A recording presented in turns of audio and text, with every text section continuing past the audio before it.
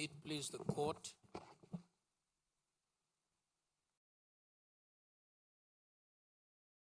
I will introduce counsel appearing for the respondents in the interests of time. My name is Githu Muigai. I'm instructed by Christopher Marwa, Present, who is instructed by the Honorable the Attorney General. For the National Assembly, second and first ninth respondent is represented by my learned colleagues, Eric Gumbo, Paul Nyamodi, Moses Kipkogei, Alex Baya, and Elias Ouma. For the Senate and the Speaker of the Senate, the third and fourth respondents, my learned friend, Professor Tom Ojenda, appears with Mr. Mokele Moni and Ms. Thanji. Dr. Thionkolu has already introduced himself, and I will not repeat that. For the ninth respondent, Mr. Michael Mushemi, and Ms. Gafira is holding brief for Mr. Kamodo for the 10th respondents. Ms. Joy Anami and Hassan Noor are instructed by the 16th respondent, IEBC. Those are the appearances. Sorry, I would like to amend the representation of the Speaker of the National Assembly to include Mr. Sore, S-O-R-E-H, Sore. Those are the appearances. One.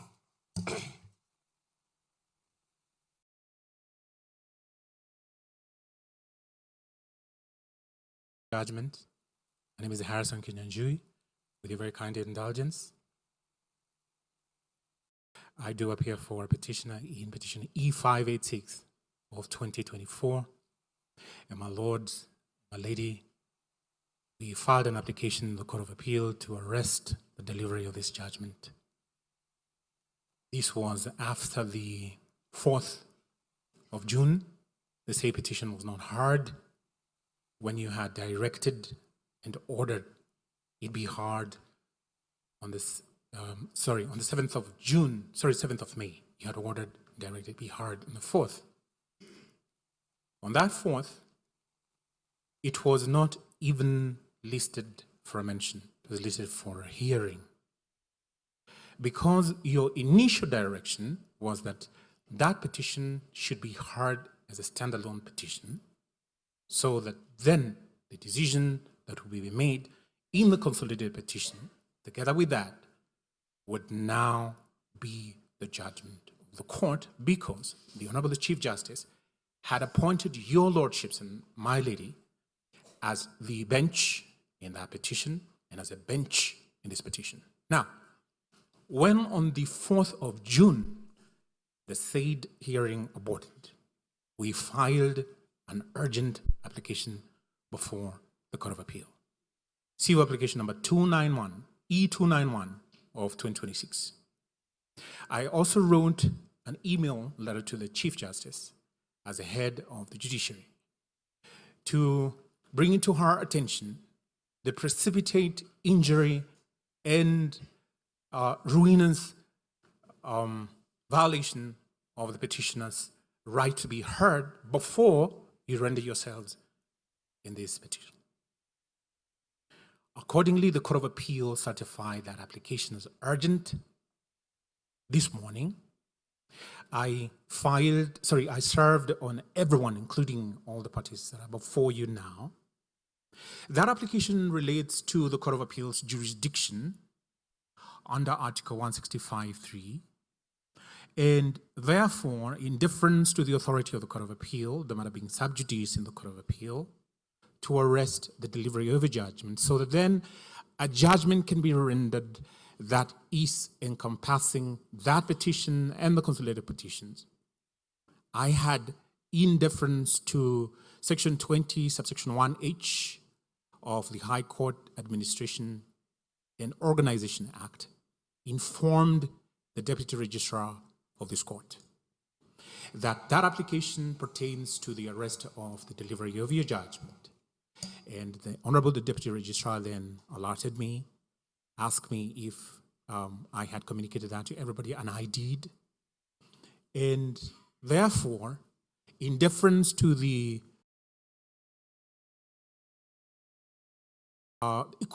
equivalent of the least pendants rule, that application being alive before the Court of Appeal, that this Honorable Court then defers the delivery of the judgment. My lords, as I close, my lady, the right to be heard, being enshrined in Article 25C of the Constitution, is non-abrogable. It cannot be abridged. But if this judgment is rendered, and peradventure, you find, as indeed you would find, of 2024, that there was no impeachment, the constitutional threshold was never met, that petition, you nullify the impeachment, you render the decision according to the pleas of the petitioner in the amended petition, then your lordships, and my lady, if peradventure you were to dismiss the petitions, herein it would be very embarrassing. So I suggest, in deference to that constitutional authority of the Court of Appeal, that you defer the rendering of this judgment. We can be heard tomorrow because we filed our submissions ready for the 4th of June in that E586. And then the ship can sail. You can render a judgment whether to dismiss or grant. Thank you.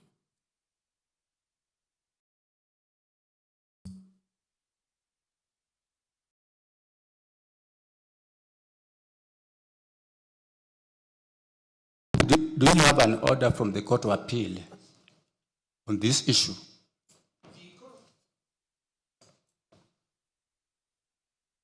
The Court of Appeal, as a matter of judicial notice, my learned friends will be aware, has a way of disposing of any matter. I don't think we are for argument. I've asked, do you have an order from the Court of Appeal stopping or arresting this judgment? As we speak right now, no, because the order of business. You have the Court of answered Appeal. me. You have answered me. May I finish, Judge? You have answered me, and I have accepted that answer. I will now ask some of the parties here to respond to that. May I finish before they respond, just for good order? My lords and my lady, we do not in the least, I do not in the least want to bring any theatrics or sabotage the administration of justice before you. What has provoked this particular move to the Court of Appeal is the aborting of the hearing on the 4th of June 2026. And so that my learned friends can respond. On the 7th of May, before you, Learned Senior Counsel Professor Rigathi Gachagua gave me the podium so that then you could address everybody in E586. On that day, you gave, in the presence of everybody here, the 4th of June as a hearing date. So that as they address that, it is common ground that that petition was to be heard before the date to render the judgment was given. Thank you, Your Lordships. And thank you for giving me this opportunity. The subject matter raised by Mr. Kinyanjui relates to a file which is not before us here. And we have not taken any record in this particular file. But for the purposes of transparency, I will ask the parties who are expecting a judgment from us for their comment. My lords, my ladies, I have the instructions from the team of the first petitioner His Excellency Rigathi Gachagua to make representations on his behalf. We have come here to pick the judgment in the petition before you. We have not received any order from the Court of Appeal stopping today's proceedings. We actually, as a matter of fact, not participating in that matter at the Court of Appeal, and therefore it will be very curious for us to have our legitimate expectations to get a judgment today interfere with a matter in which we are not participating. In the absence of a formal directive from a court higher than this, the Court of Appeal stopping this judgment, we ask you to deliver our judgment as scheduled today. That's all. Thank you. Of the 44th petitioners, my lord, I associate myself with petitions made by senior counsel. The fact that that file is not before you, my lord, form the basis upon which this judgment can be deferred. And most importantly, my lord, counsel having not given sufficient reasons, my lord, for adjournment, my lord, or arresting the judgment, my lord, I think the legitimate expectations of the 4th to the 49th petitioners, my lord, is that you render yourself as you set your mind and yourselves to do this afternoon, my lord. We are opposed to that application. Thank you. In the interest of time, I will speak for all my colleagues, for the respondents, and we associate ourselves with the submission of learned senior counsel, Mr. Ngoya. Yes. Thank you. My lord, on behalf of the third interested party, we associate ourselves with the submissions of the lawyers for the petitioner, first petitioner, and wish that, my lord, you could deliver judgment as it has been agreed before. I thank you, my lord. Thank you.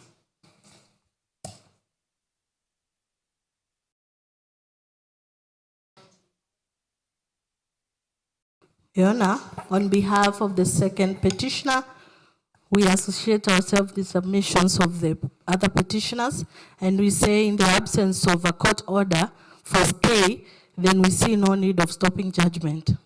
That's all.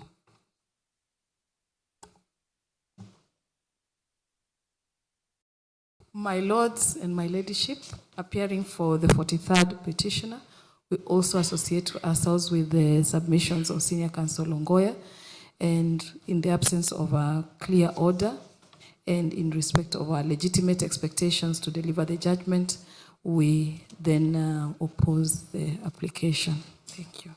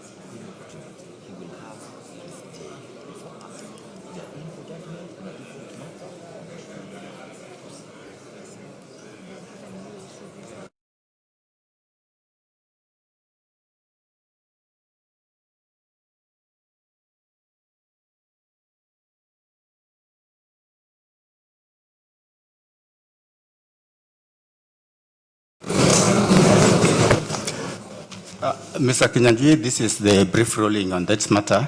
First of all, we want to note for record that the matter you are referring to is not before this court, either by way of a mention or a hearing or a judgment.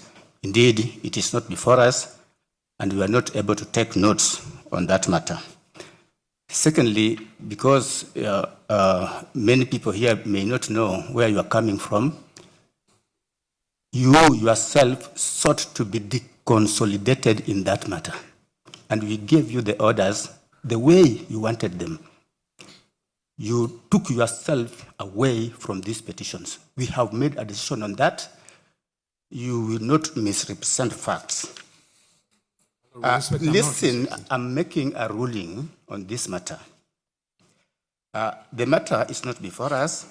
The Court of Appeal has had or has cited that matter. If they wanted to stop us, we would drop our pens. Give us a court order from the Court of Appeal, then we'll drop our pen. We don't have anything like that. Lastly, we gave directions the last time we were having this matter. We said that your matter will be mentioned after today's ruling. And for record, and this is the last comment we're making on this issue, your matter is coming for a mention on 18th of June, 2026. Parties before the court, are you ready to proceed? Thank you very much, Your Lordship.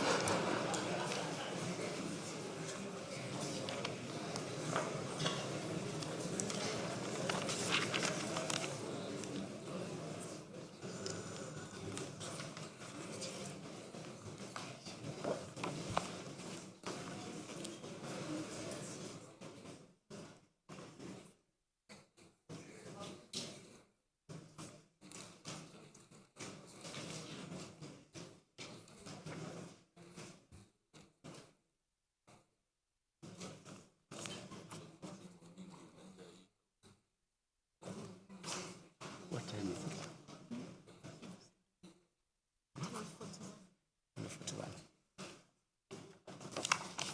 I take it that parties are now ready to take judgment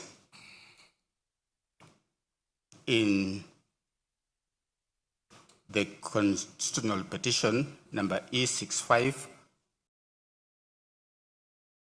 of 2024, consolidated with Nairobi petition number E550 of 2024, Nairobi petition number 570 of 2024, number E572 of 2024, Kerugoya petition number E013 of 2024, Kerugoya petition number E014 of 2024, Kerugoya petition number E015 of 2024, Nairobi petition number E522 of 2024, Nairobi petition E506 of 2024, Nairobi petition E509 of 2024, Nairobi petition number E525 of 2024, Nairobi petition number E528 of 2024, Nairobi petition number E537 of 2024, Nairobi petition number E541 of 2024,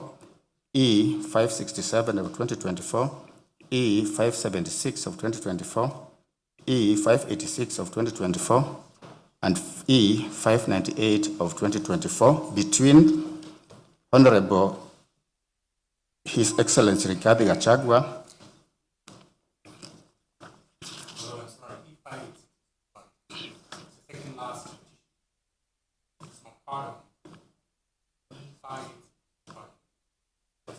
Yeah. Petitioners Rigathi Gachagua, Thomas Kimotho Maingi, John Jerry Maina, David Munyi Madenge, Peter Gichobi Kamotho, Grace Mudhomi Mwangi, Clement Mchiri Murioki, Edwin Munene Karioki, Sharia Mtani na Shadrack Wambui, Father Eddie Waiguru, Anthony Muithaga, Victor Gatia, Asunta Wangui Mwiruri, Christine Mukami Njuguna, Peter Kimani Kioira, Alice Wamuhu Mbugwa, Mwangi Anyeki Mbugwa wa Mumbi, Kigo Kahari, Priscilla Wambui Gitari, Muchiri Ngatia, Maria Njeri, Eric Warui Mwaniki, Brian Hunja, Sarah Hubi, Margaret Wanjira, Samuel Njenga, Hebron Gakuru, Samuel Ngari,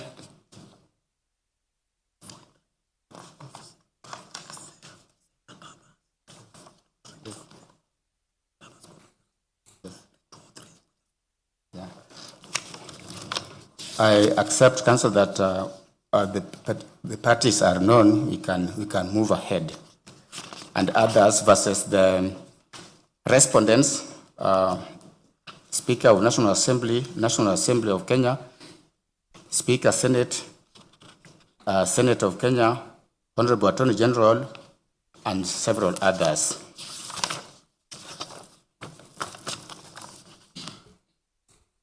This is the judgment. For the sake of clarity, I believe the lead file in terms of the directions that this Honorable Court gave is E565. Yes. That is not quite what I had. Yeah, that is the lead file. That is the position. Yes. Thank you.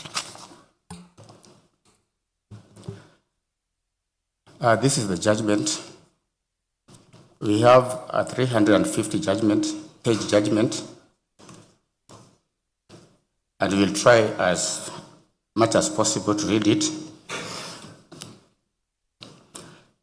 Introduction and background. In the general election of 9th of August 2022, the first petitioner, hereinafter referred to as His Excellency Gachagua, was elected as the Deputy President of the Republic of Kenya alongside His Excellency William Ruto, whom we refer to as President. Their election was upheld by the Supreme Court, paving the way for their swearing in on 13th of September 2022, beginning what was expected to be a full constitutional term under Article 145, Sub-Article 1, and Article 148, Sub-Article 6. That expectation, however, was cut short following the successful impeachment proceedings against His Excellency Gachagua. The process leading to his removal commenced on 1st of October 2024, when Honorable Mwengi Mutuse, the 9th respondent and Member of Parliament for Kibwezi West constituency, we shall refer to him as Hon Mutuse, introduced an impeachment motion pursuant to Article 145 and Article 150 of the Constitution. The motion hereafter refers.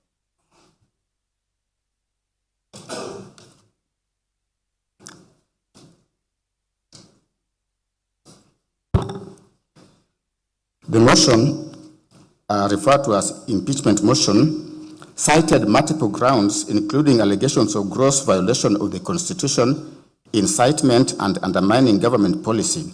The 11 grounds were as follows. Ground 1, gross violation of Article 10, Sub-Article 2A, B, and C, Article 27, Sub-Article 4, Article 73, Sub-Article 1A, and 2B, Article 75, Sub-Article 1C, and Article 129, Sub-Article 2 of the Constitution, and Article 147, Sub-Article 1, as read with Article 131, Sub-Article 2, C, and D of the Constitution. Ground 2, gross violation of Article 147, Sub-Article 1, and 152, Sub-Article 1 of the Constitution by undermining and the cabinet and effective discharge of the national government's executive mandate. Ground 3, gross violation of Article 6, Sub-Article 2, Article 10, Sub-Article 2A, Article 174, Article 186, Sub-Article 1, Article 189, Sub-Article 1, and the fourth schedule to the Constitution by undermining devolution. 4, gross violation of Article 160, Sub-Article 1 of the Constitution on the institutional and decisional independence of judges. Article 5, Ground 5, gross violation of Article 3, Sub-Article 1 and Article 148, Sub-Article 5A of the Constitution, and fidelity to the oath of office and allegiance. Ground 6, serious reasons to believe that Rigathi Gachagua had committed crimes under Sections 13, subsection 1A and Section 62 of the National Cohesion and Integration Act.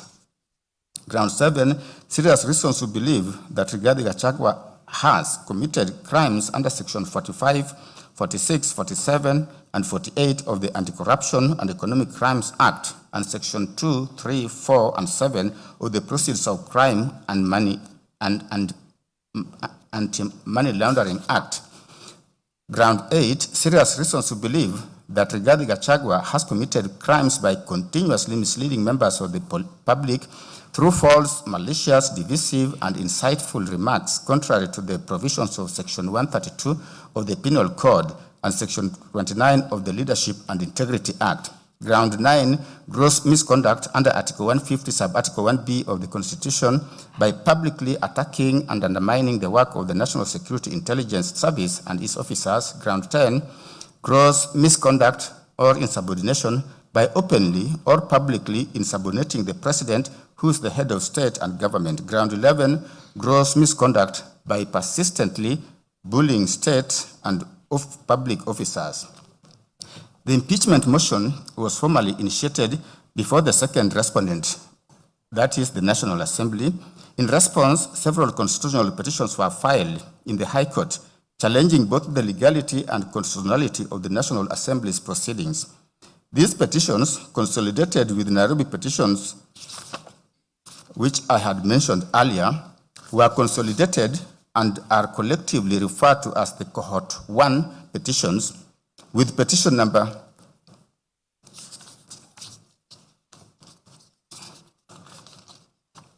E522 of 2024 designated as the lead file.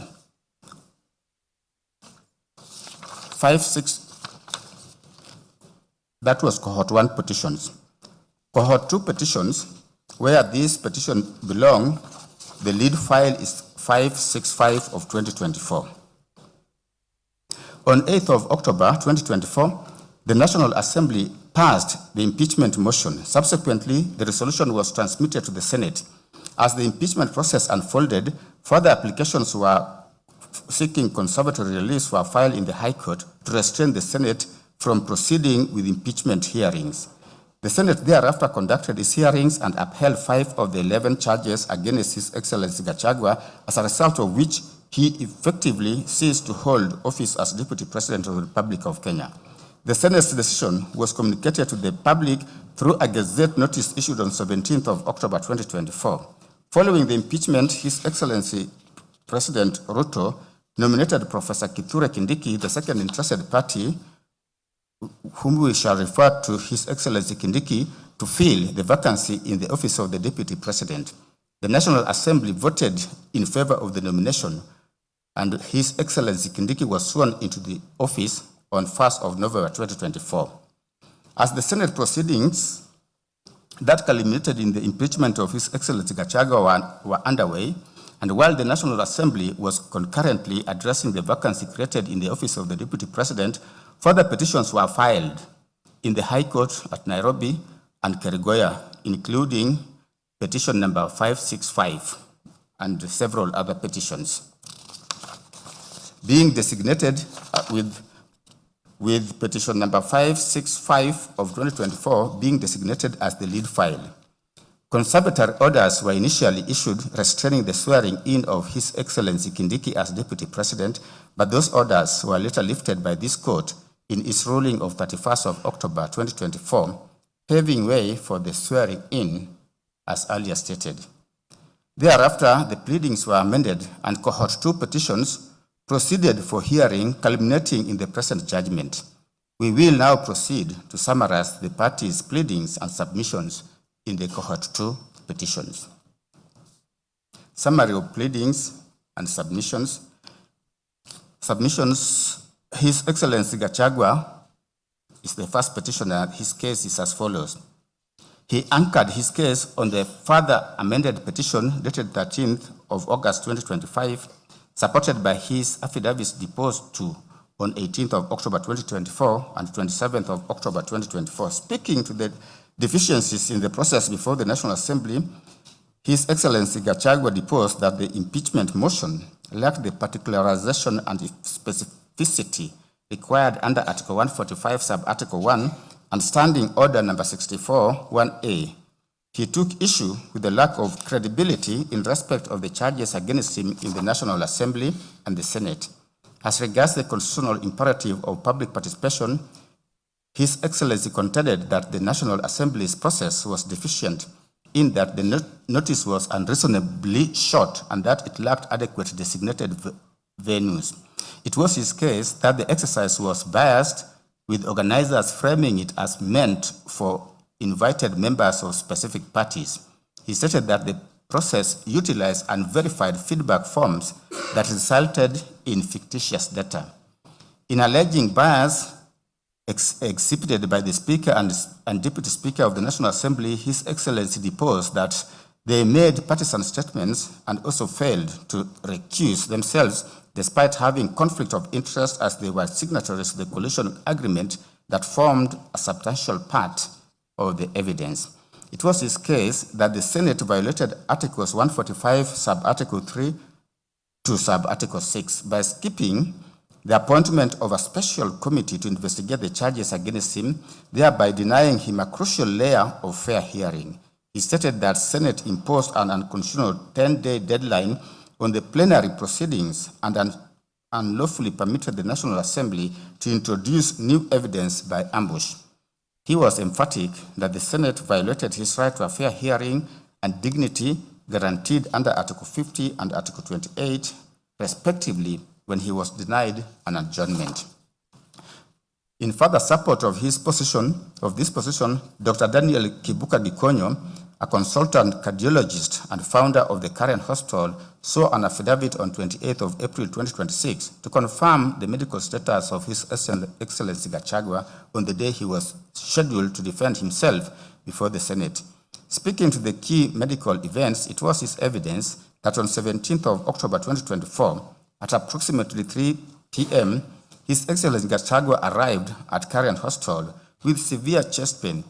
He deposed that given his age and underlying risk factors including hypertension, history of diabetes, stress, he conducted ECGs and blood tests and recommended a 48 to 72-hour admission to enable close monitoring, further evaluation, and appropriate medical management. It was his evidence that he supervised His Excellency Gachagua's care until discharge on 20th of October 2024. Far from the impeachment process, His Excellency Gachagua impugned the subsequent nomination and approval of His Excellency Kindiki.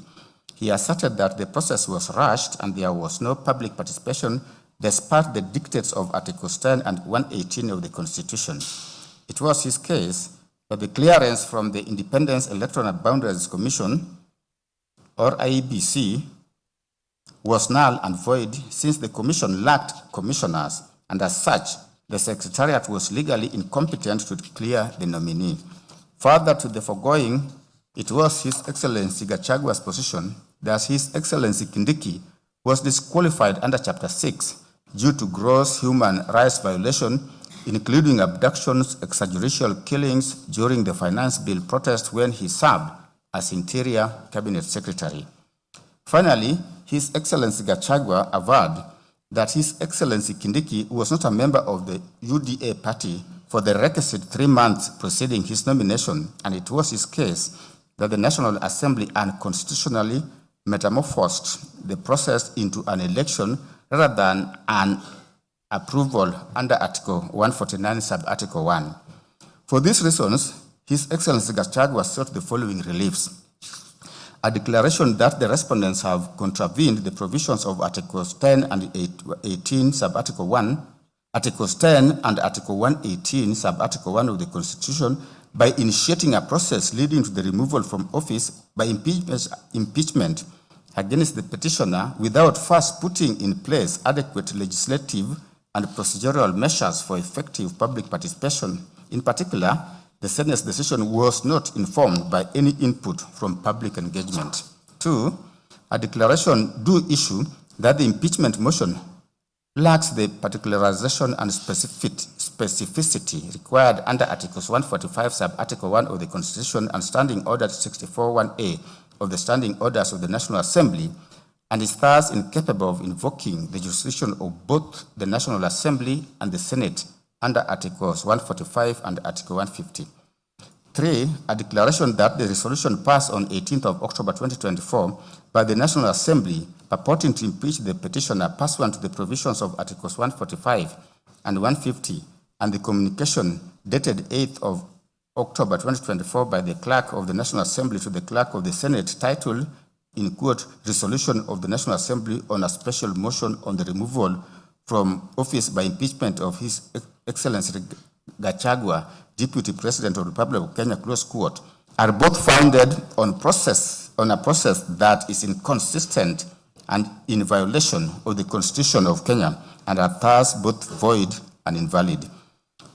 4th, a declaration that for the purposes of impeachment of the President or Deputy President of the Republic of Kenya, adequate public participation must be undertaken in all the 290 electoral constituencies in Kenya, the diaspora constituency, and the 1,450 electoral wards where the presidential election takes place. 5th, he sought a declaration that the period of 12 days provided under Standing Orders number 64, sub-order 2 and 6 of the Standing Orders of the National Assembly is grossly insufficient time for the National Assembly to facilitate any meaningful and reasonable public participation during the process of impeachment of the President or Deputy President of the Republic of Kenya. Thus, the standing order is unconstitutional insofar as it has the effect of abridging the time for public participation. 6, he sought a declaration that the proceedings before whole house plenary of the Senate of Kenya under Article 145 of the Constitution of Kenya are not limited or time-bound to 10 days, as would be if a special committee is appointed under Article 145, Sub-Article 4A. He also sought in 7th prayer a declaration that the petitioner's right to fair administrative action under Article 47, right to fair hearing under Article 50, Sub-Article 1 of the Constitution were violated on account of the petitioner being denied an adjournment occasioned by illness, thus violating his right to appear in person before the Senate of Kenya to be heard and present his case.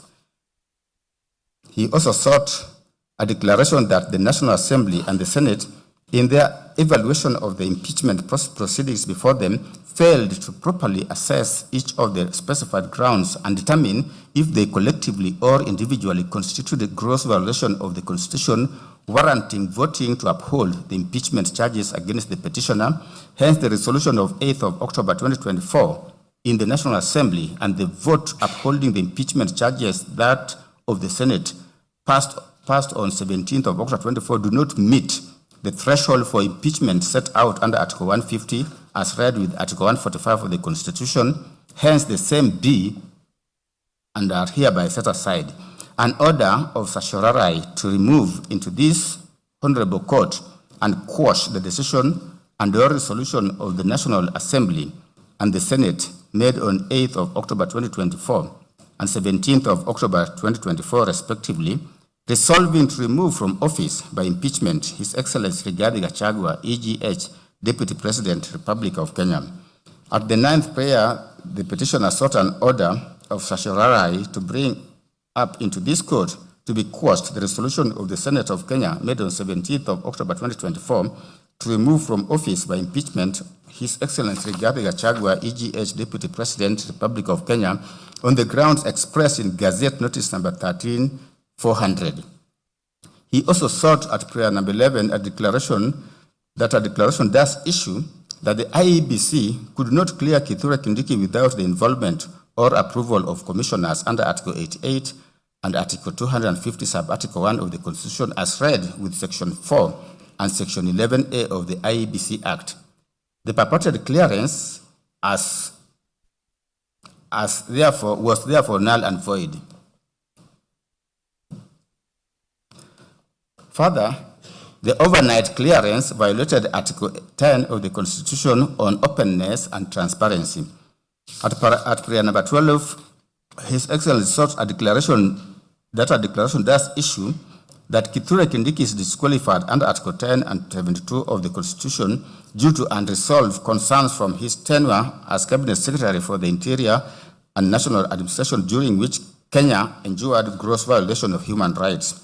He also sought a declaration does issue that the National Assembly violated Articles 124 Sub-Article 4 and Article 149 Sub-Article 1, Section 6 of the Public Appointments Parliamentary Approval Act, Cap 7F, and Standing Order 45 in the method it adopted to approve Kithure Kindiki's nomination as Deputy President.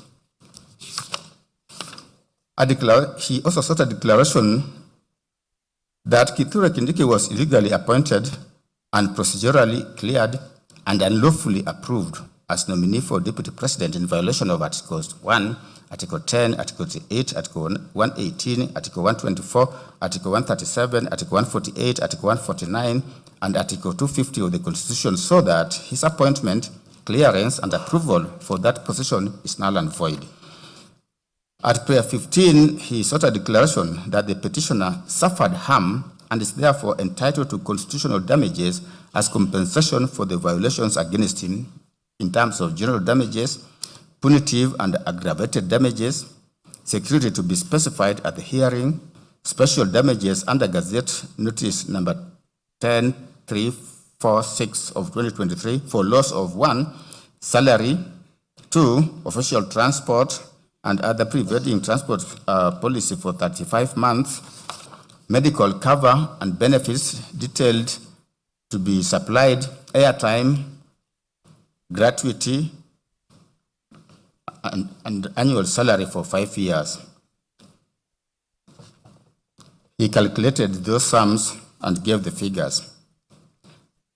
At prayer number 16, His Excellency sought pension and other benefits under the Retired Benefits Deputy President and Designated State Officers Act, Chapter 197B of the Laws of Kenya, being a monthly pension equal to 80% of the first petitioner's last monthly salary while in office. 2, a lump sum payment on retirement calculated as a sum equal to 1 year's salary paid for each term served in office. 3, 2 saloon vehicles of an engine capacity not exceeding 2,000 cc, which shall be replaceable once every 4 years.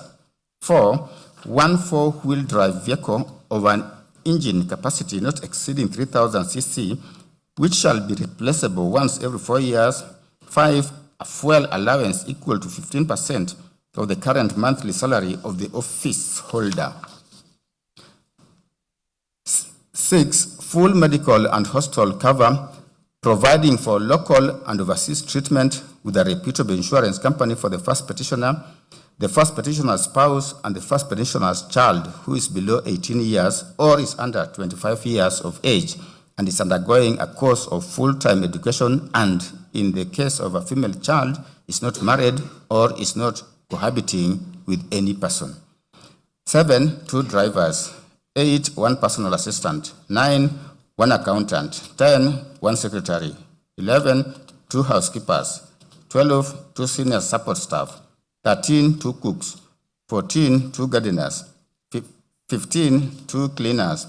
16, armed security guards, who shall be provided on the request of the first petitioner. 17, diplomatic passport for the first petitioner and his spouse. And 18, office and office equipment. 19, maintenance expense for the vehicles provided, 20, access to the VIP lounge 2 at all airports within Kenya. He also prayed for cost of this petition and such other reliefs as this court may deem just. In support of his claim, His Excellency Gachagua submitted, or rather in his submissions, he advanced his case further through written submissions dated 7th of October 2025, which were orally highlighted in court by his counsel, Paul Mute Senior Counsel, Elisha Ongoya Senior Counsel, and Mr. Ochiel Dudley, among others. The unifying premise of their submissions was that the impeachment proceedings were not purely political processes insulated from judicial scrutiny. Instead, they constituted constitutionally regulated proceedings subject to the supremacy of the Constitution, the doctrine of legality, and the supervisory jurisdiction of this court under Articles 23, 47, 50, and 165. Overall, they came up with the following issues for court's determination. 1, whether National Assembly motion met the constitutional threshold under Article 145. 2, whether the Senate violated Articles 145 sub-Article 3 to 6 by failing to appoint a special committee to investigate the charges. 3, whether the Senate, misled by its misinterpretation of Article 145, rushed the process and denied the petitioner a fair hearing. D, whether there was adequate public participation at both the National Assembly and the Senate. E, whether the speakers of the National Assembly and Senate were biased in reality or in perception. F, whether the overnight clearance and approval of a replacement of Deputy President evidence a predetermined process. G, whether Standing Order number 62 sub order 2 of the National Assembly is valid. And then lastly, what are the available reliefs? They collectively, the lawyers for His Excellency, the petitioner Rigathi Gachagua, collectively submitted that while Parliament undeniably possesses the authority to undertake impeachment, such authority is neither absolute nor immune from judicial review when allegations of constitutional violations, irrationality, or procedural impropriety arise. They characterize the proceedings as a politically engineered process disguised as constitutional compliance, submitting that Parliament specifically observed procedural forms while deliberately undermining constitutional substance, thereby necessitating judicial intervention to preserve the rule of law. Leading the charge on the constitutional standards of the process, learned Senior Counsel Elisha Ongoya anchored his arguments on constitutionalism and legitimacy within Kenya's presidential order. He submitted that the Constitution transformed governance from unrestrained political discretion to a system founded on constitutional limitation and accountability, which rendered all exercise of public power, including parliamentary impeachment, subordinate to the Constitution and amenable to judicial scrutiny. Describing the proceedings as an exercise in malicious compliance, he drew parallels to the historical trials of Socrates, Sir Thomas More, and Jesus Christ to demonstrate how processes can appear outwardly lawful while being fundamentally unjust and predetermined. He maintained that constitutional democracy depends on good faith, adherence to fairness, and constitutional morality, not merely technical compliance. In analyzing the text of Article 145 and Article 150, Counsel noted that the threshold language, gross violation, gross misconduct, and serious reasons prove impeachment is a mechanism reserved strictly for the gravest constitutional transgressions. To that end, Counsel drew the support from the cases of Mike Sonko, which we have, particulars we have given,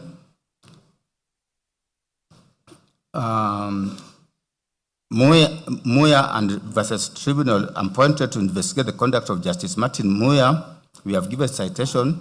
He used these cases to argue that grounds must be substantiated by cogent evidence to an intermediate standard higher than a balance of probabilities.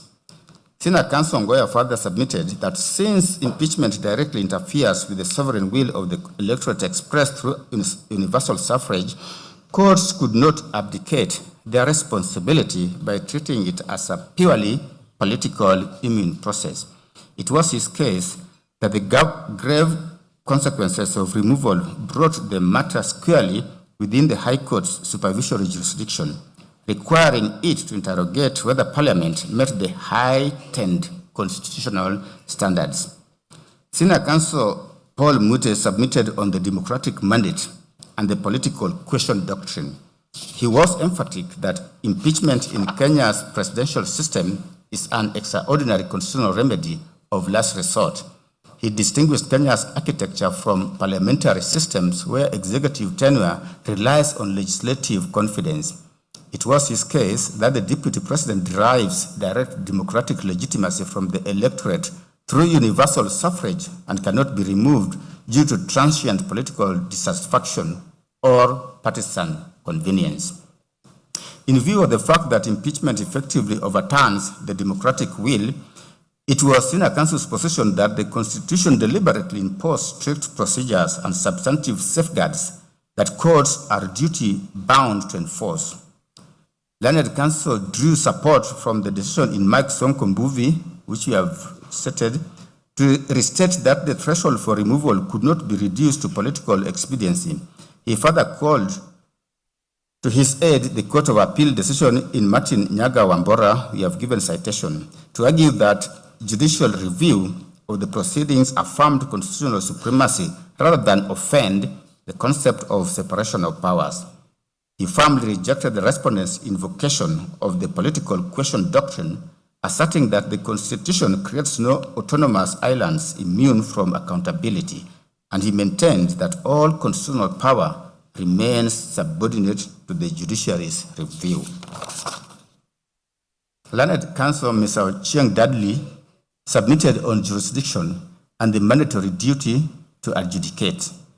At the outset, he pointed out an alleged internal contradiction in the respondent's case, simultaneously conceding the court's jurisdiction while urging it to abstain from exercising it. He submitted that constitutional adjudication could not be avoided simply because a dispute implicated political institutions or carried political consequences. He took the position that once allegations of procedural impropriety or rights infringements arose, the process ceased to be purely political. Drawing on the United States Supreme Court decision in Cohens versus Virginia, we've given citation, he argued that a court acts just as improperly when it declines constitutionally vested jurisdiction as when it arrogates jurisdiction it does not possess. It was his case that Article 165 imposes a mandatory obligation on the High Court to determine disputes whose constitutional violations are alleged as such. The judiciary would itself violate the Constitution by declining to hear politically sensitive questions.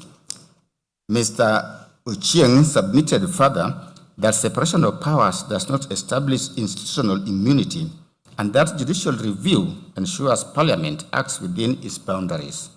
Citing the Supreme Court advisory opinion in the matter of Kenya National Commission on Human Rights, Counsel concluded that constitutional interpretation in such disputes must be transformative, holistic, and purposive rather than mechanical. In the written submissions, His Excellency Gachagua specifically impugned Ground 8 of the charges, noting that it relied on Section 132 of the Penal Code, a provision already declared unconstitutional in Robert Alai versus the Attorney General matter. On the right to a fair hearing, he maintained that the Senate violated his inalienable right by proceeding in his absence due to illness, contrary to Article 50, Sub-Article 2F and Article 25C. He drew support from Karaoke versus Attorney General, where it was argued that denying an adjournment impacting a citizen's constitutional rights warrants careful circumspection. He further submitted that the rushed manner of the proceedings mirrored the predetermined and unjust actions condemned in Olo versus Kisumu County Assembly Service Board and another, rendering the resulting decisions absolute nullities. Submitting on public participation and institutional incapacity, it was His Excellency Gachagua's case that both houses entirely failed the threshold. He referred to the decisions in Mohammed and 6 others versus County Assembly of Wajir and other cases which we have stated. To reinstate, that engagement must be substantive, one that allows reasonable time and utilizes satisfactory mechanisms.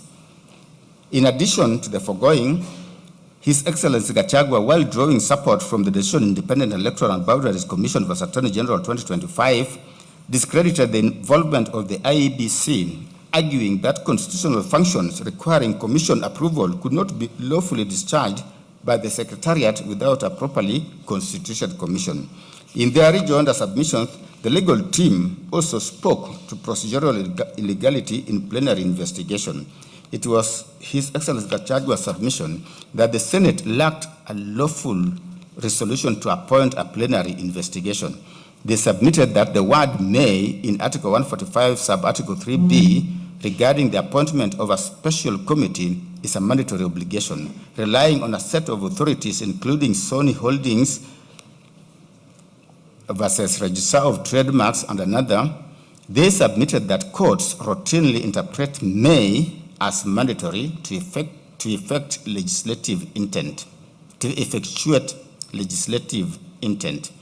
Tracing the constitutional drafting history from the Guy and Bomas drafts to the Wako and Harmonized drafts, it was their case that it proved the framers consistently intended for a special committee to investigate charges prior to any plenary vote.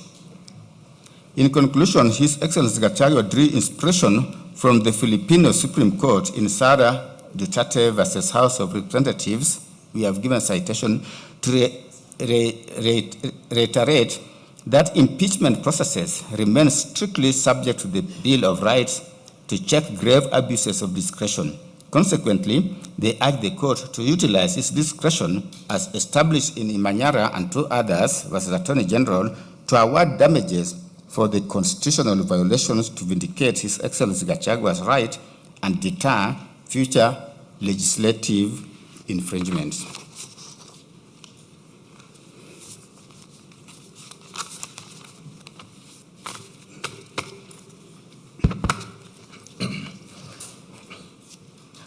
I will proceed from the second petitioner's case, that is Thomas Kimoto Maingi. Thomas Kimoto Maingi, the second petitioner in the consolidated petitions, filed a petition dated 25th September 2024 before the High Court at Kerugoya.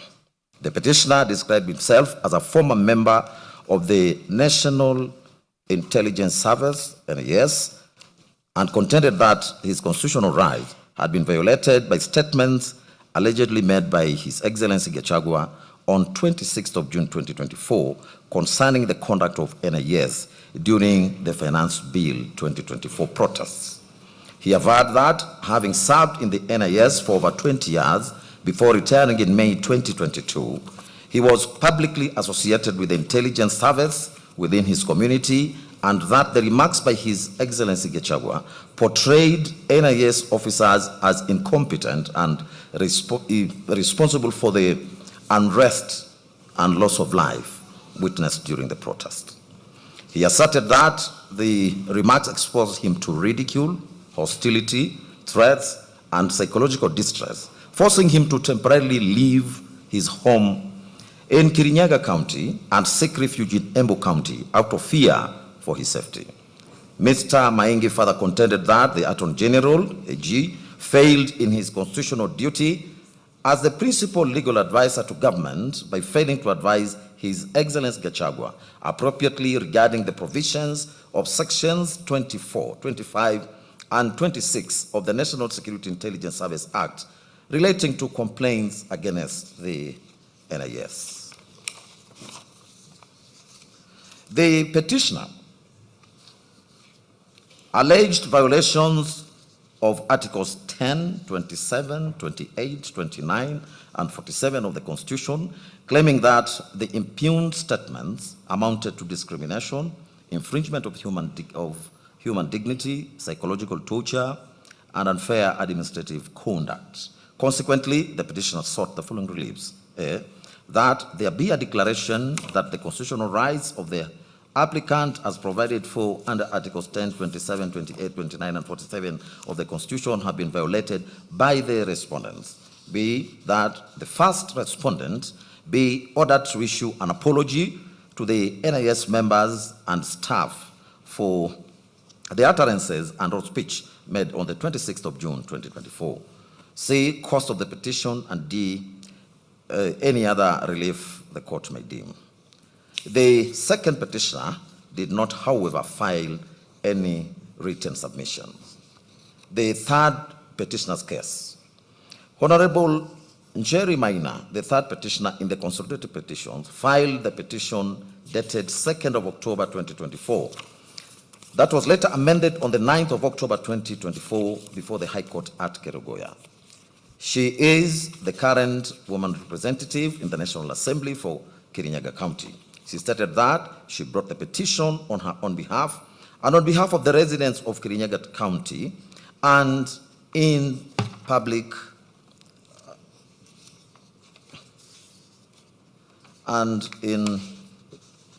discretion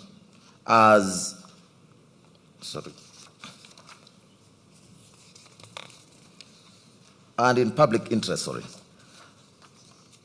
her petition also principally challenged the constitutionality, legality, and procedural propriety of the impeachment proceedings commenced against His Excellency Gachagua. She contended that the public participation process undertaken by the National Assembly in relation to the impeachment motion was ineffective, inadequate, and constitutional owing to the short notice periods and inaccessible venues. She took issue with the insufficient dissemination of information, defective response templates, lack of proper facilitation of members of the public, and the alleged failure by Parliament to comply with court orders directing constituency-level public participation. She further asserted that the impeachment process violated Articles 10, 47, 48, 145, and 150 of the Constitution, and challenged the constitutionality of Standing Order number 64-2 of the National Assembly Standing Orders on the basis that it imposed an unconstitutional 7-day timeline for disposal of impeachment proceedings, thereby undermining meaningful public participation. Honorable Maina also questioned the legality of the Senate's decision to conduct the impeachment proceedings in plenary instead of through a special committee under Article 145, Subarticle 3B of the Constitution, urging that investigation of impeachment charges could only lawfully be undertaken by a select committee of the Senate. In addition, she challenged the legality of the National Assembly as constituted, contending that it failed to comply with the constitutional 2/3 gender principle under Articles 27, 81B, 102, 161 of the Constitution, and was therefore incapable of lawful entertaining an impeachment motion. As such, Honorable Maina sought for the following reliefs. A declaration that the modalities put in place by the first respondent in respect of the public participation forums that were scheduled for the 4th October 2024 regarding the special motion fell below the threshold of proper, effective, and meaningful public participation as envisaged under Article 10 of the Constitution. B, a declaration that the modalities put in place by the first respondent in respect of the public participation forums held on 4th and 5th of October 2024, as ordered by this honorable court regarding the special motion, were in disregard of the court's orders and fell below the threshold of a proper, effective, and meaningful public participation as envisaged under Article 10 of the Constitution.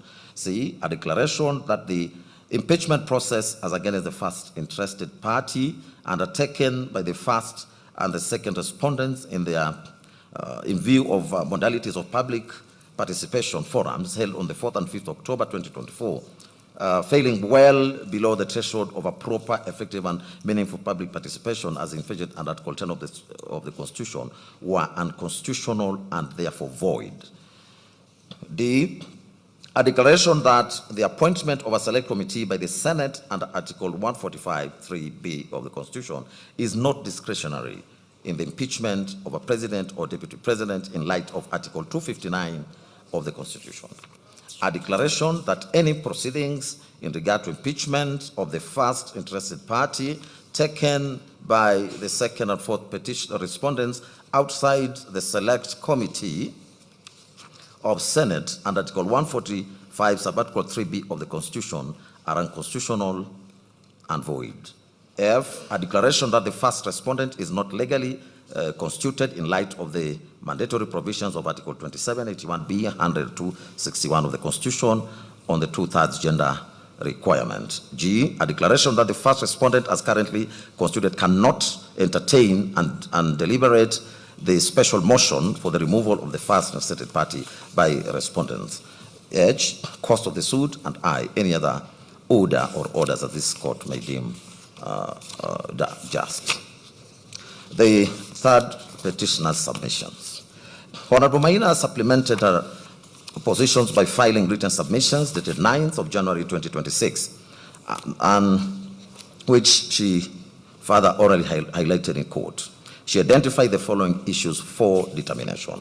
1, whether the public participation exercise conducted by the National Assembly on the 4th of October 2024 met the constitutional threshold under Article 118 of the Constitution.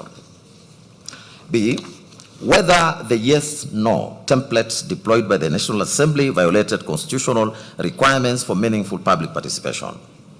3, whether the Senate violated Article 118 by not conducting public participation at the Senate stage.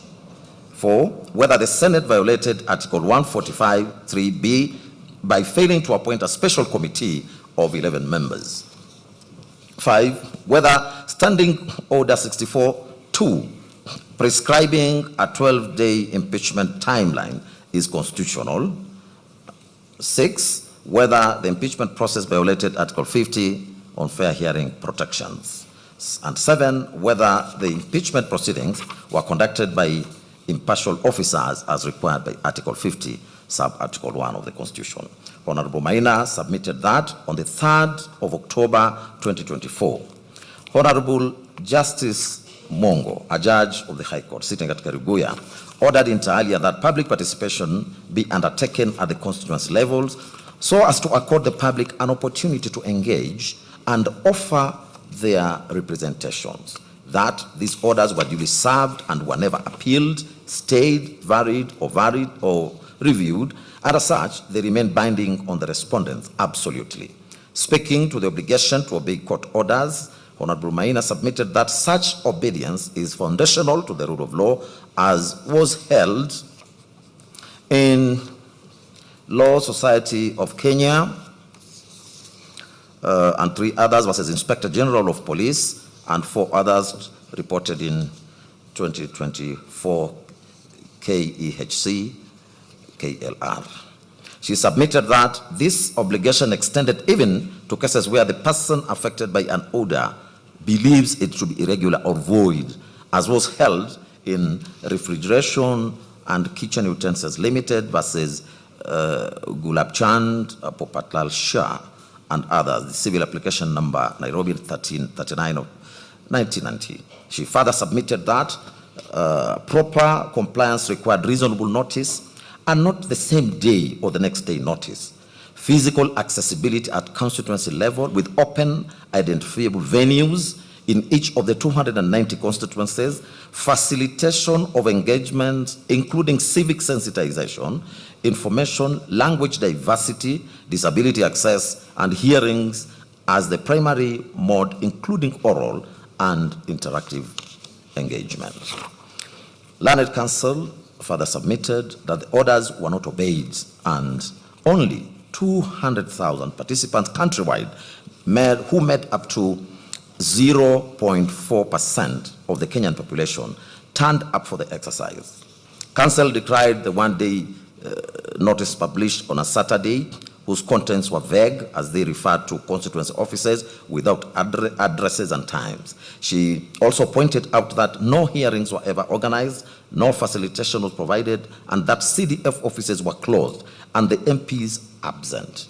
Honorable Maina submitted that she became aware of the purported exercise only past midday and that none of her counterparts within the Kirinyaga County were aware of the exercise. She further submitted that even the citizens who visited the constituency venues found them locked and no officials or staff were in sight.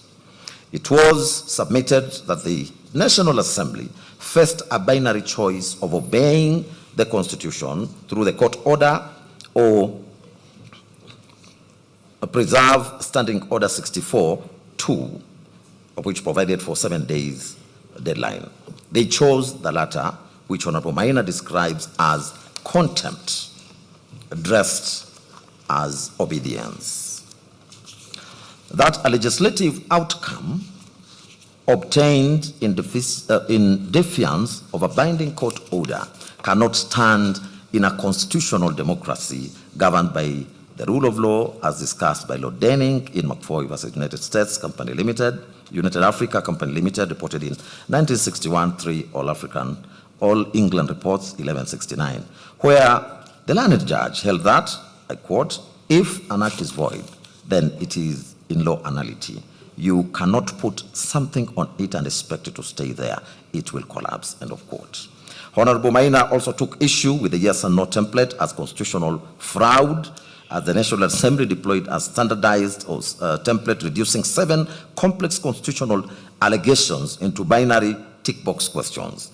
That citizens were asked whether they supported impeachment on each ground without being supplied with evidentiary material, explanatory memoranda, and His Excellency Gachagua's response, relying on the Supreme Court and British American Tobacco BAT versus Cabinet Secretary for Health 2019, which we'll hereinafter be referring to as the BAT case.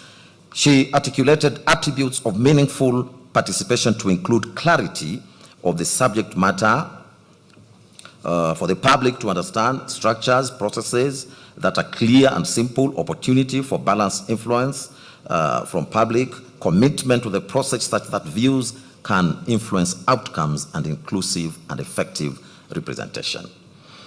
She also listed integrity and transparency of the process and capacity to engage on the part of public, including sensitization of the subject matter. Honorable Maina admitted that the digital-only, English-only mechanism systematically excluded rural residents, the elderly, persons with disabilities, the non-English speakers, and the non-English speakers. She stated that there were no physical venues for explaining the template or receiving oral views, that were only in 10, that there were only 10 pictures of people attached as evidence of attendance for the 5th October exercise, and that they were contained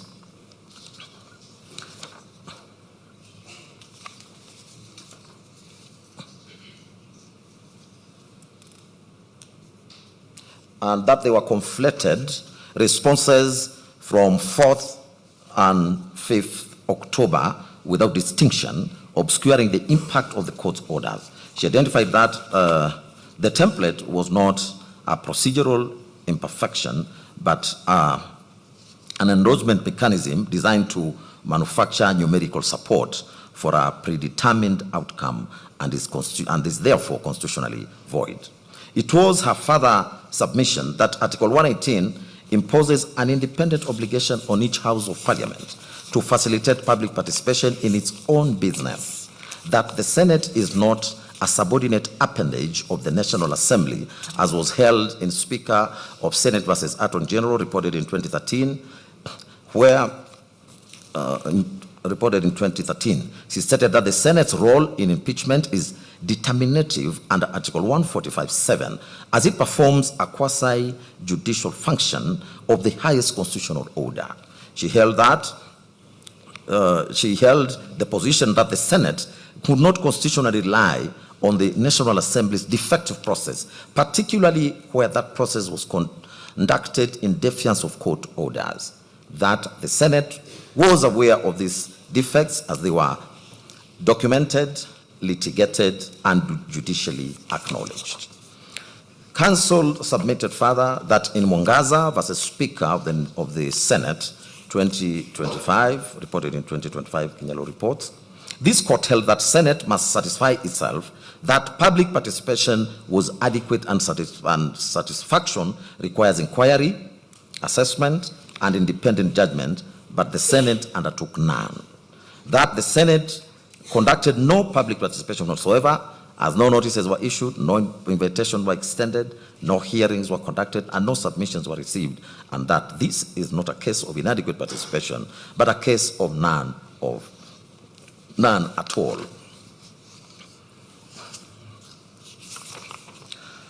It was also her submission that Article 145, Subarticle 3B of the Constitution provides that the Senate may appoint a special committee comprising 11 members of its members to investigate the matter. On that, it submitted that the word may was a grant of power, not a license to bypass the Constitution, and that once the Senate had elected to proceed under Article 145, it must proceed within the architecture prescribed, which includes a special committee. Further stated that under Article 145, Subarticle 6, it provides that the Senate jurisdiction to vote is triggered only if a special committee reports that allegations have been substantiated, and absent a committee report, the gateway to plenary determination was not opened. She also stated that the constitutional function of the special committee was structured investigation, not political debate, receiving, interrogating, and testing evidence, producing a reasoned report, and insulating investigation from the volatility of plenary politics. That Article 145, Subarticle 5 of the Constitution, guaranteed the Deputy President the right to appear and be represented before the special committee, and by bypassing the committee, the Senate extinguished an entire constitutional hearing stage guaranteed to the Deputy President, thus violating the non-derogable right to a fair hearing. Learned Counsel submitted that standing orders confirmed this distinction as Standing Order 79 on the Deputy President impeachment provided for a special committee, but no alternative. That Standing Order 80 of the Governor's impeachment procedure, impeachment expressly provides two alternatives, that is, a special committee or a plenary investigation.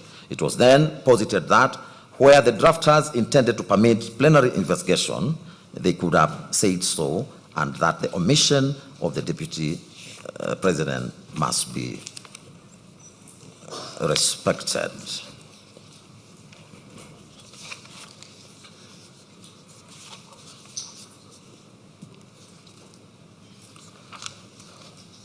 Learned Counsel drew parallels to Section 33(3)(b) of the County Governments Act, which provides that the Senate may appoint a special committee in governor impeachments, and that the courts, including Wambora, have held that this confers discretion, and the Senate has lawfully proceeded in plenary. That those decisions underscore the opposite point, that where law expressly provides alternatives, discretion exists, but where the Constitution provides only one investigative pathway, the discretion does not extend to inventing another. She submitted that by proceeding to plenary determination without appointing a special committee, the Senate acted without jurisdiction, bypassed a constitutionally mandated investigative stage, and extinguished a guaranteed hearing right. She also submitted that Senate had collapsed constitutionally distinct phases into a single political exercise, and the impeachment proceedings were therefore unconstitutional, null, and void ab initio. It was a further submission that Standing Order 64(2) lay at the heart of the constitutional infirmity, as it imposed unreasonable timelines that rendered compliance with the Constitution impossible. Council invoked Article 2(4) of the Constitution, which provides that any law that is inconsistent with the Constitution is void to the extent of the inconsistency. She placed reliance on Orange Democratic Movement Party versus Speaker of the National Assembly, reported in 2024, where this court affirmed that standing orders cannot override the Constitution nor substitute the constitutional requirements of public participation as expounded by the courts. In that light, Parliament's invocation of good faith was faulted, it being argued that Standing Order 64-2 structurally precluded constitutional compliance. She submitted that where standing order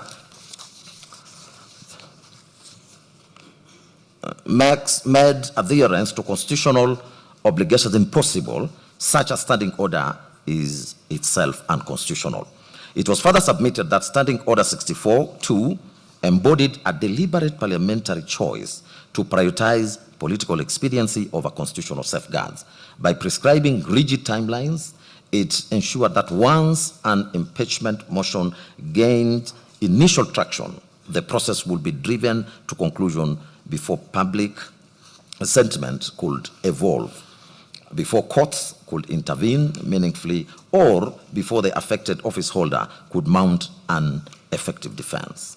Counsel argued that this was precisely what the Constitution sought to prevent, since impeachment is not a mere vote of no confidence, but a quasi-judicial constitutional process carrying grave consequences. On that basis, it was argued that this court should declare Standing Order 64-2 unconstitutional, null and void to the extent that it prescribed timelines incompatible with constitutional requirements, and that any impeachment conducted under its terms is tainted with illegality from inception. On the question of whether His Excellency Gachagua was accorded a fair hearing, Honorable Maina submitted that he was hospitalized with chest pains on the eve of the Senate proceedings. Despite medical evidence of incapacity, the Senate proceeded with the hearing and voted, thereby violating the most basic tenet of the fair hearing rule, audi alteram partem, meaning no person shall be condemned unheard.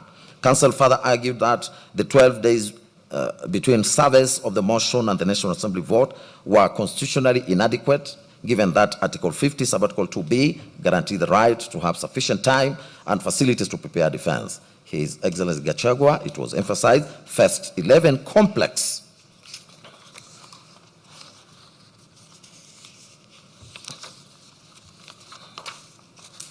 constitutional allegations, including gross violation of the Constitution, abuse of office, and corruption, for which 12 days was structurally insufficient. As the Supreme Court affirmed in Sonko case, which we referred above, impeachment proceedings attract the protections of Article 50, and where a fair hearing is denied, the process collapses. On the issue of bias and predetermination, learned counsel submitted that both speakers of Parliament, as presiding officers over the impeachment motion, were constitutionally required to maintain impartiality, but acted contrary. It was argued that they assumed the role of initiators and proponents of the impeachment, thereby transforming into advocates for the motion rather than neutral arbiters. In particular, Speaker Moses Wetangula of the National Assembly was said to have participated in public statements endorsing the impeachment before presiding over the proceedings. Counsel emphasized that the test for bias is objective, where a reasonable, fair-minded observer would conclude that there exists a real possibility of bias, and submitted that the Speaker's public statements and advocacy for impeachment satisfied this threshold. Where the presiding officer is biased, she argued, the proceedings are fundamentally unfair, and the failure of the speakers to excuse themselves irredeemably tainted the process. For the above reasons, Honorable Maina urged the court to grant the relief sought in her petition.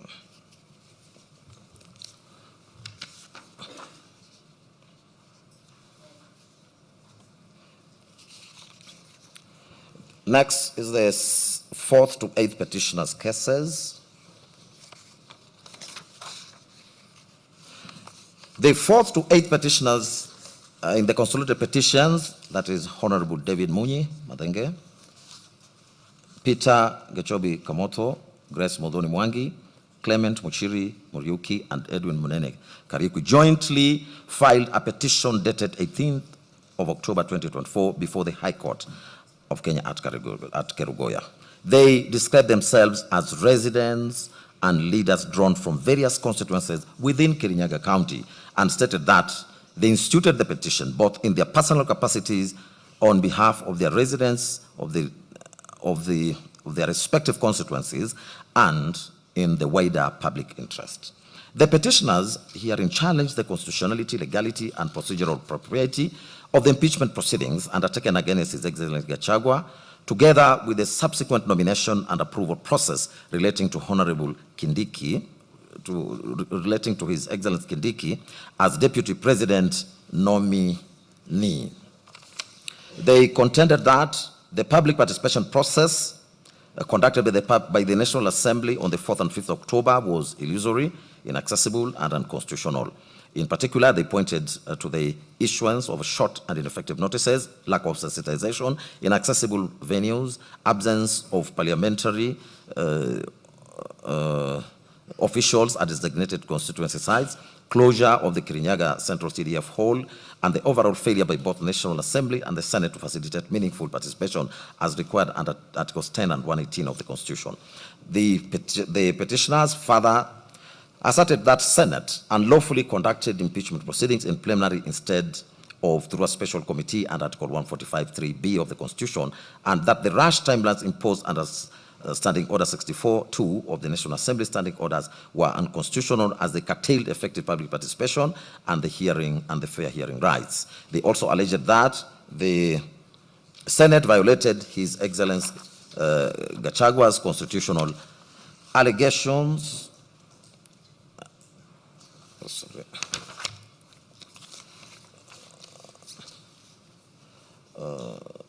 They also alleged that the Senate violated His Excellency Gachagua's non-derogable rights under Article 25(c) and 50 of the Constitution by refusing to adjourn proceedings on the 17th of October 2024, despite his hospitalization and medical emergency, thereby denying him an adequate opportunity to be heard.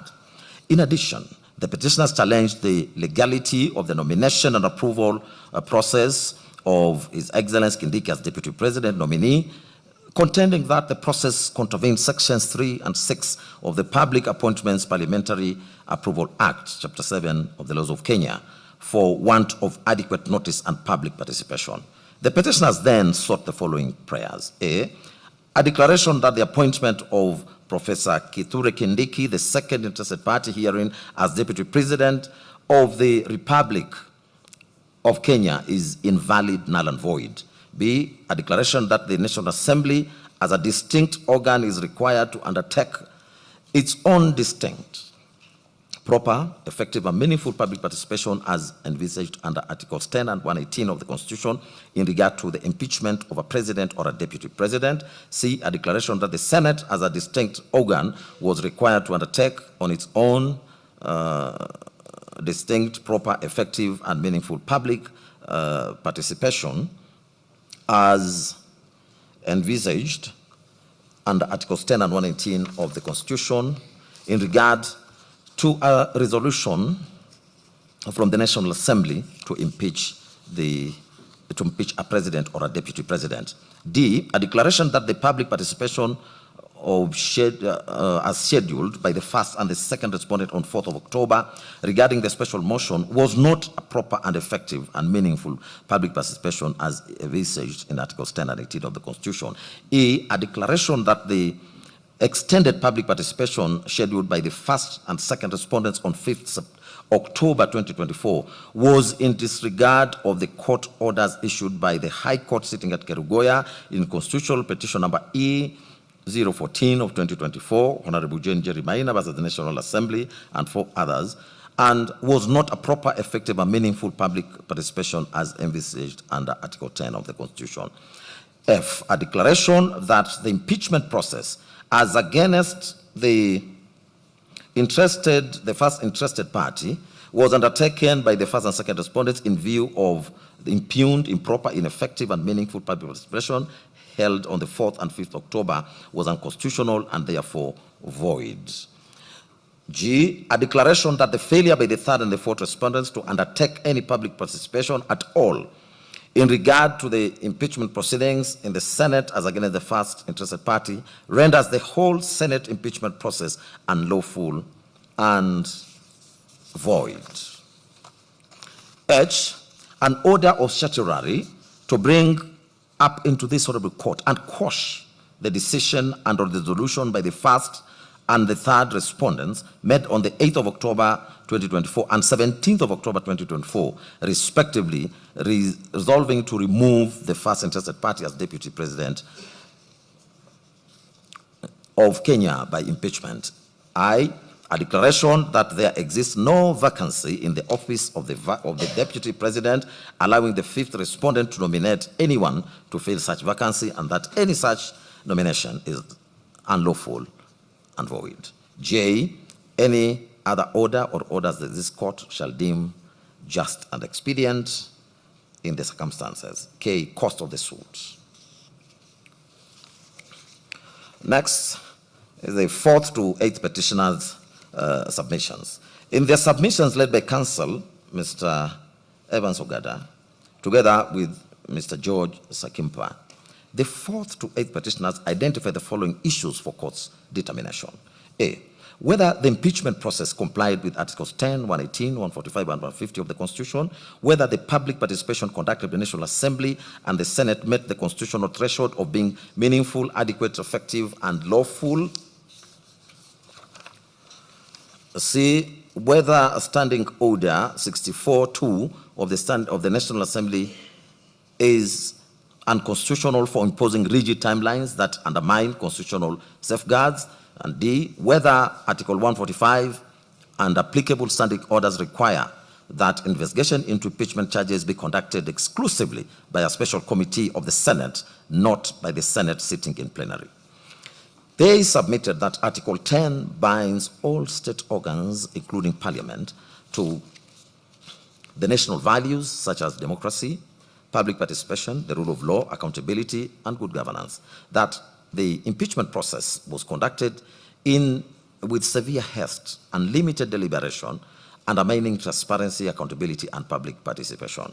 They relied on the Supreme Court decision in Speak of the Senate versus AG and another reported in 2013, where it was held that Parliament was not exempt from constitutional discipline. They submitted further that Article 118 required Parliament to conduct business openly and facilitate public participation, and that this was not a formality, but a substantive constitutional obligation.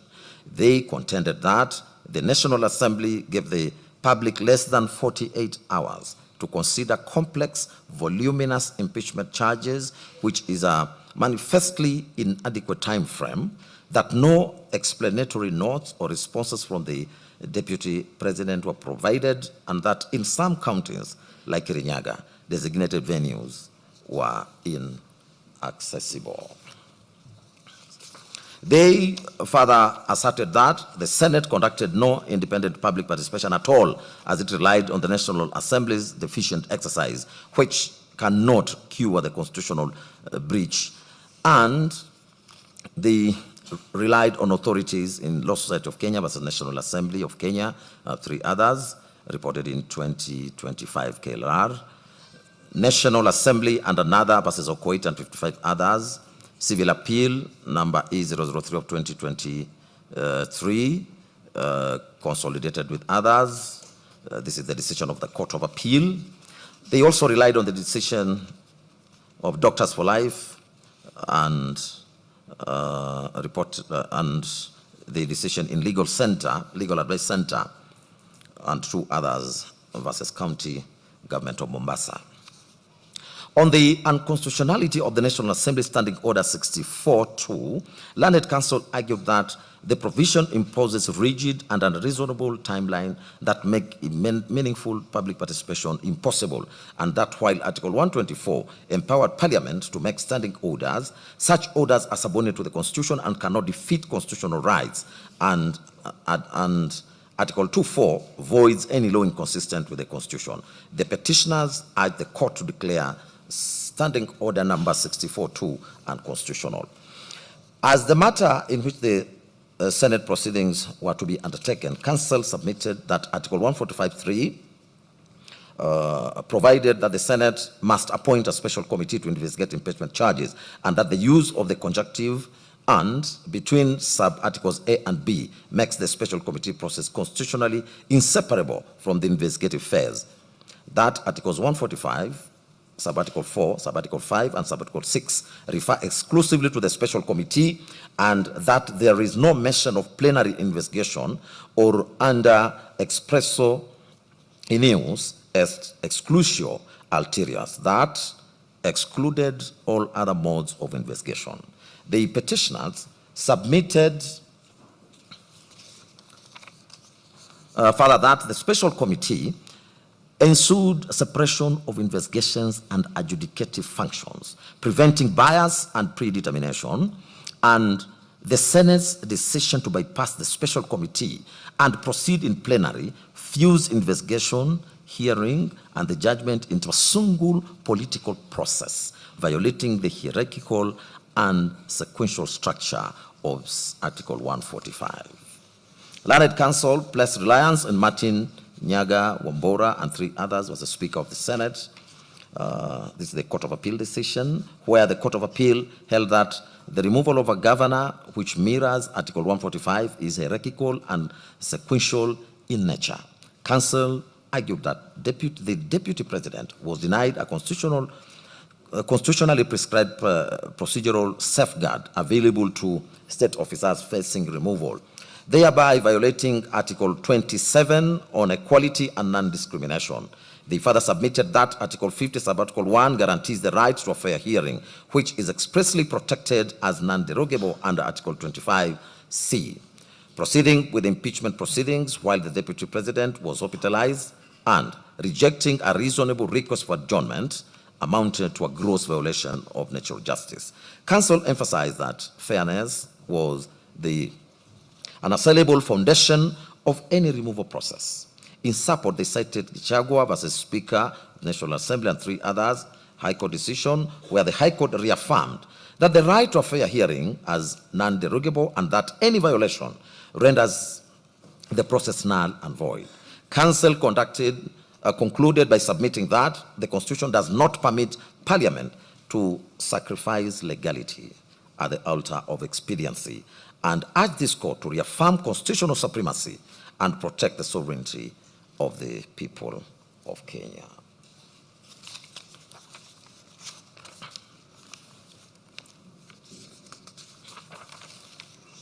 The petitioners prayed for declarations and that the impeachment process violated Article 10, 118, 145, and 150. A declaration that Standing Order 64.2 is unconstitutional, a declaration that the Senate unlawfully bypassed the special committee, and orders quashing the impeachment resolution. We'll now proceed to the 9th petitioner's case. Sheria Mtaani na Shedrack Wamboi, a public benefit organization, filed the petition dated 18th of October 2024, together with a supporting affidavit sworn by Dorcas Mwai, an advocate of the High Court of Kenya, and a director thereof. The petitioner stated that it is established to assist members of the public in assessing justice, protecting constitutional rights, and promoting the rule of law, constitutionalism, accountability, and good governance. The petition challenged the constitutional and the legal validity of the impeachment proceedings, leading to the removal of His Excellency Gachagua from office as Deputy President, and further questioned the legality of the intended nomination and approval of His Excellency Kindiki as his replacement. It contended that the Senate proceedings conducted on the 17th of October 2024 violated His Excellency Gachagua's constitutional rights under Article 25C, 47, 50, and 45, sub-article 5 of the Constitution. That the Senate unreasonably declined to adjourn the impeachment proceedings despite being informed that His Excellency Gachagua had fallen ill and had been admitted at Karen Hospital, thereby denying him an opportunity to personally defend himself against the impeachment charges. It was further alleged that the Senate acted in breach of the constitutional requirements of fair hearing, procedural fairness, and natural justice by proceeding with the impeachment in the absence of His Excellency Gachagua, while allowing the proceedings to continue on the basis of strict constitutional timelines. It asserted that although the Constitution contemplated an expeditious impeachment process, the constitutional timelines could not override His Excellency Gachagua's non-derogable right to a fair hearing and adequate opportunity to defend himself. Sheria Mtaani na Shedrack Wambui further complained that the proceedings before Senate were rushed, insensitive, and conducted in a manner that prioritized speed over substantive justice and constitutional safeguards.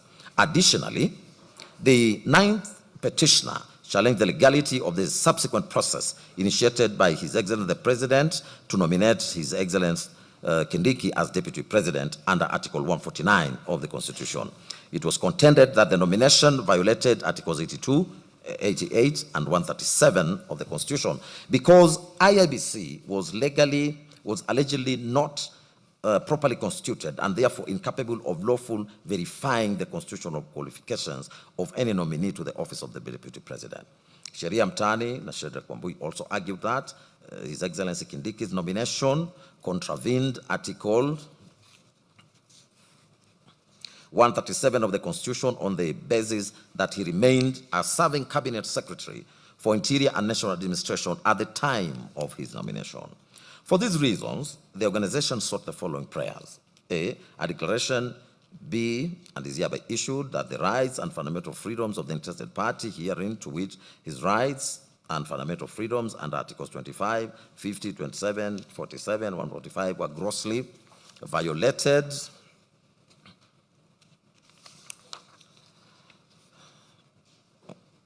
by the third respondent on the 17th of October 2024 for declining to grant him an adjournment on the Senate sitting deliberating on his removal from office by way of impeachment.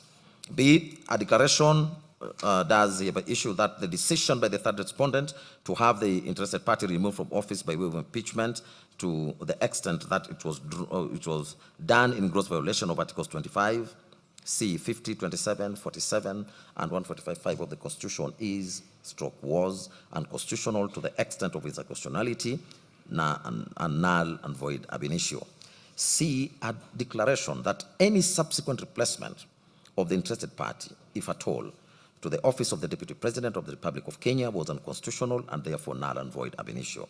D, a judicial review order of certiorari does hereby issue to bring to its court to this court the decision of the third respondent as communicated via Gazette notice dated 17th of October 2024, communicating the removal from office of the Deputy President from the office by way of impeachment. E, a judicial review order of certiorari does hereby issue to bring to this court the decision of the President of the Republic of Kenya nominating His Excellency His Excellency Kindiki as the Deputy President of the Republic of Kenya for the purpose of quashing and the said appointment, and that the said appointment failed the qualification for the Deputy President as provided for under Article 137(2) B and 3 of the Constitution.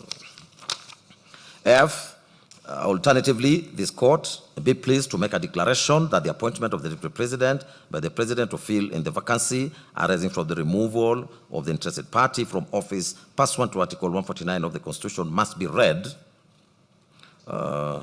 together with Article 82 and 88 of the Constitution to give the IEBC its constitutional mandate to approve the name of the nominee as proposed under Article 149 of the Constitution. G, a declaration be made that the approval of Professor Kithure Kindiki or any other person as Deputy President of the Republic of Kenya is subject to Article 82 and 88 and 137 of the Constitution. Costs of the petition be provided, interest on one above at court rates till payment in full, and this court be pleased to make any further and other relief as it may deem fit in the circumstances.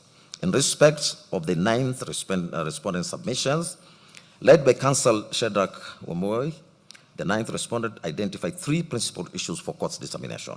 A, whether the nomination of a deputy president can be legally finalized or approved in the absence of a fully constituted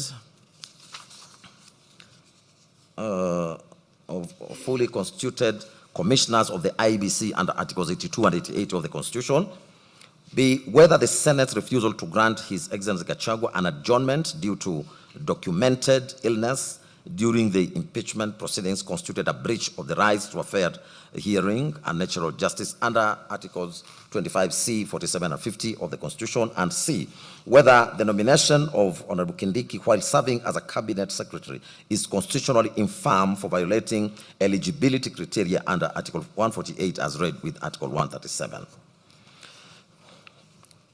A learned counsel submitted that His Excellency Gachagua fell suddenly ill on the afternoon of the 17th of October, 2024, when he was scheduled to defend himself before the Senate, and that the Senate rushed the proceedings and unnecessarily and unreasonably declined to adjourn to allow him to recuperate.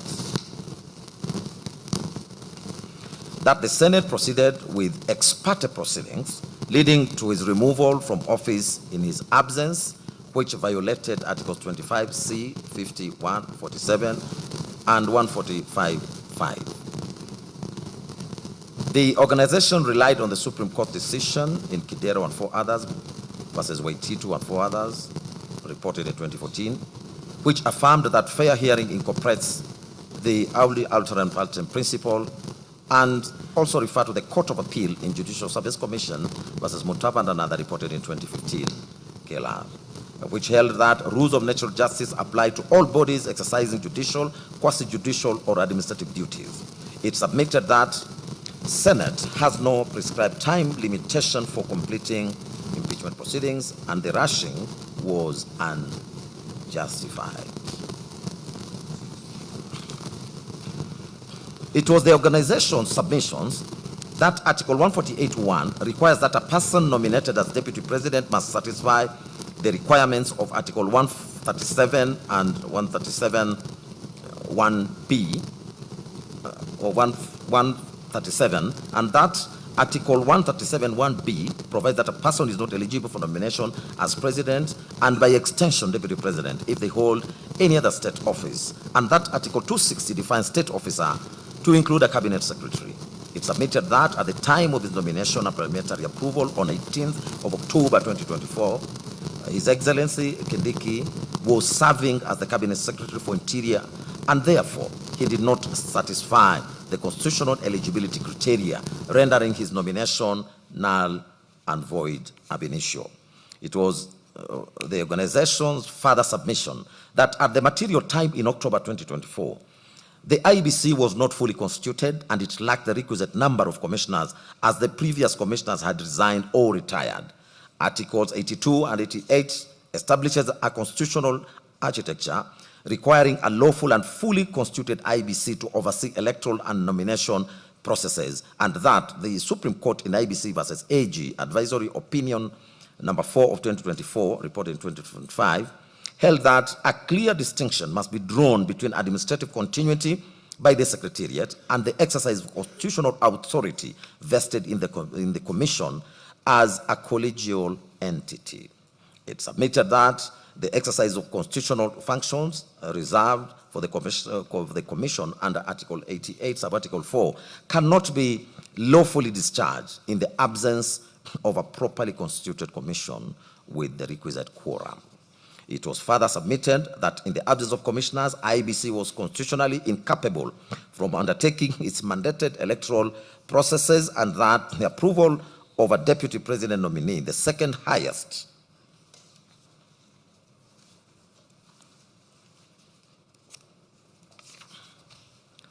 constitutional office, is no less a substantive constitutional responsibility than the limitation of boundaries, and the same principle applies with equal force. The organization urged this court to apply Article 10 on the national values and principle of governance that brings all state organs, Article 20, Subarticle 3b in the dubia pro libertate doctrine that where in doubt, the court ought to adopt the interpretation that most favors endorsement, enforcement of a right or freedom enunciated in Jacqueline Okuta and another versus AG, High Court reported in 2017, and that it further submitted that the unconstitutional exercise of a legislative mandate cannot be shielded from judicial scrutiny, as was held in Commission for Implementation of Constitution versus National Assembly of Kenya and two others, 2013, KLR reported. In the end, the petitioner prayed that the petition be accordingly allowed. I now proceed to the 10th to 41st petitioner's case.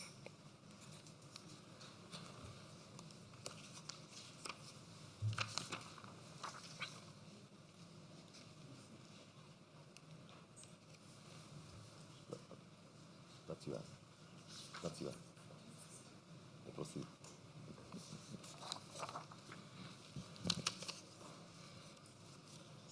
Let me take the 10th to 41st petitioner's case. The 10th to 41st petitioners are a group of Kenyan citizens and one registered association, primarily from Central Kenya region. They filed the petition dated the 17th of October 2024. That was amended on the 18th of June 2025 and re-amended on the 16th of December 2025. They challenged the constitutional validity of the impeachment process and subsequent removal of H.E. Gachagua as Deputy President of Kenya, stating that the National Assembly and the Senate failed to comply with Article 152 of the Constitution, which requires them to modify the presidential impeachment procedure under Articles 144 and 145 for the Deputy President. They said that instead they applied the same rules under Standing Orders 64 and 65 for the National Assembly and Standing Orders 78 and 79 for the Senate without necessary modifications, ignoring that the Deputy President does not have the same powers, prestige, or legal immunities as the President. The petitioners aver that this failure rendered the entire impeachment process invalid, null and void ab initio, and violated the right to a fair hearing under Articles 25, 27, and 50. It was their further position that the impeachment was not a genuine parliamentary process, but was engineered, sponsored, and bulldozed by political and financial inducements to capture Parliament, turning it into a tool to remove the DP and settle political scores, thereby subverting the sovereign will of the people who elected the Deputy President in the August 2022 general election. They asserted that the President and the Deputy President were elected on a joint ticket and that the impeachment violated the rights of the petitioners and other voters from the Central Kenya region who voted for that joint mandate. The petitioners also highlighted and incorporated arguments from Nairobi High Court Constitutional Petition 356 of 2024. In that matter, it was alleged that both H.E. President Ruto and H.E. Gachagua had violated their oaths of office and the Constitution through various actions. Specifically, it was claimed that the President accepted foreign gifts valued at approximately Kenya shillings 240 million in the form of paid-for jet hire and fuel costs for a state visit to the United States, thereby exceeding the legal threshold permitted for such gifts. It was further alleged that the President entered into a secretive treaty with the United States to designate Kenya as a non-NATO ally without tabling the agreement before the National Assembly and Senate as required by constitutional oversight. Additional claims included intimidation and threats directed at members of parliament to bypass oversight, as well as inducement of political defections to artificially control the majority party coalition. The petitioners accuse the president of using state violence to criminalize and suppress the Gen Z, otherwise read the Generation X good governance protests, as well as the July 2023 protests against oppressive taxation and the high cost of living, and that he distributed state appointments along acute ethnic lines.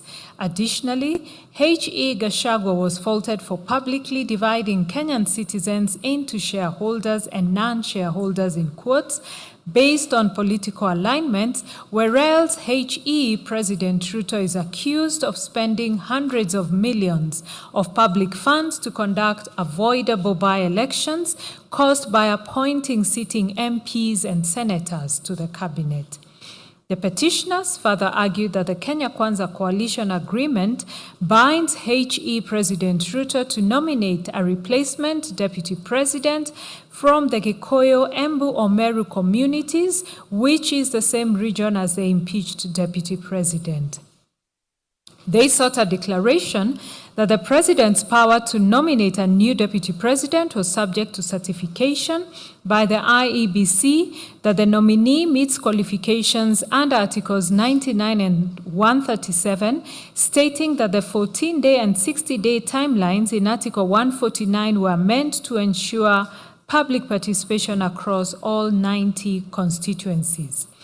Consequently, the petitioners asked the court to declare the nomination and approval of H.E. Kindiki as the new deputy president as unlawful, null, and void.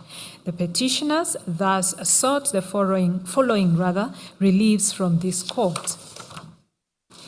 1, a declaration be issued to declare that the first petitioner was impeached by the National Assembly and removed by the Senate under a procedure that violated Articles 27, 50, and 150 sub-article 2 of the Constitution. 2, a declaration be issued to declare that the first and second respondents have violated the rights of the petitioners and other voters and residents of Central Kenya region by failing to govern together in accordance with their joint mandate secured during the presidential election held on the 9th of August 2022. 3, a declaration be issued to declare that the first petitioner was impeached by the Parliament under the respective standing orders of the National Assembly and the Senate that offends Article 150 sub-article 2 of the Constitution. 4, a declaration be issued to declare that the impeachment of the first petitioner was null and void ab initio on account of the violation of Articles 25, 27, and 50 of the Constitution, read together with Articles 144, 145, and 150 of the Constitution. 5, a declaration be issued to declare that the second and third to 14th respondents have conspired and schemed to remove the second respondent from office through impeachment in violation of Articles 1, 27, and 38 of the Constitution. 6, a declaration be issued to declare that the second respondent violated Articles 110, 118 and 150 of the Constitution in passing a resolution on 8th October 2024 to remove the second respondent from office. 7, an order of certiorari be issued to quash the resolution of the second respondent passed on 8th October 2024 to approve the motion of impeachment of the first petitioner tabled on 1st October 2024 by the 9th respondent. 8, a declaration be issued to declare that the 6th respondent's power under Article 149 of the Constitution to nominate a person to occupy the office of the Deputy President is subject to certification by the Independent Electoral and Boundaries Commission under Articles 99 and 137 of the Constitution. 9, a declaration be issued to declare that the 14 days period prescribed under Article 149 for the President to nominate a person to occupy the office of Deputy President is to ensure compliance with Articles 10, 38, 99, and 137 of the Constitution.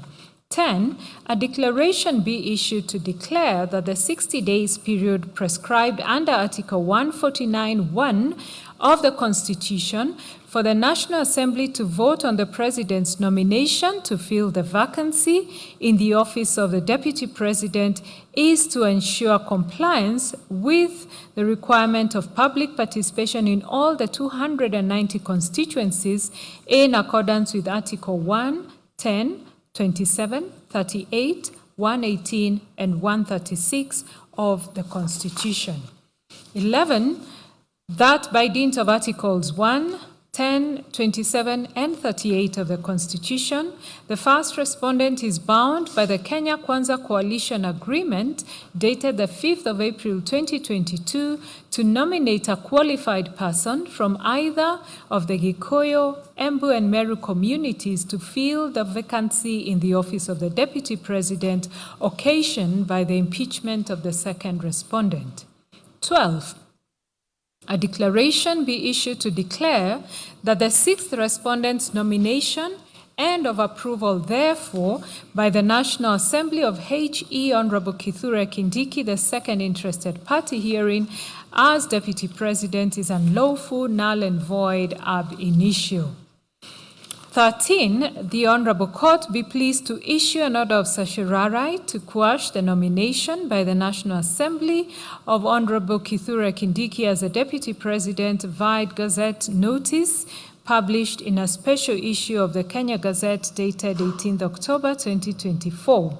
And 14, a declaration be issued to declare that by dint of Articles 1, 10, 27, 38, 91, and 132 of the Constitution, the citizens of Kenya from the Gikuyu, Embu, and Meru communities have a right secured by the results of the presidential election held on 9th August 2022 to have one of them to occupy the office of the Deputy President during the tenure of the first respondent as the President of Kenya. 15, a declaration be issued to declare that Standing Orders number 64 and 65 of the National Assembly Standing Orders violates Article 152 of the Constitution. 16, an order of certiorari be issued to quash Standing Orders 64 and 65 of the National Assembly Standing Orders to the extent that they apply to the Deputy President. 17, a declaration be issued to declare the Standing Orders number 78 and 79 of the Senate adopted on the 16th of June 2024 violates Article 152 of the Constitution. 18, an order of certiorari be issued to quash Standing Orders number 78 and 79 of the Senate as adopted on 16th June 2024 to the extent that they apply to the Deputy President. 19, an order of mandamus be issued to compel the National Assembly and the Senate, that is the second and fourth respondents herein, to promulgate a procedure for removal of the Deputy President by impeachment envisaged by Article 152 of the Constitution. 20, that a declaration be issued to declare that the first petitioner was impeached through a procedure that amounted to political persecution and vendetta prescribed by Articles 1, 3, 38, and 50 of the Constitution. 21, that a declaration be issued to declare that the sixth respondent engineered, sponsored, and bulldozed the impeachment of the first petitioners in a manner that amounts to abuse of power in violation of Articles 1, 3, 38, 50, and 131(2) of the Constitution. 22, cost of the petition be borne by the first and fifth respondents. The 10th and 41st petitioners' submissions. In these submissions, the petitioners reiterated that the impeachment proceedings did not stem from legitimate constitutional violations. Instead, they arose directly from a severe political fallout and a politics of betrayal, in quotes, between HE President Ruto and HE Gachagua. They submitted that the impeachment motion was originally assigned to Sirisia MP, Honorable John Waluke, but however, due to his tainted image from a high-profile corruption case, Honorable Mutuse was brought in as a substitute mover to table the motion on the 1st of October 2024. The petitioners listed the following issues for the court's determination. A, whether the impeachment of H.E. Gachagua was a political witch hunt or a genuine procedure. B, whether H.E. Gachagua was impeached by the National Assembly and the Senate under a procedure that violated Articles 27, 50, and 152 of the Constitution. C, whether H.E. Gachagua was lawfully found guilty of Ground 1 of the Articles of Impeachment. D, whether the Standing Orders number 64 and 65 of the National Assembly and Standing Orders number 78 and 79 of the Senate, under which H.E. Gachagua was impeached, violate Article 152 of the Constitution. E, whether the Senate's failure to establish a special committee under Article 145(6) of the Constitution rendered the removal of H.E. Gachagua as null and void ab initio. Issue F, whether H.E. Gachagua was subjected to a lawful and fair trial by the Senate. G, whether the 1st to 11th respondents conspired or schemed to remove H.E. Gachagua from office in violation of Articles 1, Article 27, and 38 of the Constitution. On the weaponization of impeachment for political settlements, the petitioners maintained that the impeachment was completely manufactured by a political fallout rather than the genuine existence of any lawful grounds under Article 151B of the Constitution. That it was fundamentally unconstitutional for the executive and parliament to use the sacred device of impeachment as an administrative tool to resolve purely political disputes and vendetta. They submitted that the impeachment proceedings inside both the National Assembly and the Senate were weaponized and conducted in absolute violation of substantive and procedural provisions guaranteed under the Constitution, as well as the standing orders of both chambers. They specifically maintained that the current rules governing the process, that is, Standing Orders 64 and 65 of the National Assembly and Standing Orders 78 and 79 of the Senate, violate Article 150 sub-Article 2 of the Constitution and must be quashed.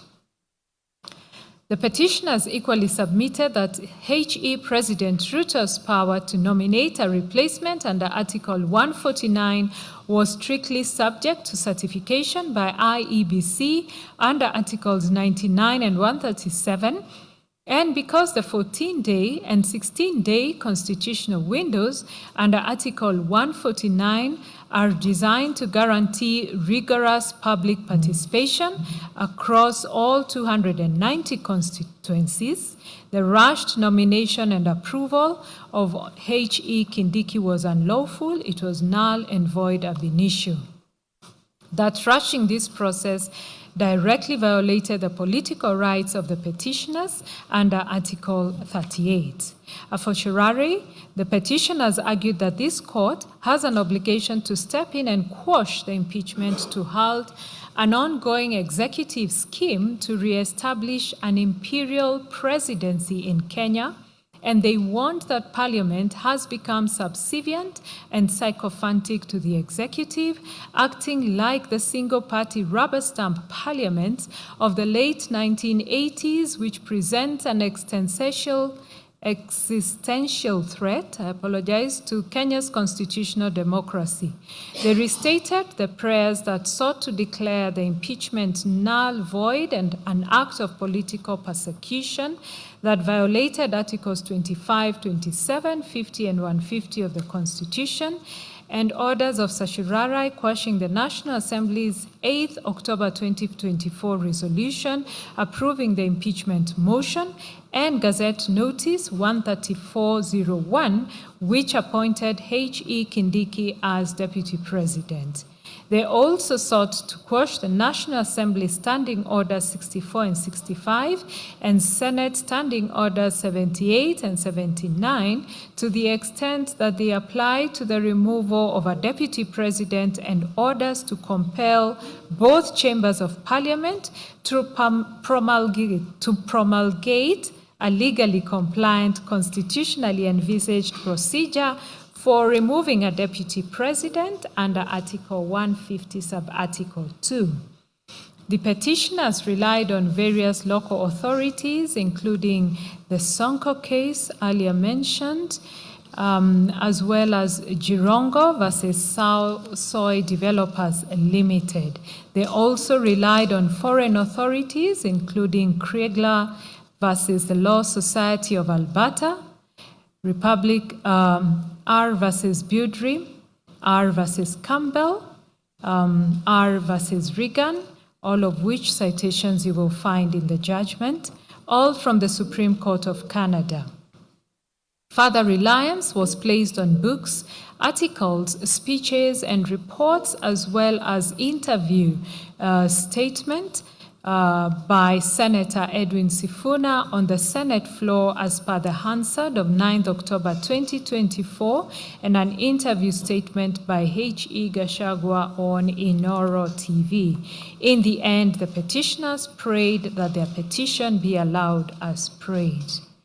Moving on to the 43rd petitioner's case, Mr. Morara Omoke filed a petition dated 9th October 2024 before the High Court of Kenya at Eldoret, together with a supporting affidavit sworn on the same date in his capacity as a Kenyan citizen and patriot, acting in defense of constitutionalism, the rule of law, and democratic governance. The petition challenged the constitutionality and legality of the impeachment proceedings commenced against H.E. Gachagua by the National Assembly and Senate. He contended that the impeachment process was politically motivated, defective, unconstitutional, and undertaken in violation of the sovereign will of the people expressed during the 2022 general election. His case centered on the alleged violations of Article 1, 10, 38, 47, 48, 50, 73, 75, 94, 118, 145, and 150 of the Constitution, that the impeachment motion tabled by the Honorable Motuse had not been preceded by adequate public participation, and that the MPs who appended their signatures in support of the motion failed to consult their constituents before supporting the impeachment process.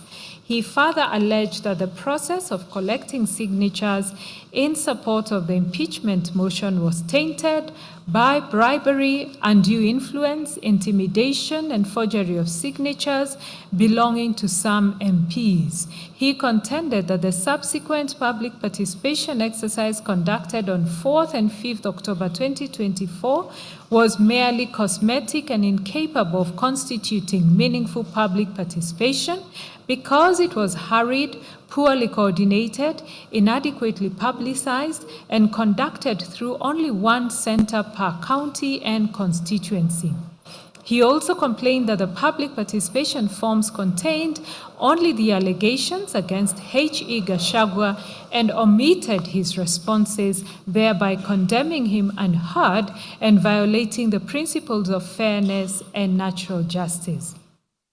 He also alleged bias and conflict of interest on the part of the Speaker and Deputy Speaker of the National Assembly. He contended that both office holders publicly supported the impeachment process before the motion was tabled and debated in Parliament, thereby compromising their constitutional obligation to act as neutral and impartial arbiters during the proceedings. he asserted that the impeachment motion was politically motivated and arose from internal disputes within the UDA party, yet the parties involved had failed to exhaust internal party dispute resolution mechanisms under the party constitution before initiating impeachment proceedings. He also argued that there existed no comprehensive statutory framework governing impeachment proceedings and the collection of signatures for impeachment motions, thereby rendering the process legally deficient and constitutionally uncertain. Mr. Omoke then sought the following orders.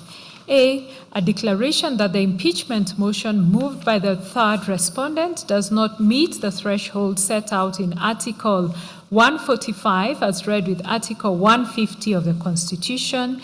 B, a declaration that the impeachment of Geoffrey Rigathi Gachagua was unconstitutional. C, a declaration that the Speaker and Deputy Speaker of the National Assembly were biased and ought to have disqualified themselves from the impeachment process.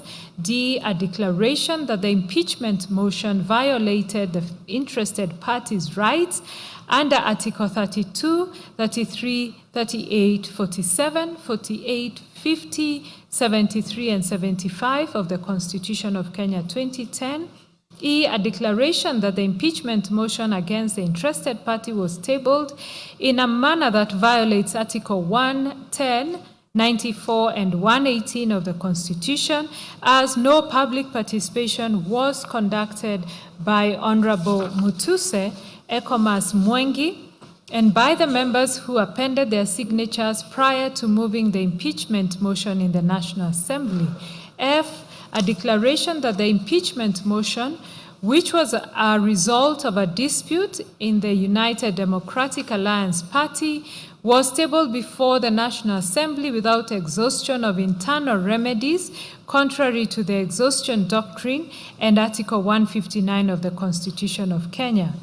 G, a declaration that in the absence of an enabling legislation operationalizing the provisions of Article 150 of the Constitution of Kenya, there is no legislative and administrative framework within which the impeachment of the DP was anchored, and H, that each party bears its own costs.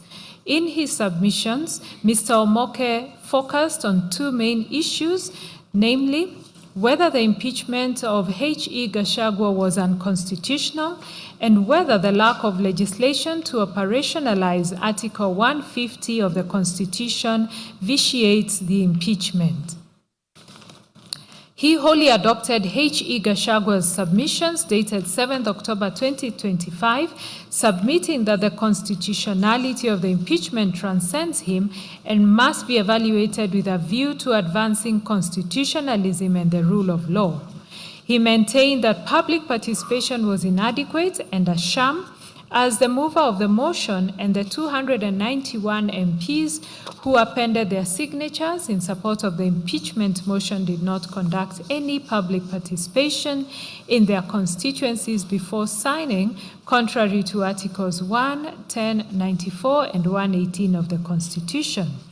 That public participation was an afterthought, and when questions arose on 1st October 2024 about whether public participation should be conducted, the Speaker directed that it be held on 4th October 2024.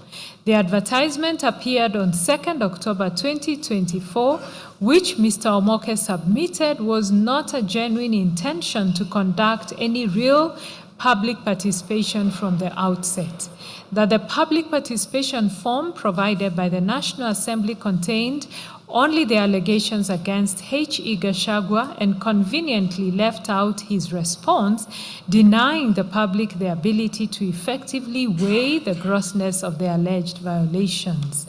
He submitted that public hearings occurred for only 9 hours from 8 a.m. to 5 p.m. on a normal workday, which was a Friday, meaning most Kenyans could not attend. that venues were changed on the eve of the exercise. For example, in Embu, it changed from IFAD Hall to Talent Academy, and in Nairobi, it changed from KICC to Bomas of Kenya.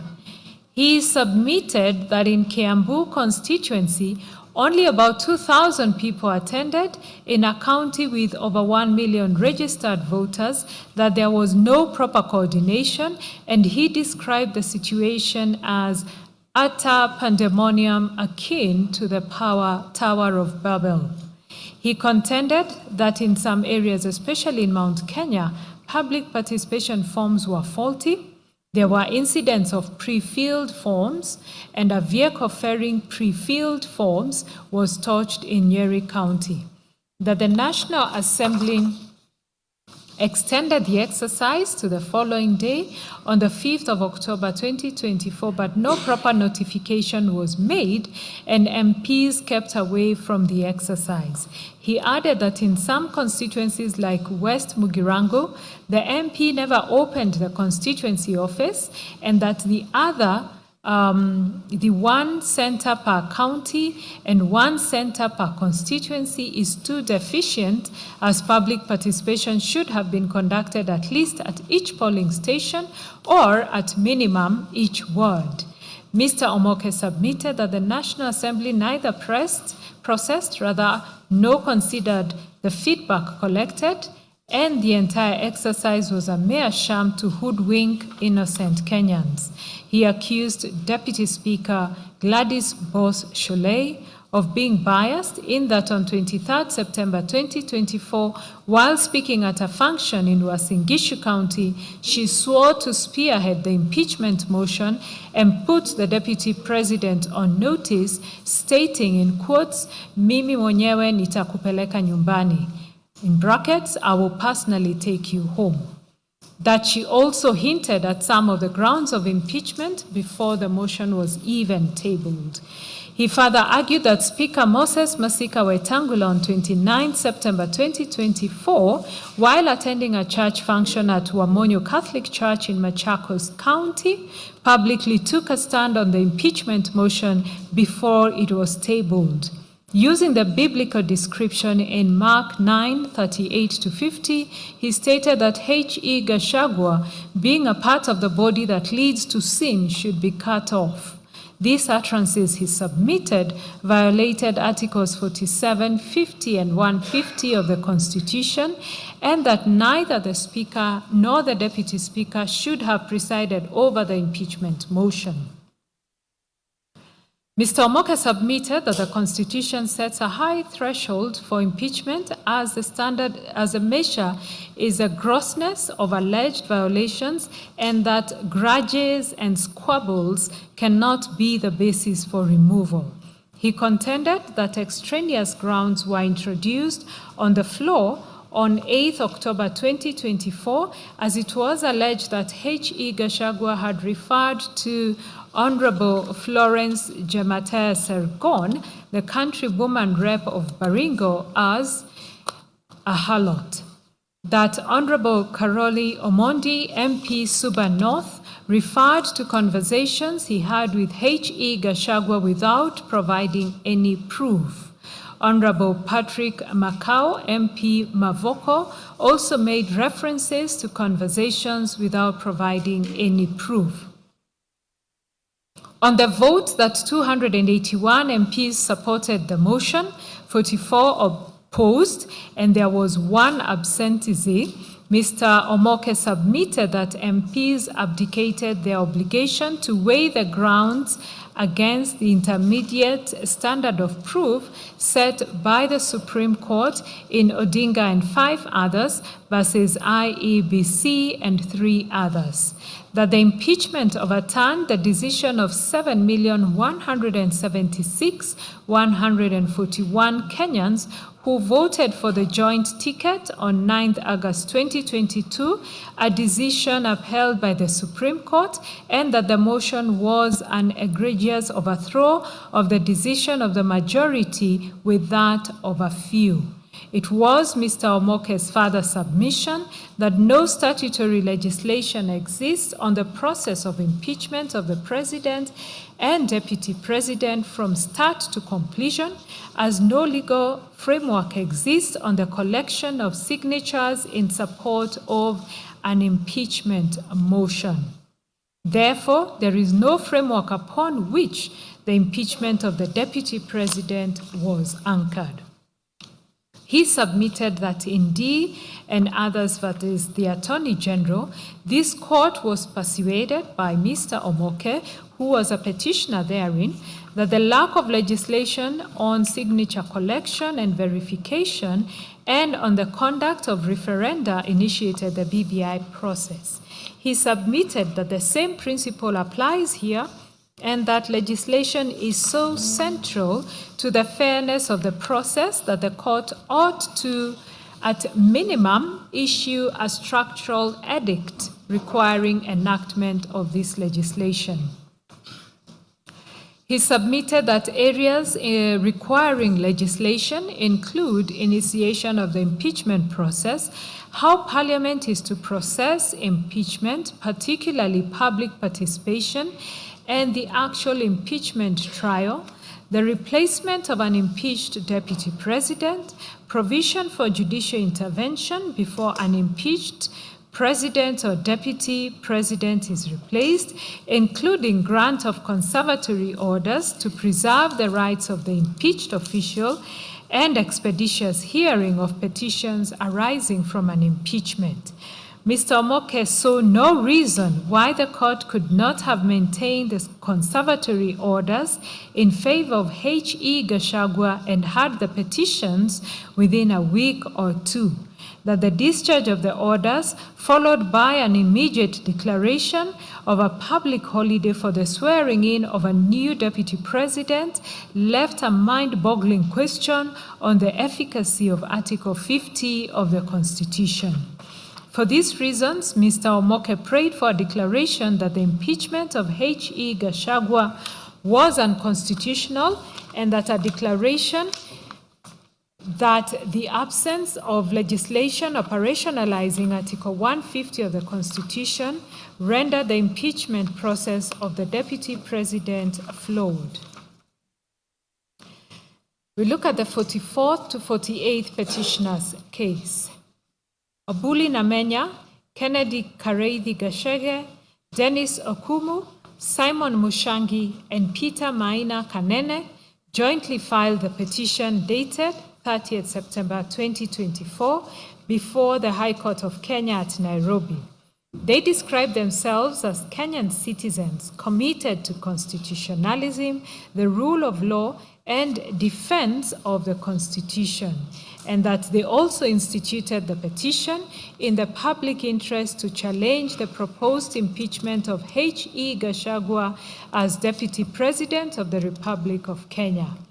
As per their petition and the supporting affidavit sworn by Obuli Namenya, the petitioners challenged the constitutionality of the impeachment process on the basis that Parliament had failed to establish a proper legal and procedural framework governing public participation in impeachment processes under Article 118 and 124 of the Constitution. The petitioners contended that neither the National Assembly standing orders nor the Senate standing orders provided mechanisms, procedures, threshold, timelines, verification methods, venues, or modalities for meaningful public participation in impeachment proceedings, thereby rendering contemplated impeachment process unconstitutional. They further argued that public participation was a mandatory constitutional prerequisite which ought to precede any impeachment process, and asserted that the 7-day timelines prescribed under Standing Orders 64 and 73 for disposal of impeachment proceedings were inadequate and unconstitutional, as they undermined effective public participation and violated the rights to fair administrative action and fair hearing under Articles 47 and 50 of the Constitution. The petitioners additionally alleged that the impeachment process was politically motivated and tainted by bias and lack of impartiality on the part of parliamentary leadership, citing public pronouncements by parliamentary leaders in support of the impeachment motion. They advanced a historical argument concerning the office of the Vice President and Deputy President in Kenya, contending that successive Deputy Presidents had historically been subjected to political hostility, dismissals, and frustration, which informed the constitutional design of 2010, requiring the President and Deputy President to be elected jointly. The petitioners then sought the following prayers: a declaration that the impeachment process of a deputy president is a sui generis in nature, and that public participation forms a fundamental background that plays a significant role in attaining the right to a fair trial enshrined under Article 50 of the Constitution. B, a declaration that public participation is the only avenue or means through which the people can exercise their sovereignty contemplated under Article 1 of the Constitution in determining whether an office created under the Constitution ought to be abolished, or whether accountability mechanisms created under this Constitution ought to be put in motion or otherwise, and that the lack of elaborate procedure or certainty as to when the same should commence or conducted will ordinarily amount to usurpation of the people's power and subsequently amount to a violation of the Constitution.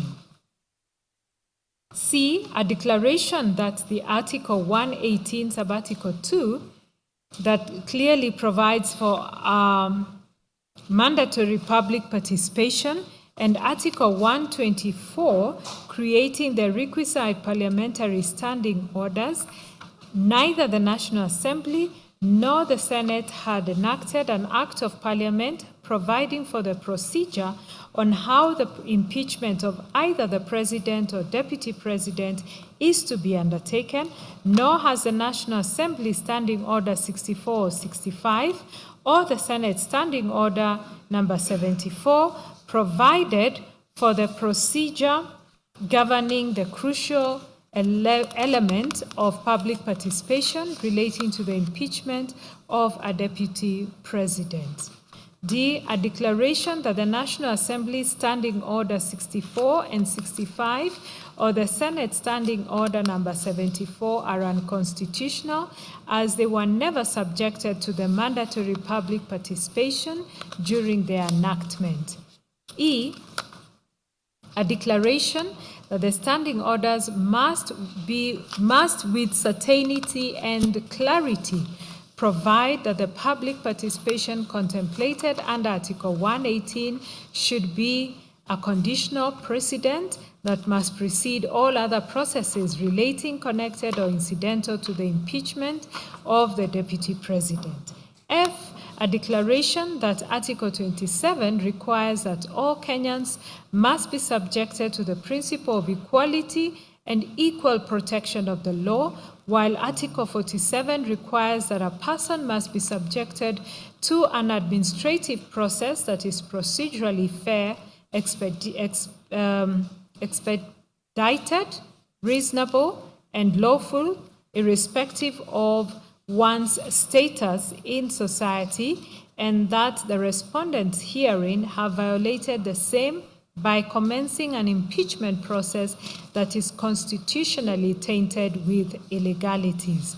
G, a declaration that public participation in an impeachment process is a fundamental infrastructure that facilitates the enjoyment of Article 50, and that the absence of the same will amount to the respondents herein violating, denying, threatening, or infringing the interested party's right to a fair trial during his impeachment. H, a declaration that time is an important resource for any judicial or quasi-judicial tribunal contemplated under the Constitution, and that the 7 days period for impeachment provided for under Standing Order 64-2B of the National Assembly Standing Orders and the Senate Standing Order 73-1 amounts to conducting a sham trial in, and the same will amount to a violation of Article 50. I, a declaration that Standing Order 64-2B of the National Assembly Standing Orders and the Senate Standing Order number 73-1 does not provide for the sufficient and adequate time for carrying out a qualitative, quantitative, meritorious, accurate, and secure public participation, the hearing and determination of the impeachment trial before Parliament that will result into a fair, just, impartial, and judicious determination of the impeachment trial as contemplated under Article 47 and 50 of the Constitution. J, a declaration that for purposes of authenticating and verifying the results of the participants taking part in the public participation, confirming all the requisite legal thresholds like that of citizenship, the total number of participants, public participation ought to be undertaken by an impartial state organ separate from Parliament. Looking at the 44th to 48th petitioners' submissions, led by learned counsel Mr. Njiro Ndegwa, the petitioners focused on the constitutional architecture governing impeachment of a deputy president, submitting that the process was fundamentally flawed because impeachment is a measure of last resort, not a primary accountability tool, and that the Senate failed to apply the mandatory modification rule under Article 152, which requires that Articles 144 and 145 be applied in quote with necessary modifications to the Deputy President. Mr. Ndegwa submitted that the proceedings violated fair hearing rights under Article 50, including the refusal to adjourn when the Deputy President fell ill, that the process was infected with bias, irrelevant considerations, and procedural violations of the Standing Order 75, 78, and 80, and that the cumulative defects render the entire impeachment null and void. The petitioners adopted and relied on H.E. Gachagua's submissions and the Wambora principles on quasi-judicial impeachment proceedings and identified the following issues for determination: whether the impeachment of the Deputy President met the constitutional threshold of a measure of last resort in light of the availability of alternative constitutional and statutory mechanisms, whether the constitutional framework governing the impeachment of a deputy president under Article 150, Sub-Article 2 was properly invoked, applied, and distinguished from the regime governing the impeachment of a president under Article 145, whether the Senate complied with the mandatory requirement to apply Articles 144 and 145 with necessary modifications as contemplated under Article 152 and Standing Order 79, whether the failure to apply the modification rule undermined the constitutional principles of sovereignty of the people, national values, and political rights, including the legitimate expectation of tenure, whether the impeachment process satisfied the constitutional and jurisprudential standards applicable to quasi-judicial proceedings as articulated in the Wambora decisions, whether the Senate's failure to comply with constitutional requirements renders the impeachment process null and void, whether the impeachment process violated the Deputy President's right to equality and equal protection of the law under Article 27, whether Parliament, in conducting the impeachment proceedings, acted as an impartial and unbiased quasi-judicial body as required by law, whether the debates and proceedings in both the Senate and the National Assembly were confined to the substantiation of the charges or were contaminated by irrelevant, extraneous, and prejudicial considerations. Whether the refusal to grant an adjournment upon the Deputy President falling ill violated his right to a fair hearing under Article 50, including the right to be present and to be adequately present, to adequately present his defense. Whether the Senate misapplied Standing Order 78 by proceeding under a plenary hearing without affording procedural safeguards and by improperly treating the proceedings as time-bound. Whether the impeachment proceedings violated the Deputy President's right to adequate time and facilities to prepare a defense under Article 50, Subarticle 2A, and the right to be heard under Standing Order 80. Whether the Senate acted in violation of its own standing orders, including Standing Orders 75, 78, and 80, and the legal effect of such violations. Whether sufficient time existed within the constitutional and procedural framework to accommodate adjournment and ensure a fair hearing, and whether failure to utilize such time rendered the process unconstitutional. Whether the continuation of proceedings in light of the Deputy President's illness violated his fundamental rights to life, dignity, health, and access to justice under Articles 26, 28, 48, and the state obligations under Articles 10, 19, 20, and 21. And finally, what reliefs are available where a constitutional process is found to be procedurally and substantively defective.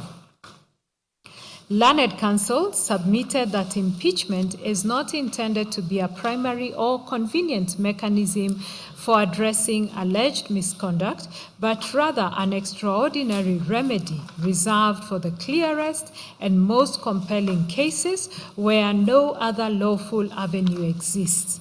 They argued that the Constitution establishes a graduated hierarchy of accountability, beginning with civil liability, criminal prosecution, and administrative action, and only thereafter impeachment. It was emphasized that Article 143 expressly removes immunity from civil and criminal proceedings for the Deputy President, unlike the President. According to Mr. Ndegwa, this signals that allegations against a Deputy President should, in the first instance, be addressed through ordinary legal processes. Parliament, however, bypassed these mechanisms and resorted to impeachment as a first recourse, which Council contended offends the principles of proportionality, rationality, and legality. They further submitted that no evidence exists that Parliament considered whether the allegations could have been addressed through criminal investigation or civil proceedings before invoking impeachment. Council also drew attention to Article 152, which provides that Articles 144 and 145 apply to the Deputy President with the necessary modification. Council argued that this phrase is not ornamental, but a deliberate constitutional command requiring contextual adaptation of the presidential impeachment framework to the distinct office of the Deputy President. In their view, the requirement imposes an active obligation on the Senate to interrogate, adjust, and tailor the procedure rather than merely transplant it without reflection. Standing Order 79, they submitted, operationalizes this obligation by requiring the Senate to consciously and expressly apply the modification principle. Mr. Ndegwa submitted that nowhere in the Senate Hansard is the Speaker recorded as guiding the House on the necessary the necessity, the scope, or content of the required modifications as the Senate proceeded, as though Article 145 applied mutatis mutandis and in toto without any modification. He stated that this failure is not merely procedural, but a substantive and jurisdictional issue which renders the entire process unconstitutionally defective ab initio. The petitioner submitted that this modification requirement ensures that impeachment is not invoked where alternative legal mechanisms such as the courts, EACC, or DCI are adequate. It was their case that the failure to modify denied the Deputy President the procedural safeguards that would have arisen from a properly tailored process, including consideration of alternative accountability mechanisms, flexibility in procedure to ensure fairness, and enhanced scrutiny of the necessary and proportionality of the impeachment.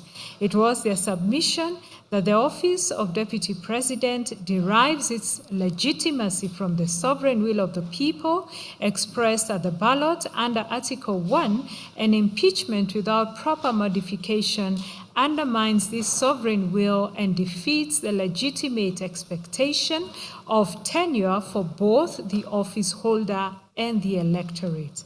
That Article 38 guarantees citizens the right to elect leaders and to have them serve their full term, subject only to lawful and constitutionally compliant removal process, and that the failure to modify the process resulted in an unjustified interruption of the people's sovereign mandate.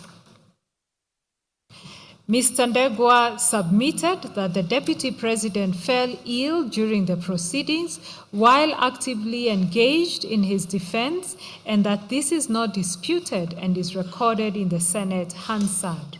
That the Senate refused to grant an adjournment, proceeding instead to a conclusion in his absence, and he submitted that this violated Article 52 on the right to adequate time and facilities to prepare a defense, and Article 52F on the right to be present when being tried, and Standing Order 80 on the right to be heard within Senate proceedings.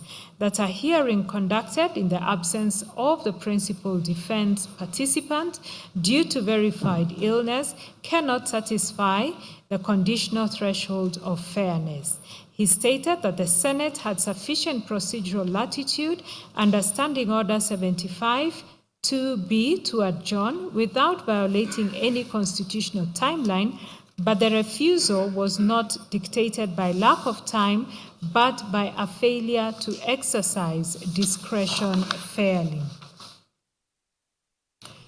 The petitioner submitted that under Article 26 on the right to life, the state must refrain from actions that undermine physical well-being or exacerbate medical vulnerability, and that proceeding with impeachment during illness reduced the Deputy President to a procedural object rather than a rights-bearing participant. They stated that Article 48 on the access to justice extends to all adjudicative processes, including parliamentary impeachment, and that meaningful participation requires reasonable accommodation and denial of adjournment rendered access to justice illusory. They also submitted that the test for bias is objective, and whether a reasonable and informed observer would apprehend bias, and that senators acknowledged imperfections in the case but still voted to impeach, which demonstrated bias. They urged the court to address the impeachment process as a whole, not in fragments, noting that the petitioners have demonstrated cumulative defects, including failure to apply the modification rule under 152, absence of impartiality and presence of bias, reliance on irrelevant and extraneous considerations, violations of fair hearing rights, misconstruction of the constitutional and procedural framework, and breach of Standing Order 75, 78, and 80. They submitted that individually, each defect is serious, and collectively, they reveal a process that is constitutionally unsound from inception to conclusion.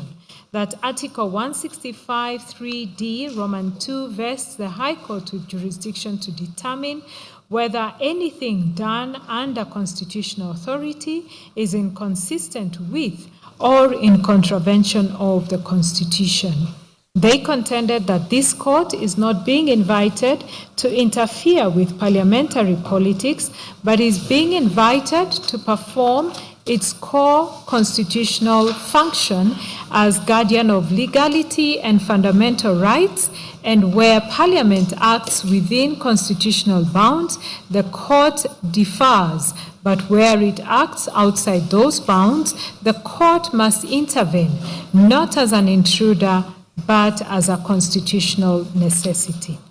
As such, the petitioners urged the court to find that impeachment was not a measure of last resort when ordinary legal mechanisms were available and bypassed, that the Senate failed to apply the mandatory modification rule under Article 152, rendering the process unconstitutional ab initio, that the refusal to adjourn during illness violated Articles 50, 26, 28, and 48, that the proceedings were infected with bias and irrelevant considerations, and that the cumulative defects render the impeachment null, void, and of no legal effect. They then prayed that their petition be allowed in entirety.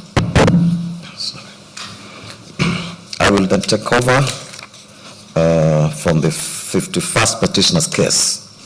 Caroline Mwangi, the 51st petitioner, in the consolidated petitions, filed a petition dated 26th of September 2024 before the High Court of Kenya at Mrima as a public-spirited Kenyan citizen and a defender of the Constitution. Ms. Mwangi contended that the impeachment process was unconstitutional, unlawful, and politically motivated. She relied on public statements allegedly made by Honorable Didmas Baraza and Honorable Gladys Posholey in September 2024, indicating that the impeachment of H.E. Gachagua had already been predetermined, and further referred to a motion by Honorable Danson Mungatana expressing displeasure with the conduct of His Excellency Gachagua. Ms. Mwangi asserted that the allegations leveled against his H.E. Gachagua were vague, unsupported by evidence, and lacking in specificity and peculiarity, contrary to the constitutional requirements of fair hearing and due process under Articles 47 and 50 of the Constitution.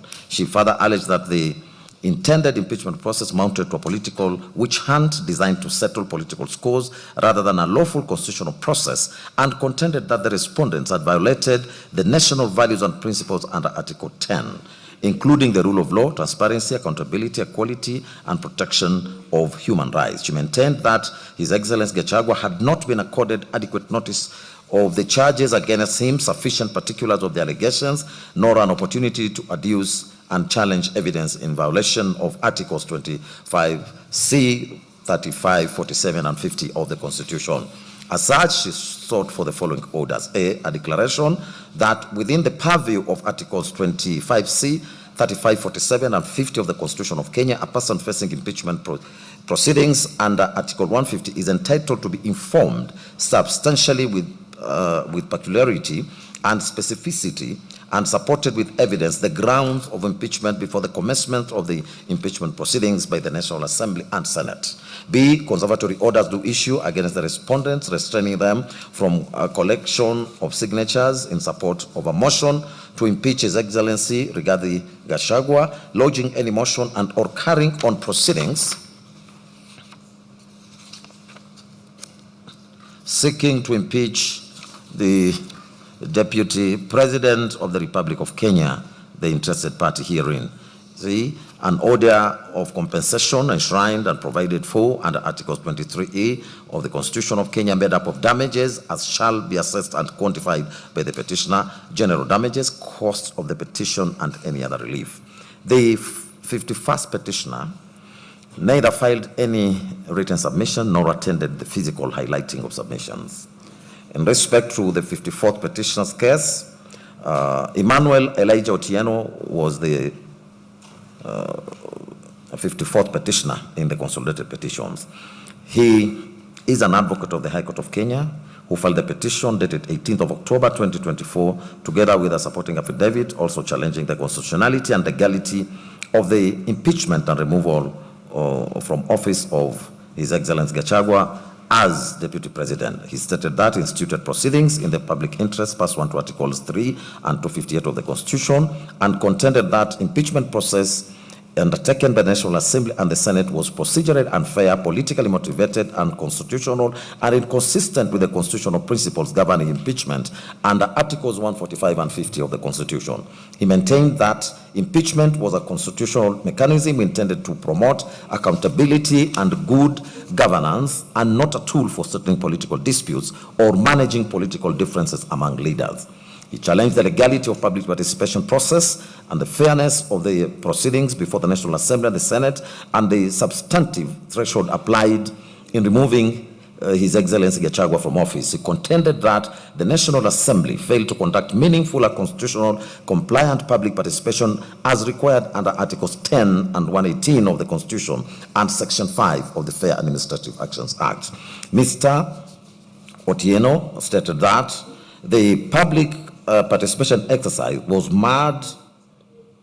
hurried, inadequate, both quantitatively and qualitatively, and incapable of reflecting the sovereign will of the electorate, given that only about 223,000 persons participated, despite His Excellency Gachagua having been elected together with His Excellency President Ruto by over 7 million voters. He further asserted that the public participation template prepared by the National Assembly was biased because it only contained the allegations against His Excellency Gachagua and failed to include his responses, thereby portraying him to the public as guilt before he had been heard. Mr. Otieno additionally stated that the Speaker, Deputy Speaker, and members of National Assembly demonstrated bias from the outset, failed to accord His Excellency Gachagua a fair hearing, and debated the impeachment motion before proper public participation and before considering His Excellency Gachagua's defense. He maintained that no impeachable offense meeting the constitutional threshold of gross violation, gross misconduct, or commission of crimes under national or international law had been substantiated either before the National Assembly or the Senate. He further challenged the Senate proceedings, contending that the Senate violated His Excellency Gachagua's right to a fair hearing by proceeding with the impeachment despite his illness and hospitalization, and by failing to adjourn the proceedings to allow him an opportunity to personally testify. He therefore alleged violations of Articles 25C, 47 and 50 of the Constitution relating to the rights of fair hearing and fair administrative action. He sought the following prayers: A declaration, be and is hereby issue that the public participation organized and conducted by the first respondent did not meet the requirements of Articles 118, 1B of the Constitution quantitatively and qualitatively. B, a declaration be and is hereby issued that the first respondent violated seventh respondent right to a fair administrative action under Articles 47 of the Constitution and Section 4 of the Fair Administrative Actions Act. C, a declaration be and is hereby issued that the first respondent violated the right of the seventh respondent under Article 50, Sub-Article 1 of the Constitution 2010. D, a declaration be and is hereby issued that the resolution of the first respondent to impeach the seventh respondent was invalid and null and void. And E, respondent shall bear the cost of the petition. Likewise, the 54th petitioner neither filed any submissions nor attended the physical highlighting of the submissions. Next is consideration of the 55th and 56th petitioner's case. Stephen Mbugua Wanjiru and Gladys Nyambura Gituha jointly filed the petition dated 20th of October 2024, together with the supporting affidavit sworn by Wambugu Wanjohi. They stated that they were public interest litigants and defenders of constitutionalism. They challenged the legality, constitutionality, and procedural propriety of the impeachment proceedings undertaken against His Excellency Gachagua as Deputy President of the Republic of Kenya, as well as the subsequent nomination and approval process relating to His Excellency Kindiki as the Deputy President nominee. The petitioners contended that the impeachment process before both the National Assembly and the Senate were marred by procedural irregularities, bias, denial of fair hearing, and unconstitutional conduct, that the Speaker and the Deputy Speaker of the National Assembly had publicly pronounced themselves in favor of the impeachment before presiding over the proceedings, thereby violating the constitutional principles of impartiality, neutrality, and natural justice. The petitioners further challenged the adequacy and constitutionality of the public participation exercise conducted on the 4th and 5th October 2024, asserting that the notice period was too short to permit meaningful participation, that the questionnaires used by the National Assembly only presented the accusations against His Excellency Gachagua without his responses, and that the Parliament failed to avail documentary and electronic evidence to the public to facilitate informed participation. He further asserted that the Senate proceedings contending he further challenged the Senate proceedings, contending that the Senate violated His Excellency Gachagua's right to a fair hearing by proceeding with the impeachment despite his illness and hospitalization, and that by failing to adjourn the proceedings to allow him an opportunity to personally testify. He therefore alleged that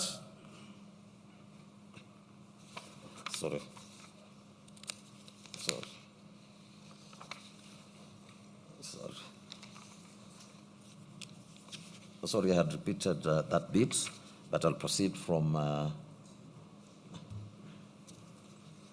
paragraph 133. They additionally alleged that public participation process was chaotic, disorderly, and marred by violence and characterized by low turnout in several constituencies and undertaken on days when many Kenyans were engaged in religious worship, thereby undermining the constitutional threshold for meaningful participation under Articles 10 and 118 of the Constitution.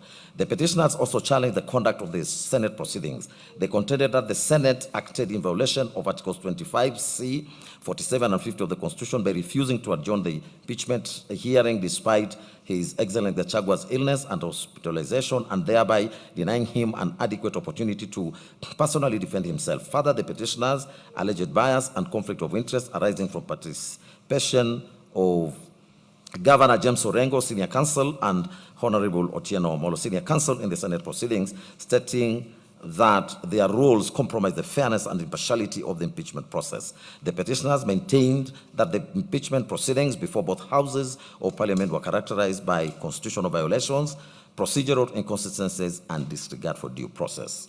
The petitioners also challenged the subsequent nomination and approval of His Excellency Kindiki as Deputy President, contending that the nomination was tainted by the same constitutional and procedural violations that affected the impeachment process and was therefore null and void.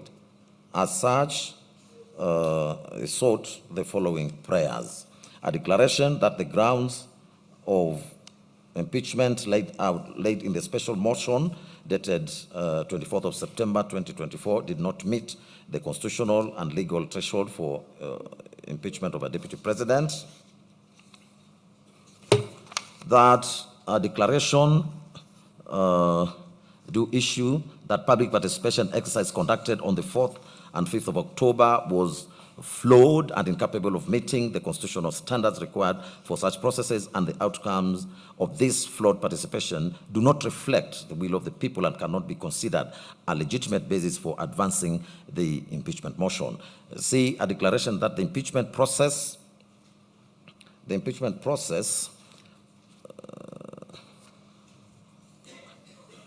against the Deputy President initiated by the National Assembly and subsequently conducted by the Senate was tainted by substantive and procedural constitutional violations rendering unconstitutional, illegal, null, and void.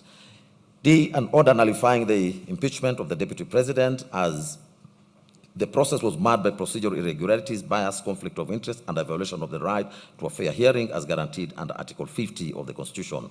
A, an order directing the immediate reinstatement of the Deputy President to his duly elected office, having been unconditional and constitutionally and unlawful removed through an impugned process. F, an injunction restraining the President, the National Assembly, and any other state organs from proceeding with or effecting the appointment of any other person to the office of the Deputy President pending the hearing and determination of this petition.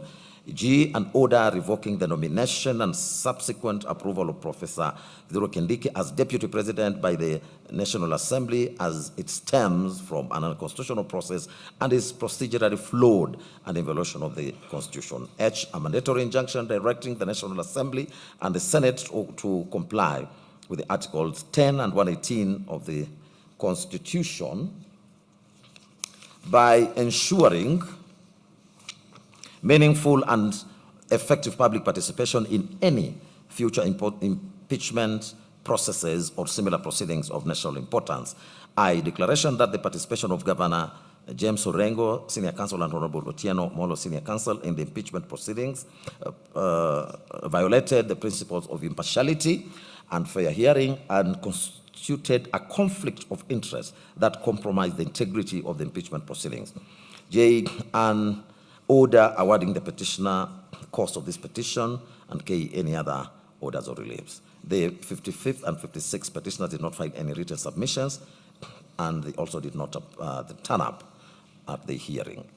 The 57th petitioner was Edwin Gekonge, and he filed the amended petition dated 23rd of October 2024 before the High Court of Kenya at Mombasa, together with their supporting affidavit on the of the same date. He stated that he is a law-abiding citizen, human rights defender, and a public-spirited litigant acting in his own interest and in the interest of citizens of the Republic of Kenya.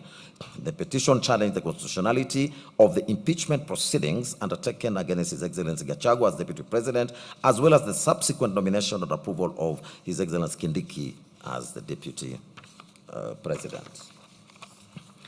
He stated that the impeachment proceedings before the National Assembly and Senate violated Articles 10, 32, 47, 48, 50, 145, and 150 of the Constitution. He stated that the public participation process conducted on the 4th and 5th of October 2024 fell below the constitutional threshold of effective, meaningful, and inclusive public participation.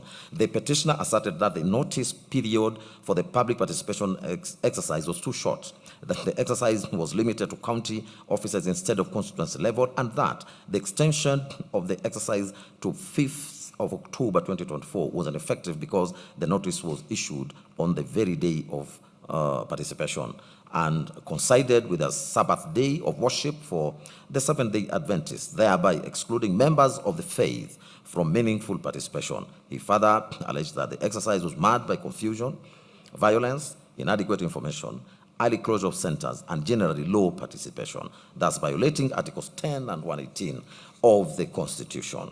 He also challenged the legality of the Senate proceedings on the ground that His Excellency Gachagua was denied a fair hearing contrary to Article 50 of the Constitution.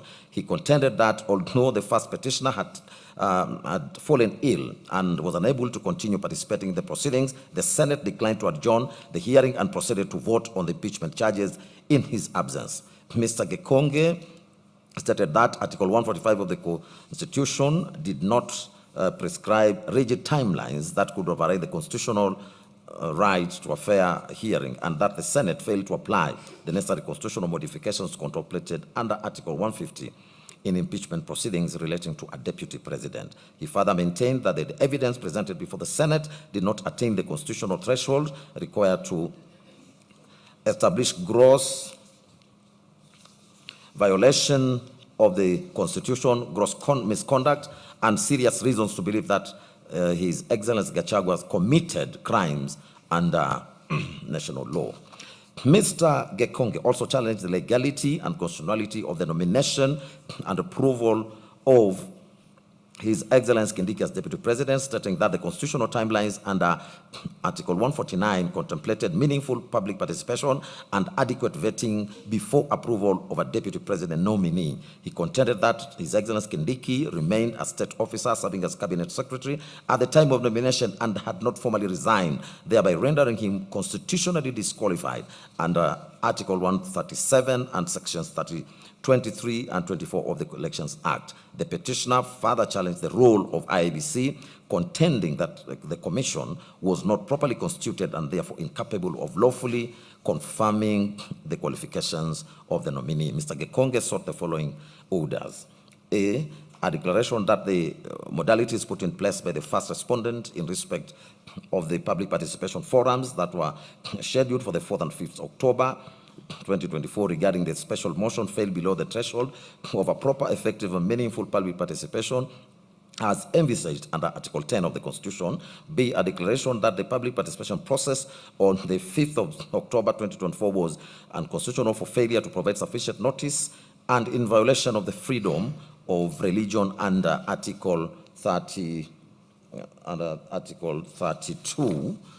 C, a declaration that the impeachment process against the first interested party undertaken by the first and the second respondents was unconstitutional and did not meet the requirements set under Articles 145 and 150 of the Constitution of Kenya. D, a declaration that the impeachment process as against the first interested party undertaken by the first and the third respondents was unconstitutional as it violated Article 50 of the Constitution of Kenya in terms of providing a fair hearing. E, a declaration that the impeachment proceedings of the first interested party taken by the first and third respondent was unconstitutional, void for failing to meet the evidential threshold of the impeachment of a deputy president under Article 150, subarticle 1B.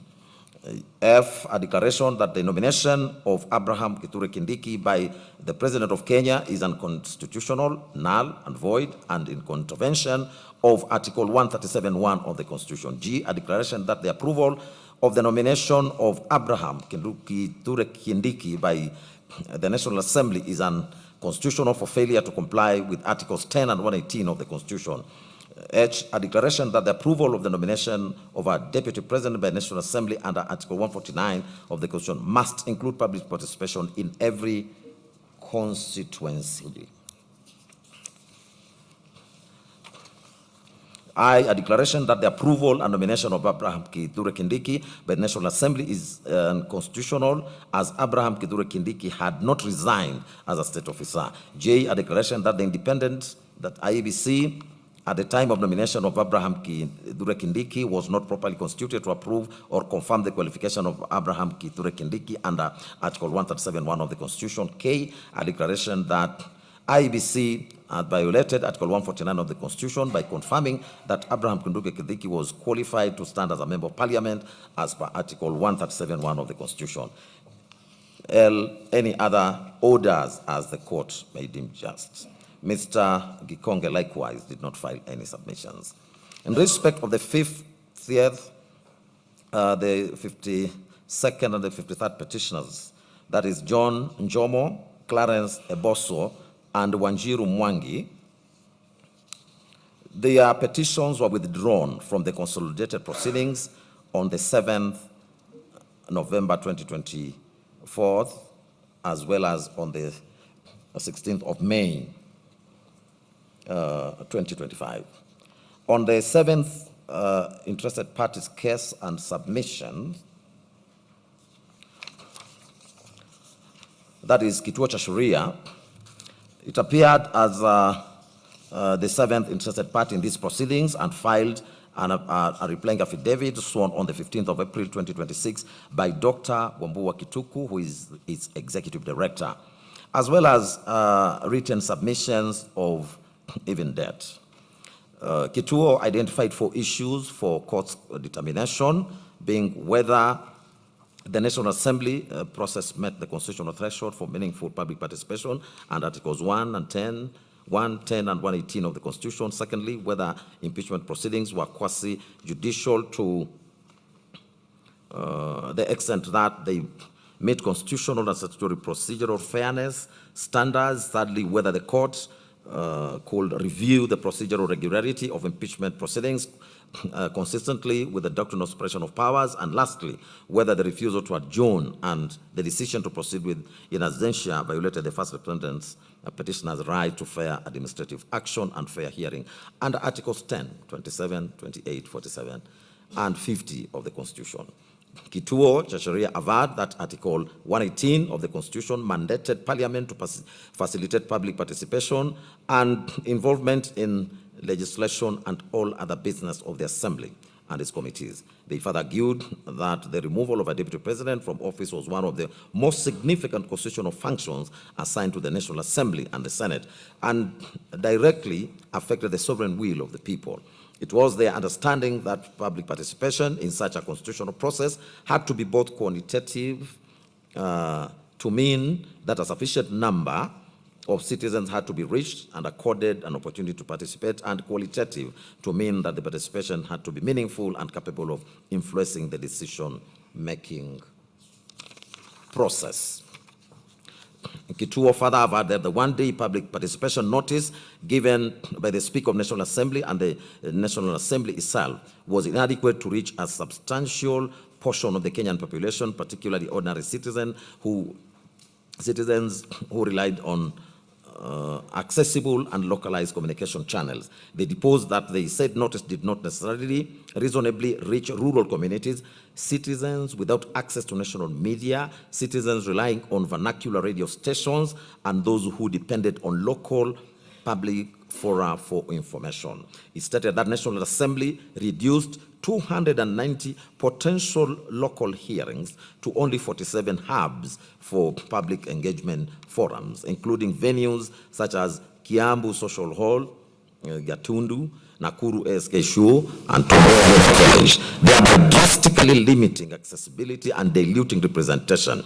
Kituo cha sheria averred that the National Assembly and the Senate did not take adequate steps to ensure that sufficient citizens were made aware of the intended impeachment process. In particular, they had failed to disseminate information through churches, mosques, temples, public barazas, community meetings, vernacular radio stations, and county-level public participation forums. They further averred that the alleged public participation conducted by the National Assembly and the Senate lacked adequate structures for public engagement, including ICT-based platforms for the submission of views, decentralized citizens forums, structured mechanisms for receiving memoranda from citizens across counties, and organized town hall meetings. As a result, members of public were largely reduced to observers of the proceedings rather than participants in the process.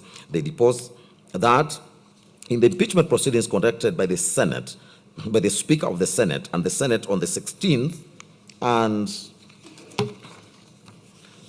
17th of October, His Excellency Gachagua was denied an opportunity to appear and be heard, to be present when being tried, and to challenge the evidence. That during the proceedings on the material day, it was communicated to the Speaker of the Senate, and the Senate, that is Excellency Gachagua, was present but subsequently fell ill. He was then rushed to hospital for urgent medical attention, and his legal counsel duly communicated his admission to hospital to the Speaker. Notwithstanding the request for adjournment on this ground, the Senate declined the request and proceeded to hear the case in the absence of His Excellency Gachagua and his counsel. The Senate subsequently decided to remove His Excellency Gachagua from office by impeachment for gross misconduct and on grounds of violation of the Constitution. Kituo stated in the proceedings of that the proceedings of the removal from office of the Deputy President before the Senate involved the reception of evidence, evaluation of contested facts, and the making of determinations that directly affected the fundamental rights of His Excellency. Those proceedings, therefore, ought to have been procedurally fair and to have accorded him an opportunity to be present during the trial, to be cross-examined, to be re-examined, and to fully clarify any allegations made. However, the Senate, in disregard of the quasi-judicial nature of the proceedings, reached its determination without affording His Excellency those rights. Kituo cha Sheria contended that declining an adjournment request when His Excellency suffered severe and involuntary pain constituting a medical emergency was inhumane and unreasonable. They further averred that the one-day public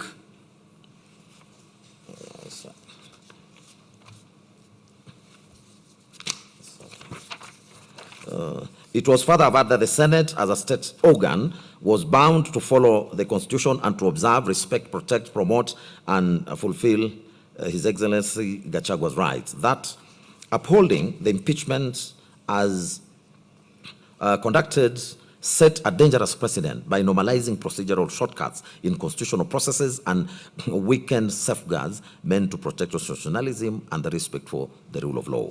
The absence of cross-examination in the present case was, in his view, a novel and serious procedural omission that contravened national values and principles of governance, including good governance, integrity, transparency, accountability, fairness, human dignity, equality, social justice, inclusiveness, equality, human rights, non-discrimination, and protection.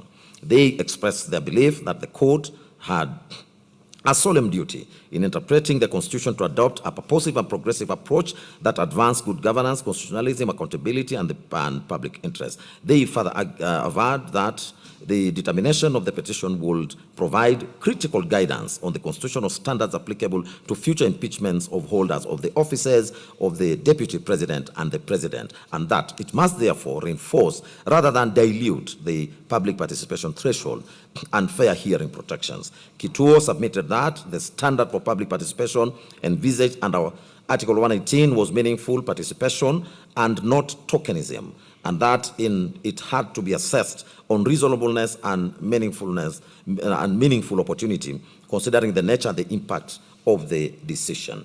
It was submitted that the removal of a deputy president from office was not an ordinary procedural matter, but constitutional event with profound democratic implications. That Article 118 had to be read together with Articles 1 and 10 of the Constitution, and that sovereign power belonged to the people, and Parliament merely exercised that power in a delegated capacity. When Parliament embarked on a process that might remove from office a deputy president who was directly elected by the people, it was obliged to ensure that the people themselves were accorded a meaningful opportunity to be heard. It was further submitted that in such a context, public participation became a constitutional condition precedent to valid impeachment processes. The organization submitted that public participation in a constitutional democracy had to satisfy both quantitative and qualitative standards, and that this dual requirement was particularly important where the process concerned the removal of a nationally elected office holder. In support, they relied on the Mwangaza versus Speaker of National Assembly case, in which the court stated that public participation was a constitutional requirement, and Articles 10(2)(a) and 190 sub-Article 1(b) of the Constitution mandating inclusive and meaningful citizen engagement in government decision making, including legislative processes such as impeachment. It was further submitted, relying on the case of Wambora, that the Constitution did not intend a scenario where an otherwise popular deputy president could be removed due to political rivalry, malice, vendetta, institutional tough wars, and partisan hostility within government, and that public participation acted as a constitutional safeguard against the abuse of impeachment powers. On the inadequacy of the notice period, the interested party submitted that the one-day Gazette notice and a national radio announcement coupled with two-day public engagement period was grossly inadequate to facilitate meaningful public participation, as such short time could not reasonably reach most Kenyans, particularly ordinary citizens who relied on accessible and localized information channels.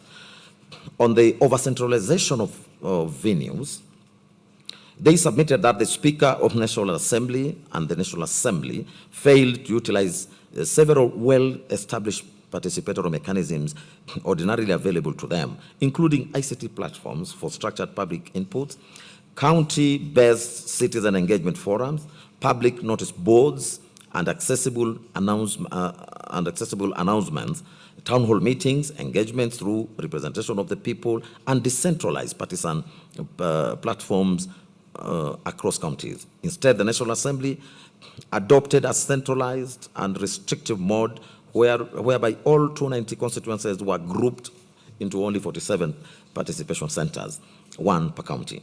This arrangement overloaded single venues, diluted constitutional high-level representation, and transformed public hearings into mass gatherings where individualized contributions were particularly impossible. The structural barriers disproportionately undermined meaningful engagement, especially for marginalized communities, people with disabilities, workers unable to leave employment on short notice, those without transportation, and citizens living far from county headquarters.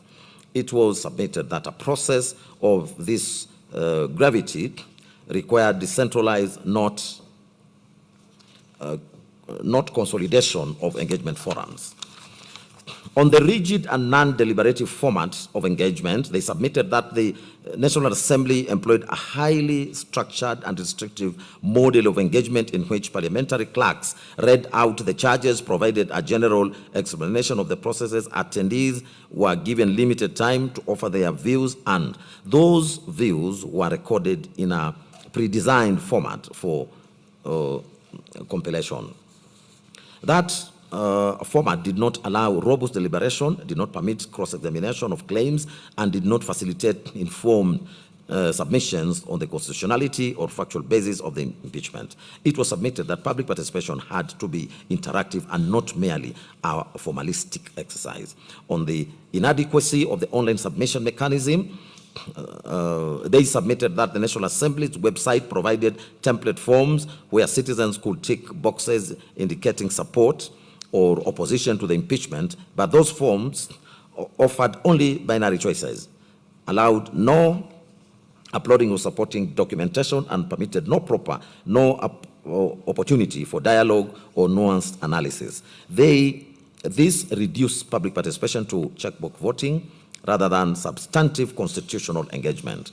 They acknowledged in their submissions that the standard required was not perfection but reasonableness. However, reasonableness is in a matter of this magnitude required the Speaker of the National Assembly and the National Assembly to have actively mobilized public awareness through non-public convergency points such as churches, mosques, temples, public barazas, national radio stations, vernacular broadcasting stations, and other accessible civil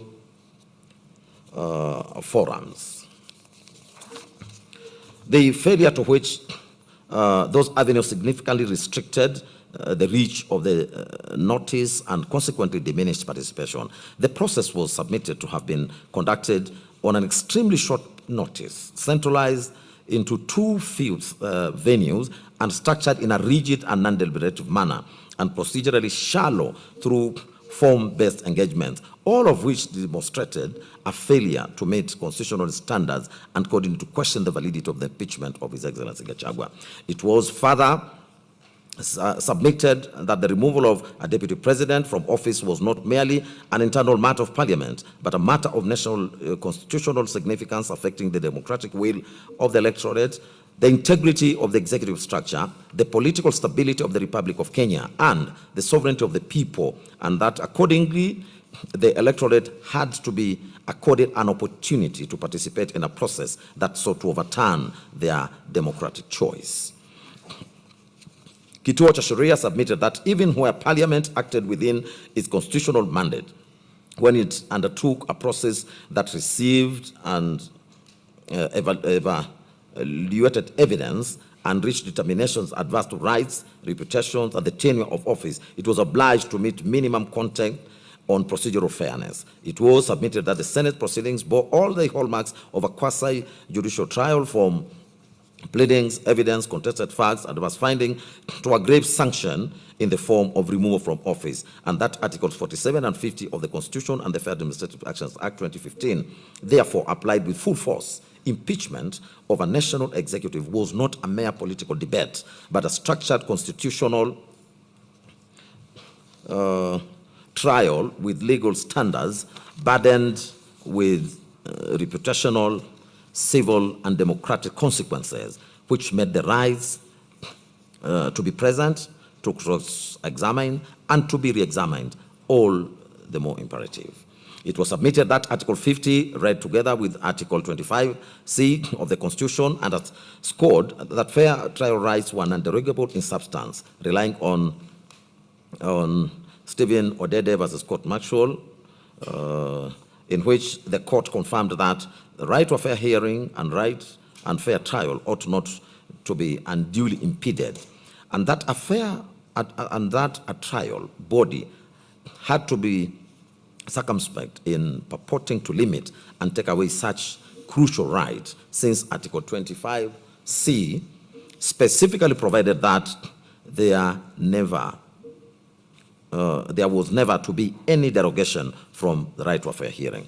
It was further submitted that while impeachment was sui generis, the logic of adversarial testing of allegations applied with equal, if not greater force.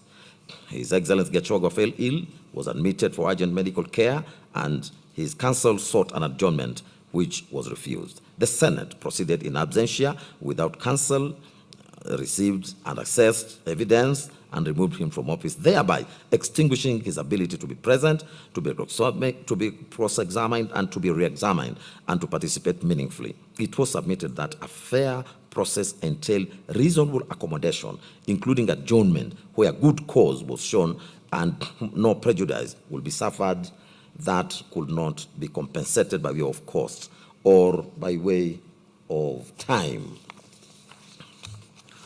Kituo cha Sheria relied on Githiga and 5 others versus Kiruti Factory Company Limited, in which the Supreme Court confirmed that the right to a fair trial indicated that the right to a fair hearing indicated that an individual shall not be penalized by a decision affecting his rights or legitimate expectation unless he had been given prior notice of the case against him, a fair opportunity to answer, and the opportunity to present his case. It was submitted that this was precisely what was not accorded to His Excellency Gachagua. It was further submitted that if the Senate could adjourn an entire sitting over quorum issues as per Standing Order 40, then refusing to adjourn to accommodate a hospitalized party where fairness and due process rights were under Articles 47 and 50 were at stake was unreasonable, disproportionate, and constitutionally infirm. They argued that the right to be heard required a real and effective opportunity to participate, not a mere formality, and included the right to attend and to answer the case one first, as well as the right to correct and contradict the allegations made against one. Further, that an adjournment was a recognized incident of a fair hearing where unavoidable circumstances prevented attendance or effective participation, and accordingly, the denial of a reasonable adjournment amounted to a denial of the right to be heard. The Senate could have proceeded in His Excellency Gachagua's absence if his conduct had made it impossible to continue the hearing, or if, after due notice, his notice was unjustified. In the present case, they submitted that that absence was explained as a medical emergency, and counsel had sought an adjournment. Proceeding to receive and evaluate adverse material in those circumstances, His Excellency Gachagua's ability to participate meaningfully was impugned. It was further submitted that in impeachment, the public interest was best served by accuracy and fairness, not speed for its own sake, and that where adverse oral evidence was received and weighed, cross-examination was then crucial for testing credibility, the denial of which followed out fairness and tainted the decision. It was submitted that expedition could not cannibalize fairness, and that Articles 10, 47, and 50 demanded reasonable accommodation, especially where a short adjournment would have cured the prejudice occasioned by a medical emergency. Kituo cha Sheria submitted that courts had emphasized committee and institutional respect, and that impeachment was principally a political and constitutional accountability process, but that Parliament had not been insulated from judicial scrutiny where constitutional requirements were breached. Relying on the Mwangaza case, Kituo cha Sheria recalled the court's pronouncement that impeachment was an invaluable safeguard against impunity and an abuse of office that had to be jealously protected and must not be allowed to become an avenue for fighting political proxy wars or resurrecting ballot box contestations. The court further stated that the court further stated therein that watering down impeachment, lowering its bar too low, or allowing it to become a facade, masking hidden political interests, ran the risk of Kenyans losing confidence in the process, and that the intervention of courts came far down the impeachment path, making it the duty of the primary duty bearers to ensure that impeachment remained a constitutionally envisaged. Kituo cha Sheria submitted that constitutional review was therefore available to term procedural impropriety in the exercise of public power, even in political charged arenas.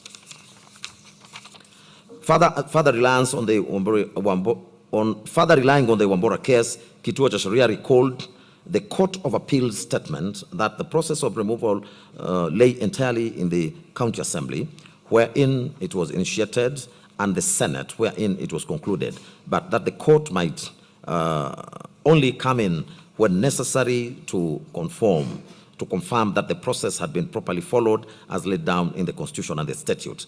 Accordingly, they submitted that the question before the court was not how the Senate should have voted, but whether it had obeyed the Constitution in getting there. It was submitted that Article 10 of the Constitution bound all state organs whenever they applied or interpreted the Constitution or enacted, applied, or interpreted any law or made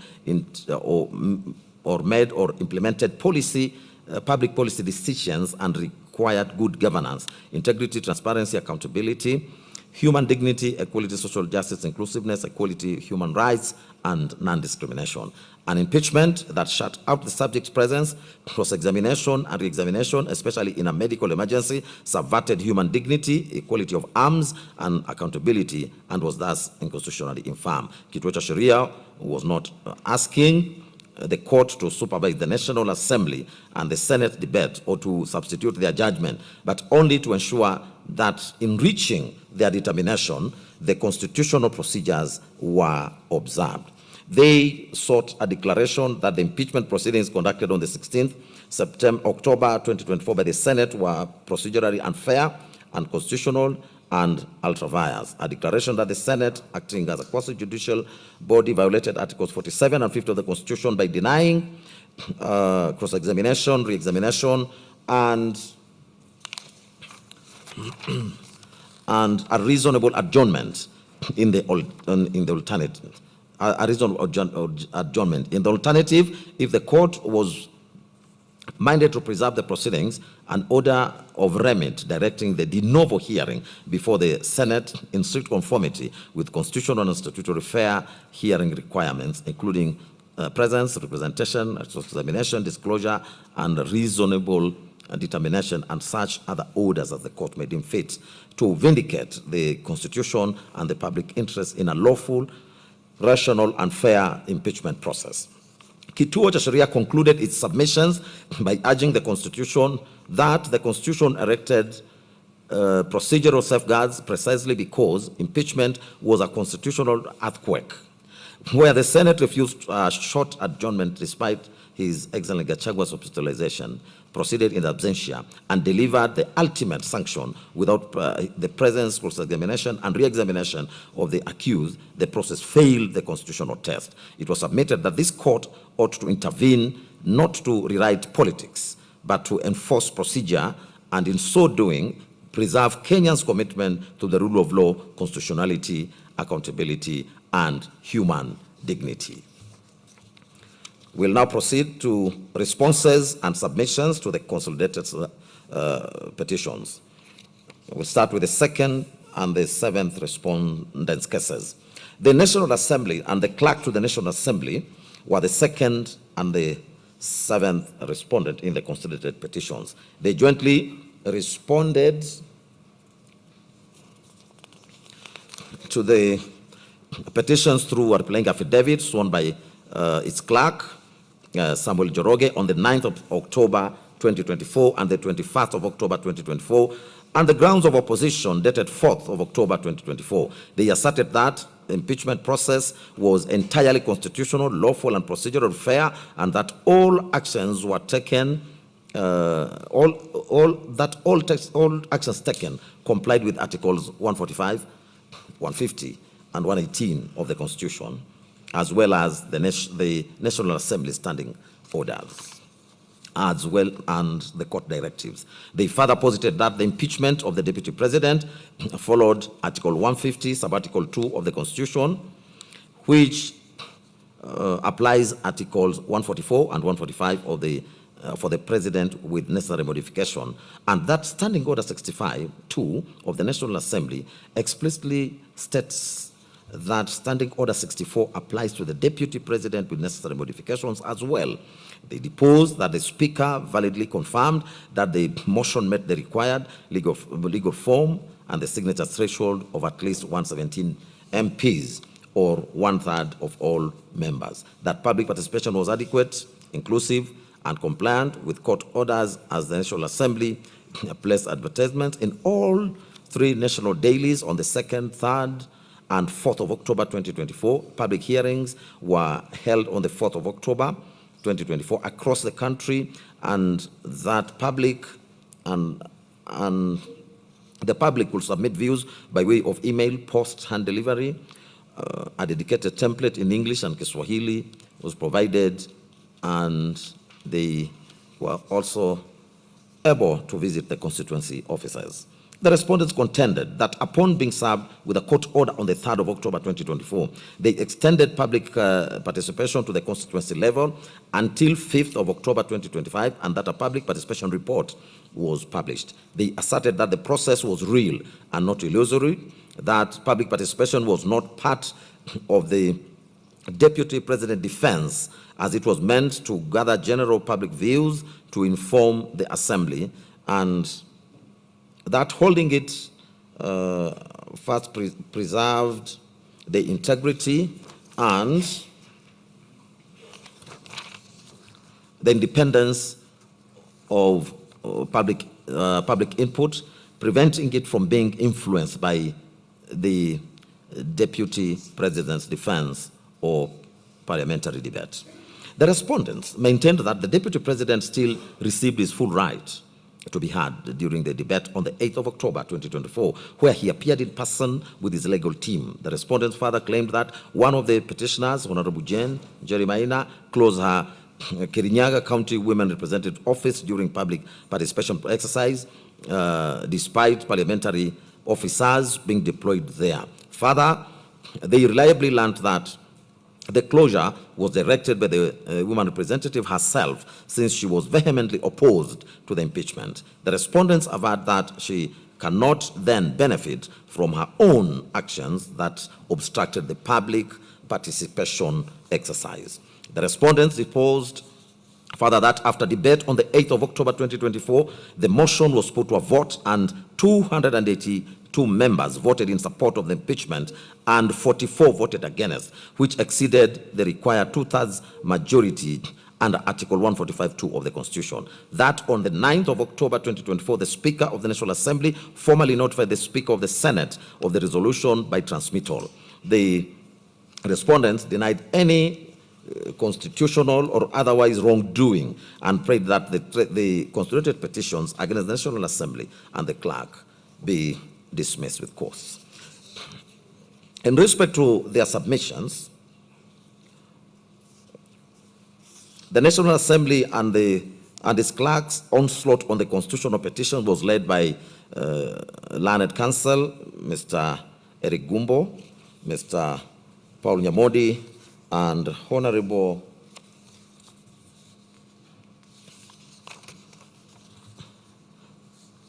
Gitonga Murugara. They identify the following issues for this court's determination. A, what is the extent of this court's jurisdiction to hear and determine the constituted petitions relating to the impeachment of His Excellency Gachagua? B, whether the sub judice rule under Standing Orders 89 and 103 of the National Assembly and the Senate Standing Orders bars parliamentary proceedings on impeachment where judicial proceedings are pending. C, whether the impeachment proceedings before the National Assembly were valid. D, whether the petitioners have demonstrated any valid grounds for challenging the impeachment proceedings conducted before the Senate. E, whether the impeachment unconstitutionally subverted the sovereign will of the electorate expressed in the 2022 general elections contrary to Articles 1, 2, and 38 of the Constitution. F, whether the nomination, approval, and appointment of Honorable Kindiki as the Deputy President was invalid, and whether the petitioners are entitled to any of the reliefs sought. The National Assembly and clerk submitted that the impeachment of His Excellency Gachagua as Deputy President was constitutionally valid, procedurally proper, and politically necessary to uphold accountability and the rule of law. They also defended the subsequent nomination, approval, and appointment of Honorable Kindiki as Deputy President as fully compliant with the Constitution. Their positions remained that an impeachment is a political process, not a judicial one, and that the Constitution vests sovereign power in the people exercised through their elected members under Article 1, that the Constitution mandates public participation, strict timelines, and bicameral supermajority representation requirements of the 2/3 in both houses, making the impeachment framework rigorous and transparent. They submitted that the comparative analysis with the United States, Philippines, Brazil, South Korea, and Nigeria shows that Kenya's process aligns with global presidential systems where impeachment is a constitutional safeguard against abuse of office. On the High Court's jurisdiction under Article 165 of impeachment proceedings, they submitted that such power is only residual and supervisory, not appellate. That impeachment is a political process entrusted to Parliament, and courts should not interrogate the substantive merits of impeachment charges. They added that the court's role is limited to ensuring procedural compliance and protection of individual constitutional rights, and citing the cases in Wambora and Sonko. They asserted that the courts must show deference to Parliament in matters where the Constitution grants Parliament discretion. Learned counsel also cited the decision in the Supreme Court of Philippines in Re Sara Duterte, which similarly held that courts will not encroach on co-equal branches on political questions. It was their further submission that Standing Order 89 of the National Assembly and 103 of the Senate do not absolutely bar discussion on matters pending in court, and a matter is sub judice only if discussion is likely to prejudice fair determination of active proceedings. They stated that the petitioners did not raise any sub judice objection during the parliamentary proceedings, and they cannot raise it now. The National Assembly and clerk submitted that the Constitution itself imposes tight timelines under Article 145, that is 2 days to notify Senate, 7 days to convene a Senate, and 10 days for the committee investigation. They contended that impeachment is urgent, as prolonged proceedings will cause political uncertainty and undermine governance. The standing order were a legitimate excess of parliamentaries' power under Article 124 to regulate its internal affairs, and that timelines are constitutionally anchored and not subject to judicial invalidation, as was held in Mbarak Issa Kombo's case. It was their further submission that public participation was adequate, as the National Assembly issued notices in the Kenya Gazette, national newspapers, news website, and social media on the 2nd, 3rd, and 4th of October 2024. Public hearings were held at county and constituency levels, including compliance with Justice Mwongo's order on constituency level participation, and 223,083 citizens submitted views, which they stated was an unprecedented level of civic engagement. Further, that the public views the public views template was provided in English and Kiswahili. Submissions were received orally, in writing, and electronically. They also submitted that the constitutional standard is reasonableness, not perfection, and that the Supreme Court and Cabinet Secretary for National Treasury and Planning and 4 others versus Okoita and 52 others held that timelines must be considered when assessing public participation adequacy. They submitted that His Excellency Gachagua's response was not required to be circulated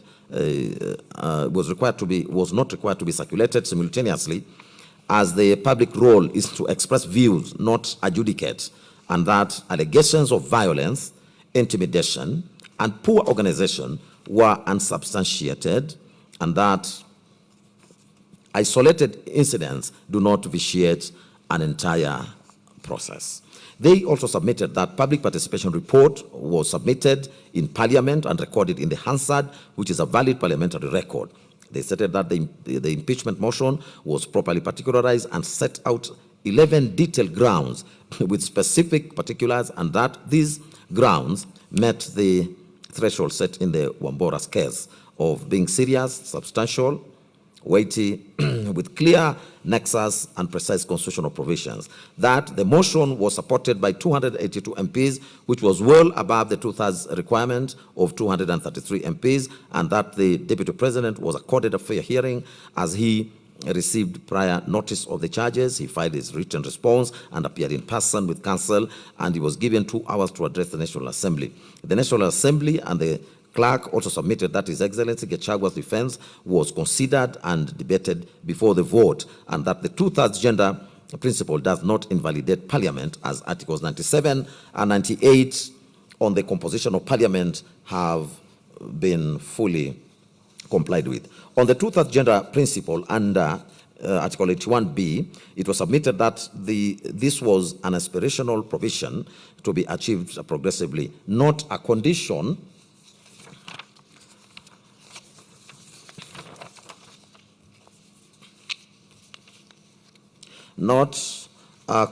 precedent to Parliament's validity, and that Article 261 provides a mechanism for addressing legislative delays, and that no advice from the Chief Justice or action by the President has occurred to dissolve Parliament. They contended that accepting the petitioner's argument would void all legislation and action since 2013 and will be an absurd and constitutionally impermissible outcome.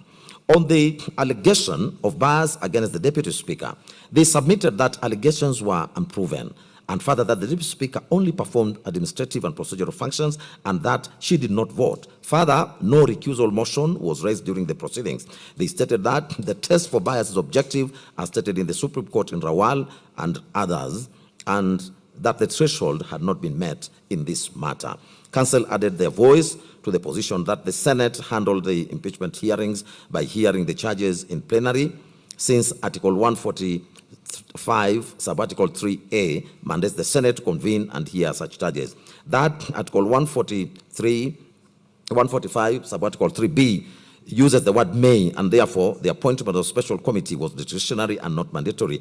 And the semicolon and in Article 145, Subarticle 3, do not convert the discretionary power into a mandatory obligation.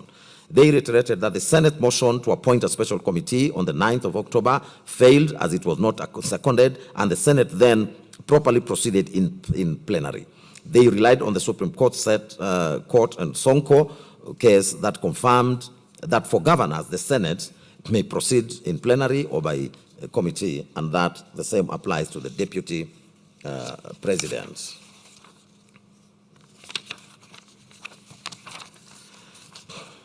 It was also their submission that the 10-day timeline for plenary proceedings was constitutional, as where the Constitution is silent, the Senate may regulate its own procedures under Article 124, Subarticle 1, and the 10-day deadline was a reasonable exercise of procedural autonomy to ensure expedition. Council submitted that impeachment must be concluded without undue delay, and the timeline reinforced accountability and good governance. It was their father's position that His Excellency Gachagua received a fair hearing in the Senate, as he was represented by counsel throughout. He was cross-examined at the National Assembly, and he cross-examined National Assembly witnesses, and he filed witness affidavits on the 12th and 13th of October 2024.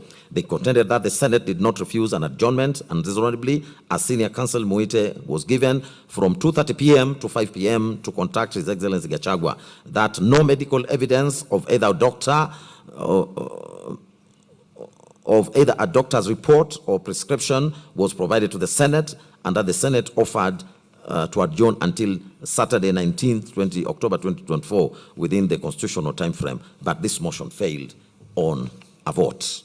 The National Assembly and the clerk submitted further that the decision to proceed in absentia did not violate fair hearing, as His Excellency Gachagua had already filed his evidence and opted out after cross-examining the National Assembly's witnesses. That no new evidence was introduced. All material before the Senate had already been placed before the National Assembly and forwarded to the Speaker, and time allocation was not disproportionate, as both parties were accorded equal time. The National Assembly submitted that it also could not call all its witnesses due to time constraints, and that this was a consequence of expedition and not bias. They further submitted that the Senate had no independent duty to conduct public participation, which under Articles 10 and 118 applies primarily to legislative functions. The Senate, when hearing impeachment, acts as a quasi-judicial capacity, not a legislative one, and that public participation occurs at the National Assembly during the initiation stage, not at the Senate at the trial stage. Council submitted that comparative practice in South Africa, USA, and in the USA, Nigeria, and Brazil confirms that the upper house role is adjudicatory, not participatory, and that the court in Mwangaza versus Speaker of the Senate held that public participation in gubernatorial impeachment occurs at the county assembly level, and the same applies in equal measure in this matter. The respondents contended that allegations of bias against the Senate Speaker remained unproven, as a Speaker's role is presiding and procedural, and he has no deliberative vote. That mere coalition membership does not establish bias, and that the petitioners have not pointed to any specific act or omission showing a real possibility of bias. They restated that the test for bias is objective, and the petitioners failed to meet it, as well as in respect of the Senate Speaker. It was the submission of the National Assembly and the clerk that the participation of Honorable Orengo and Honorable Amolo as counsel did not invalidate the proceedings, in that Article 77(1) restricts gainful employment that is inherently incompatible with state office, and that presenting a party in proceedings is not such an employment. That any alleged illegality would affect the advocates personally and not the validity of the impeachment process, and that no actual bias or procedural fairness has been shown. They further submitted that the Senate applied the correct standard of proof for impeachment, which is above a balance of probabilities but below beyond reasonable doubt, as set out by the Supreme Court in the Sonko and Wambora cases. The Senate found 5 charges substantiated, including gross constitutional violations, attacks on judicial independence, ethnic incitement, gross misconduct, and that the evidence was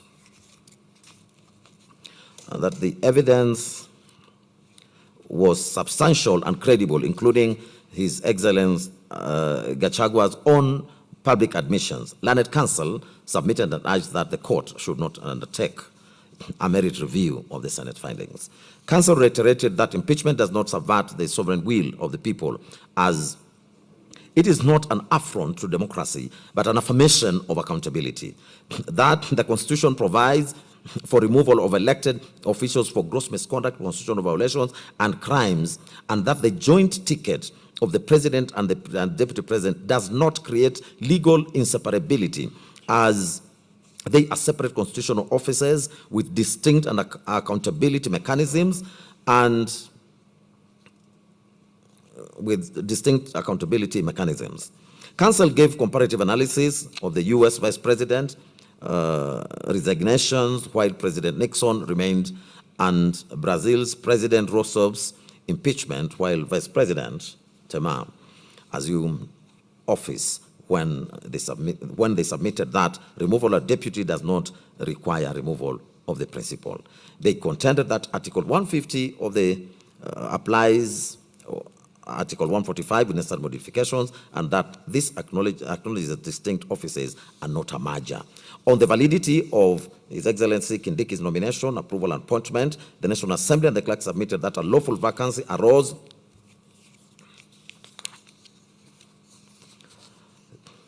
by operation of law under Article 145(7), as the impeachment was valid. They stated that IBC clearance was not constitutionally required for a deputy president nomination under Article 149, and that the president merely sought information of the voter registration status and MP qualifications from IBC as a matter of prudence. Counsel submitted that IBC Secretariat acted within administrative mandate by providing information which is not commission-led constitutional function. Counsel referred this court to the Supreme Court advisory opinion in IBC versus AG 2025, where it drew a distinction between commission-led functions such as boundary delimitation and secretariat administrative functions, including the day-to-day operations. They submitted that providing information falls within the latter. It was their submission that His Excellency Kindiki met constitutional qualifications for appointment, as he is a Kenyan citizen by birth, qualified to be an MP and nominated by a political party, UDA, thus satisfying Article 137 as read with Article 148, and that his party membership was properly documented with the register of political parties. They contended that allegations of misconduct during His Excellency Kindiki's tenure as Cabinet Secretary were mere allegations, and that no judicial or quasi-judicial finding of culpability exists, and that the court in International Center for Policy and Conflict and 5 others versus AG, reported 2013, held that unproven allegations cannot disqualify a candidate. That holding a cabinet secretary position did not disqualify him under Article 77, as this provision prohibits gainful employment that creates a conflict of interest, but does not bar a state officer from seeking elective office. Counsel submitted that disqualification for holding state office is governed by Article 137, sub-Article 2B, that requires resignation 6 months before a general election. But it is not applicable to a midterm vacancy, which process under Article 149 is sui generis. The National Assembly submitted that the voting process complied with Article 149(1), which requires the National Assembly to vote on the nomination, which is an electoral determination by plenary, not an approval process requiring committee vetting. That the Speaker correctly distinguished between appointive officers subject to committee approval and the elective process of Deputy President under Article 149(1). It was argued that the public appointments and public appointments in brackets Parliamentary Approval Act and the Standing Order 45(3) do not apply to this sui generis constitutional process, and that the Supreme Court entrusted Society for Human Rights Alliance versus Matemo and 3 others held that where the Constitution provides a specific procedure, statute cannot add to or amend it. It was also their position that no public participation was required for the nomination under Article as Article 149, Subarticle 1, does not prescribe public participation, and that the nomination and approval is an executive-led elective process, not legislative business, under Article 118. That it will be incongruous to require more process for a mid-term vacancy than a general election, where the ticket is approved by popular vote without prior public hearings. For the aforementioned reasons, the National Assembly and the clerk urged the court to dismiss all relief sought in the, with the council submitting that no constitutional violations had been proved. The impeachment was procedurally regular and substantively justified. Damages are not automatic, as no breach had been established, and awarding damages would punish Parliament for performing its constitutional duty. That pension and retirement benefits are for honorable retirement, not for removal by impeachment, and that quashing the resolution and nullifying His Excellency Kindiki's appointment will create a leadership vacuum and constitutional chaos. Council thus urged this court to dismiss the constitutional petitions with cost to them, find that the impeachment of His Excellency Gachagua was lawful, constitutional and procedurally proper, and that the nomination, approval, and appointment of His Excellency Kindiki as Deputy President was valid and constitutional, and that the court should decline to grant any of the relief sought by the petitioners. On the third and fourth respondents' cases, the Speaker of the Senate and the Senate, who are the third and the fourth respondents respectively, challenged the consolidated petitions through the affidavit sworn by Jeremiah Nyegenye, who is the clerk of the Senate and secretary to the Parliamentary Service Commission. The affidavit was deposed on the 21st of October 2024. From the outset, it was their case that under Articles 93(1), 96, Subarticle 4, and 145 and 150 of the Constitution, the Senate is mandated by with the role of considering the impeachment of a deputy president. They asserted that process is guided by the National Assembly's Standing Order 64 and 5, which dictates the procedure for introducing and supporting an impeachment motion. To that end, it deposed that on the 1st of October 2024, Honorable Mutuse introduced a motion in the National Assembly seeking the removal of His Excellency Gachagua on the basis of 11 grounds, including gross violations of the Constitution, undermining, devolution, attacking independence of judges, committing economic crimes, and publicly subordinating the President. It was their position that the National Assembly conducted extensive public participation from 2nd to 5th of October 2024 and formally approved the motion on the 8th of October 2024. Following the approval, the Speaker of the National Assembly notified the Speaker of the Senate of the resolution in a letter received on the 9th of October 2024, which included the motion, electronic evidence, relevant Hansard reports, public participation, advertisement, and reports, and court orders. He asserted that the Senate Speaker convened a sitting on the 9th of October 2024 through Gazette Notice number 13170, during which a motion to establish a special committee to investigate the matter was defeated. As such, the proceedings had to be held in plenary, and it was deposed that the Speaker designated 16th and 17th of October 2024 for the plenary hearings formalized in Gazette Notice number 13178. Speaking to the fairness in the process, the clerk deposed that on the 9th of October 2024, the Senate served an invitation to His Excellency Gachagua and the National Assembly to appear to submit witness details and evidence. It was the case that on the 14th of October 2024, His Excellency Gachagua indicated his presentation by Mrs. Swanya and company advocates and filed his response to the allegations alongside supporting evidence. They stated that the plenary hearings commenced on the 16th and 17th October 2024, and after the National Assembly concluded its case on the 17th of October 2024 at 1:15 p.m. His Excellency Gachagua, lead counsel Mr. Paul Muite, senior counsel, informed the Senate at 2:30 p.m. that his client was missing and had been taken ill. It was pointed out that after suspending the proceedings until 5 p.m. Counsel requested an adjournment to 22nd October. He stated that a substantive, subsequent procedural motion to sit on Saturday, 19 October 2024, to meet the constitutional deadlines was defeated, prompting His Excellency Gachagua's counsel to exit the proceedings. They maintained that the Senate, a quasi-judicial body, exercised discretion in granting adjournments, and His Excellency Gachagua's counsel failed to provide cogent material evidence of his illness. As regards the constitutional timelines, it was their case that impeachment could not be posed without violating the Constitution. They refuted the claim that the trial occurred in absentia since His Excellency Gachagua had actively participated through his advocate's opening statements, cross-examination, and the National Assembly's witness and filing of the respective witness affidavits.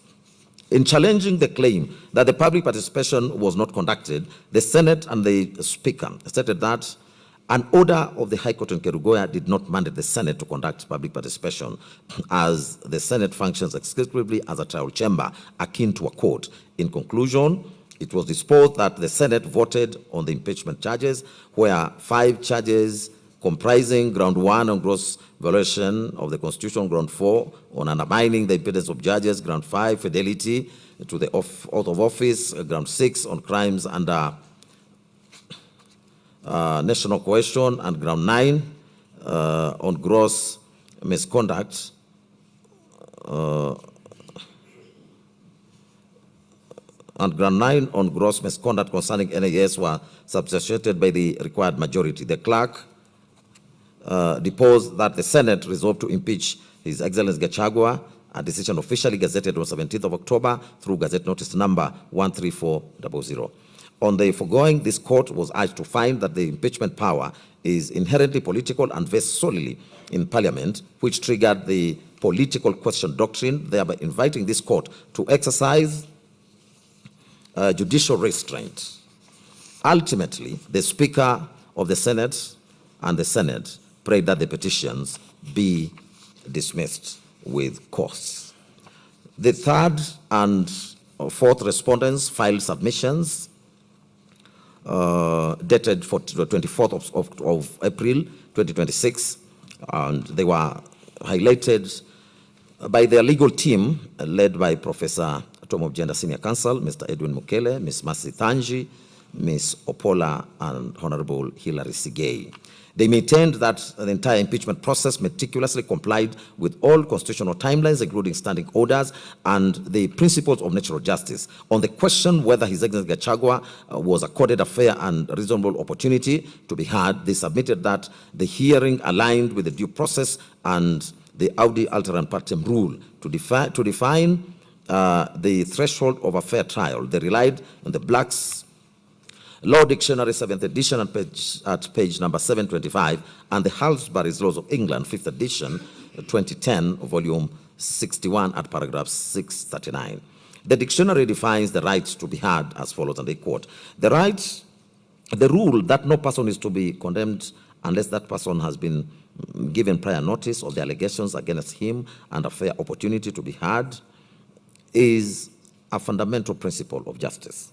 This rule has been refined and adapted to govern the proceedings of bodies other than judicial tribunals, and a duty to act in conformity with the rule has been imposed by the common law on administrative bodies not required by statute or contract to conduct themselves in a manner analogous to a court. End of court. To bolster their case, the Senate and the Speaker referred to the President in Evans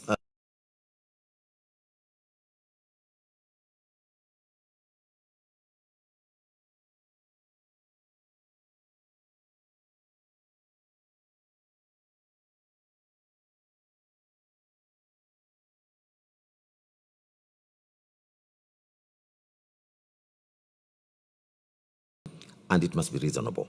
Council drew further support from the Uganda Supreme the opposing evidence and given a full venue to present their case, comment, or call witnesses. As regards the sufficiency of written evidence and constructive waiver, they stated that His Excellency Gachagua fully participated in the initial phases of the trial by filing comprehensive responses, witness statements, and documentary or video exhibits, which legally constituted his defense in chief under Rule 6 of the second schedule to the Senate standing orders. They submitted that an oral hearing is not an absolute prerequisite for natural justice, and they fortified their position through the decision in Economic Freedom Fighters and 3 others versus Speaker of National Assembly. This is a South African case, and the Kenya Revenue Authority and Menginya versus Menginya Salim Magara's case. They also relate to Swalwarjan versus Race Relations Board Limited. This is a foreign case, as well as R versus Immigration Appeal Tribunal. They also referred to the case of Jacob Ochanda versus Kenya Hospital Association Limited, to demonstrate that a hearing can be fairly conducted through written representations. The Speaker and the Senate faulted His Excellency Gachagua, stating that because he chose to walk out of the proceedings after the Senate had voted down an adjournment, it was deliberate boycott. They implored the court to find that voluntary absence constituted a constructive waiver of the right to be heard orally. Support to that end was drawn from various authorities, among them Regina versus Jones, R versus Governor of Brixton Prison, and the Ghanaian Supreme Court case in the Republic versus High Court of Accra. They affirmed that the Senate acted within its lawful discretion when it denied His Excellency Gachagua's request to adjourn the proceedings due to his sudden hospitalization. In reference to the decision of the Supreme Court in Sonko and the Mate, the Senate, and the Speaker emphasized that courts must be slow to interfere with the internal affairs and the procedural discretion of Parliament. Further support was drawn from the decision of the Supreme Court in the famous Cycle Agencies case and 4 others versus Mansukulal, Ramji Kuria, where it was observed that an adjournment requires sufficient cause based on proper materials. They argued that without formal medical proof of total incapacitation, the Senate was not required to stop its proceedings. To further credence to the foregoing position, they found support from the decision in Serem versus Republic, Court of Appeal decision, and Okaka and another versus Odundo, High Court decision, and it was their case that the strict approach was dictated by the mandatory 14-day timeline to dispose of special motions under Senate Standing Order number 74-2A.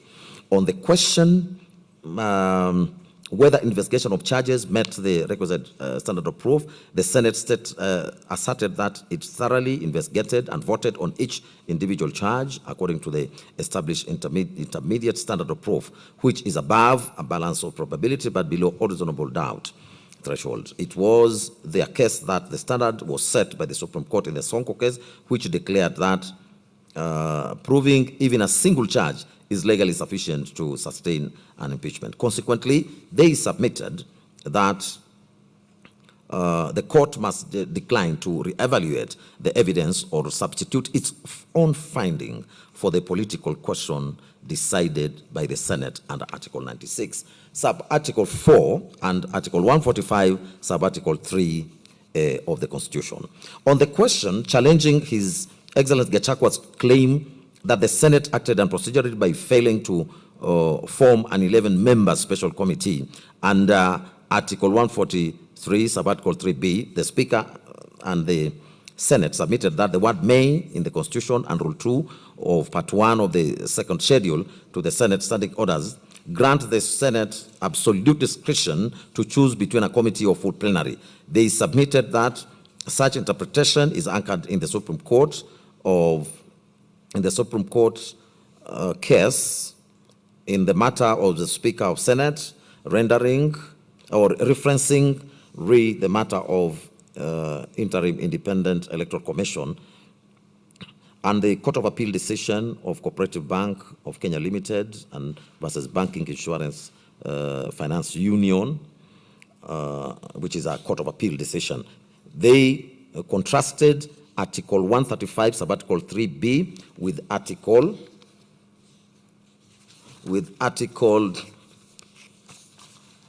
152, Subarticle 7 of the Constitution, which uses the mandatory phrase, shall appoint, when dealing with the dismissal of Cabinet Secretary. It was their case that since a motion to form a special committee was moved but failed to be seconded under Standing Order 70, the Senate properly proceeded in plenary, meticulously satisfying the oversight parameters affirmed in the by the Supreme Court decision in the Sonko case. As regards the contentious issue of public participation, they contended that there was no legal basis for the Senate to conduct a secondary round of public participation because the National Assembly had already completed a rigorous national public participation drive between the 2nd and the 5th of October 2024 through extensive media notices and public feedback templates. They submitted that to demand a repetitive exercise from the Senate will be an imprudent waste of state resources. Separately, the Speaker and the Senate submitted that during an impeachment trial under Article 145(3)(a), the Senate acts exclusively as a quasi-judicial body, evaluating specific charges rather than performing a standard legislative function, exempting it from public participation requirements of Articles 10 and 118. They dismissed the argument that Parliament was illegally constituted due to a threshold failure to implement the two-thirds gender rule. They further submitted that although the former Chief Justice David Maraga issued a dissolution advisory to the 4th President, the 12th Parliament dissolved by operation of law, and the 13th Parliament was lawfully established following the general elections of the 9th August 2022. Seeking to rely on Article 261, Subarticle 5 running to 7, the Senate and the Speaker submitted that the ground that the gender rule mechanism is intended to compel future compliance and not to retroactively invalidate state operations. They warned that declaring Parliament unlawful would cause an absurd constitutional crisis, invalidating national budgets, legislation, and public appointments, which violates the governance promotion mandate of Article 259 of the Constitution. They urge the court to practice judicial restraint as the gender dispute is actively pending before a 5-judge bench in Conchela and others as the Chief Justice and President of the Supreme Court in Kenya and others. The Speaker and the Senate rejected the allegation that the Senate was mandated to conduct an approval hearing for filling the subsequent vacancy of the office of the Deputy President. They pointed out that Article 149, Subarticle 1 of the Constitution, expressly grants the exclusive mandate to vote on and approve a nominated Deputy President to the National Assembly, entirely omitting the Senate. It was their case that by applying the statutory construction principle established in the case of Federation of Women Lawyers Kenya, FIDA versus AG, the initiative of strategic litigation in Africa, statutes could be interpreted to override the explicit statutes could not be interpreted to override the explicit text of the Constitution. On the strength of the foregoing submissions, the Speaker and the Senate urged the court to dismiss all the consolidated petitions with costs.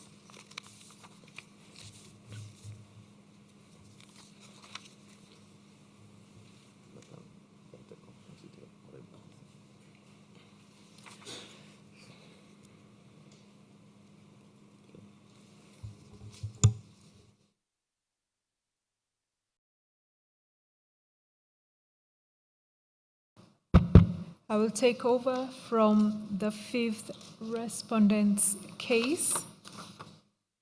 The Attorney General, that is the 5th respondent, challenged the petitions through grounds of opposition dated the 7th of November 2024. She argued that the court should not elevate Parliament's factual assessments since its role is strictly to ensure that reasonable inferences were drawn from the available evidence. It was her case that the removal proceedings against H.E. Gachagua were purely legislative, neither entirely administrative nor judicial, and therefore were not subject to standard administrative or judicial review as suggested under Article 47(3)(a) of the Constitution. Further, the Attorney General asserted that the court could not substitute the legislature's discretionary decision with its own, as doing so would constitute a usurpation of the constitutional functions of an independent branch of government. She maintained that the proceedings before the legislature were lawful, efficient, expeditious, and procedurally fair, since the adopted procedure successfully balanced the need to protect H.E. Gachagua's constitutional rights, safeguard the process from abuse, and prevented unnecessary disruptions to public administration. Regarding public participation, the AG clarified that the Constitution did not permit members of the public to vote on an impeachment motion, as that discretion was expressly reserved for legislators who constitutionally represent the sovereign will of the people.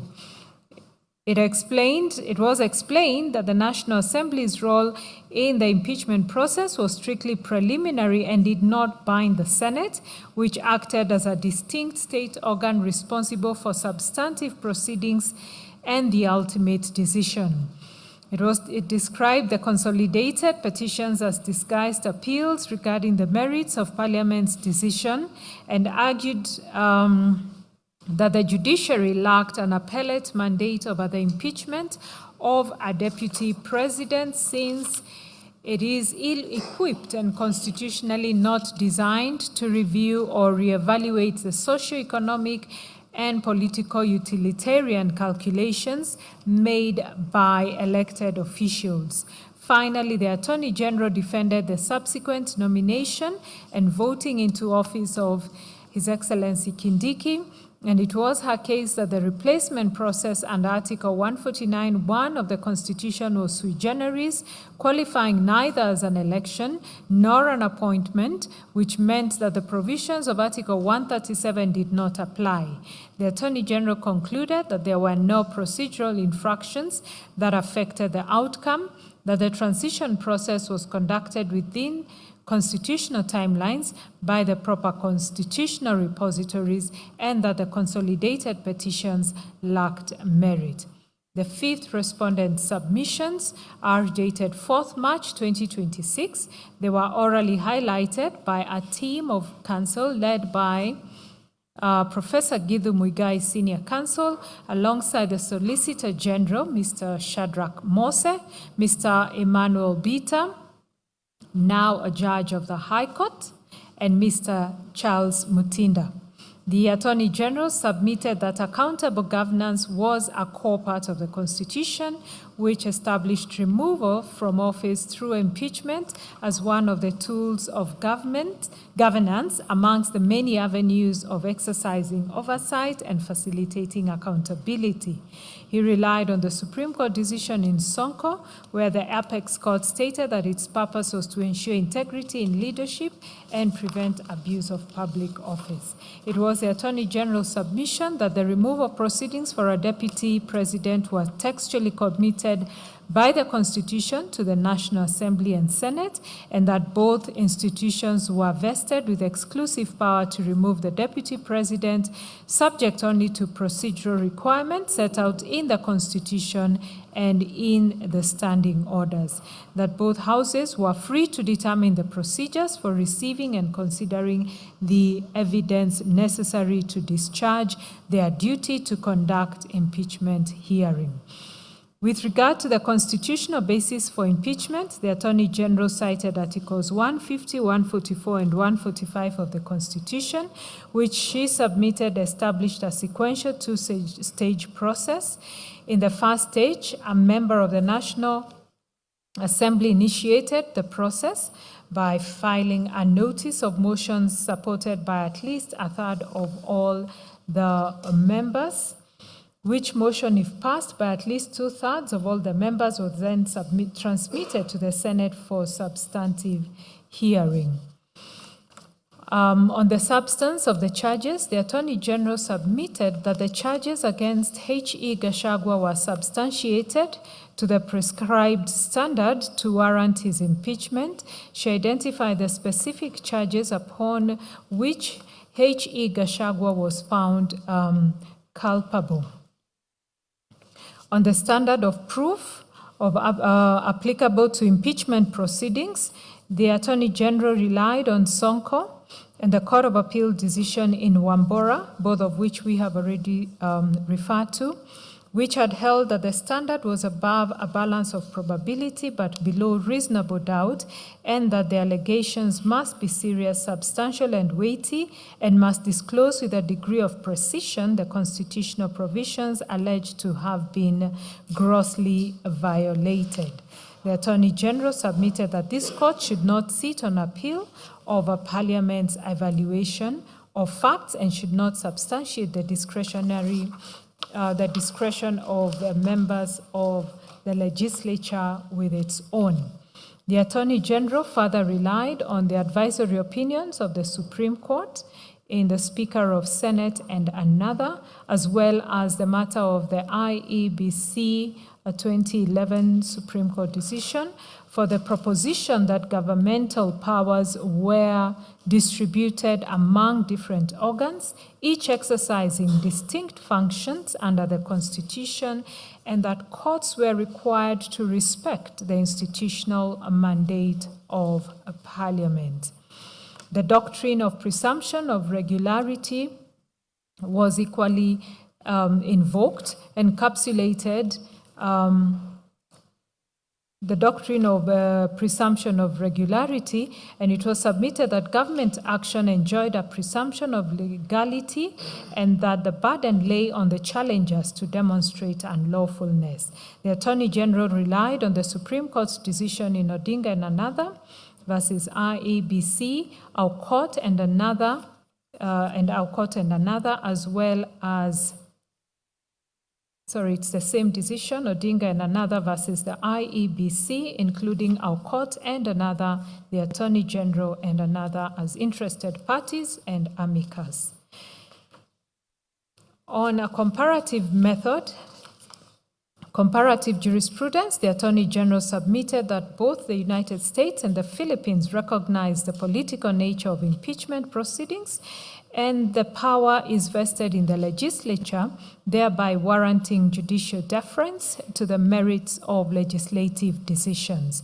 The Attorney General relied on the case of Nixon versus the United States, where the United States Supreme Court held that challenges to Senate impeachment procedures were non-justiciable under the political question doctrine, as well as the Duterte decision that we have already cited. On the part of the petitions relating to the nomination and approval of H.E. Kindiki, the Attorney General submitted that the provisions of Article 149 envisaged a sui generis procedure for the nomination and assumption into office of a Deputy President. It was the Attorney General's submission that the process under Article 149(1) was neither an election in the traditional sense nor an appointment, as the text of the Constitution employed neither of those terms. In support of the sui generis nature of the process, the Attorney General drew on comparative constitutional provisions from the USA, Ghana, and Nigeria, each of which provided for a distinct mechanism of filling a vacancy in the office of Vice President through presidential nomination and legislative confirmation. The Attorney General submitted that as H.E. Kindiki was nominated by the President within 14 days after the vacancy arose, and the National Assembly voted on the nomination within 60 days, there had been no infringement of either the text or the spirit of the Constitution. Moving to the 9th respondent's case, the Honorable Mutuse responded to the consolidated petitions through a replying affidavit sworn on 22nd October 2024. He deposed that on 1st October 2024, pursuant to Article 150B, read with 145 of the Constitution and the Standing Order 64 and 65, he gave a notice of a special motion for the removal from office by impeachment of H.E. Gachagua. He was aware that the special motion was a time-bound exercise pursuant to the Standing Order 64.2 and 65, which required that it be disposed of within 7 days of the notice being given, failure to which it would be deemed as withdrawn. Honorable Mutuse averred that while Articles 145 and 150 of the Constitution and Standing Orders did not expressly require public participation in a special motion, Article 118(1)(b) of the Constitution imposed on the Speaker of Parliament the obligation to facilitate public participation in legislative and other business of Parliament and its committees. He deposed that it was in that spirit that the National Assembly, with a view to facilitate public participation, invited members of the public to submit their views, and public hearings were thereby conducted across all the 290 constituencies on 4th October 2024. A notice dated 4th October 2024 by the Clerk of the National Assembly extended the period of public participation to 5th October 2024. Honorable Mutuse confirmed that on 8th October 2024, Honorable Millie Odhiambo MP tabled the public participation report before the National Assembly. Honorable Mutuse further deposed that on the 3rd of October 2024, the High Court sitting in Kerugoya issued orders directing the National Assembly to organize, facilitate, and conduct further public participation at the constituency level, and that the National Assembly complied with those orders by extending the exercise to the 5th of October 2024. Honorable Mutuse stated that following the tabling of the public participation report, the members of the National Assembly debated the special motion and that H.E. Gachagua appeared in person for the hearing. After debating and hearing both parties, the members of the National Assembly met the threshold set under Article 145(2) by passing and approving all 11 grounds of the special motion. Honorable Mutuse affirmed that the entire impeachment process, from the tabling of the special motion dated 26 September 2024 at the National Assembly to the Senate's resolution, had fully complied with all legal procedure provided in the Constitution and relevant laws. Honorable Mutuse emphasized that this court had a judicial and not a political mandate, and that its function was to certify whether all procedural provisions of law had complied with constitutional principles, which was a judicial function. He averred that the issues raised by the petitions raised a political question, a principle of law that referred to cases that courts could not resolve because they involved questions about the judgment of actors in the executive or legislative branches and not the authority of those actors. Honorable Mutuse also cited the position taken by courts in Paraguay, India, Lithuania, and the Philippines to demonstrate that jurisdiction practicing a presidential system of government had been appreciative of the political question doctrine in impeachment matters. He tabulated comparative examples of impeachment proceedings of USA presidents to show that in those jurisdictions, the fate of impeachment was left to political devices as opposed to judicial determination. Honorable Mutuse further deposed that under Article 94(2) of the Constitution, the National Assembly and Senate manifested the diversity of the nation and represented the will of their people and exercised their sovereignty. In conclusion, he urged the court to appreciate the prudential standing principle of self-restraint as a jurisdictional limitation on its power and prayed that the petitions be dismissed. Honorable Mutuse filed written submissions. Those were dated the 15th of February 2026 and were supplemented on 5th of May 2026. They were anchored on two issues: whether H.E. Gachagua was validly impeached, and secondly, whether the impeachment process was procedural.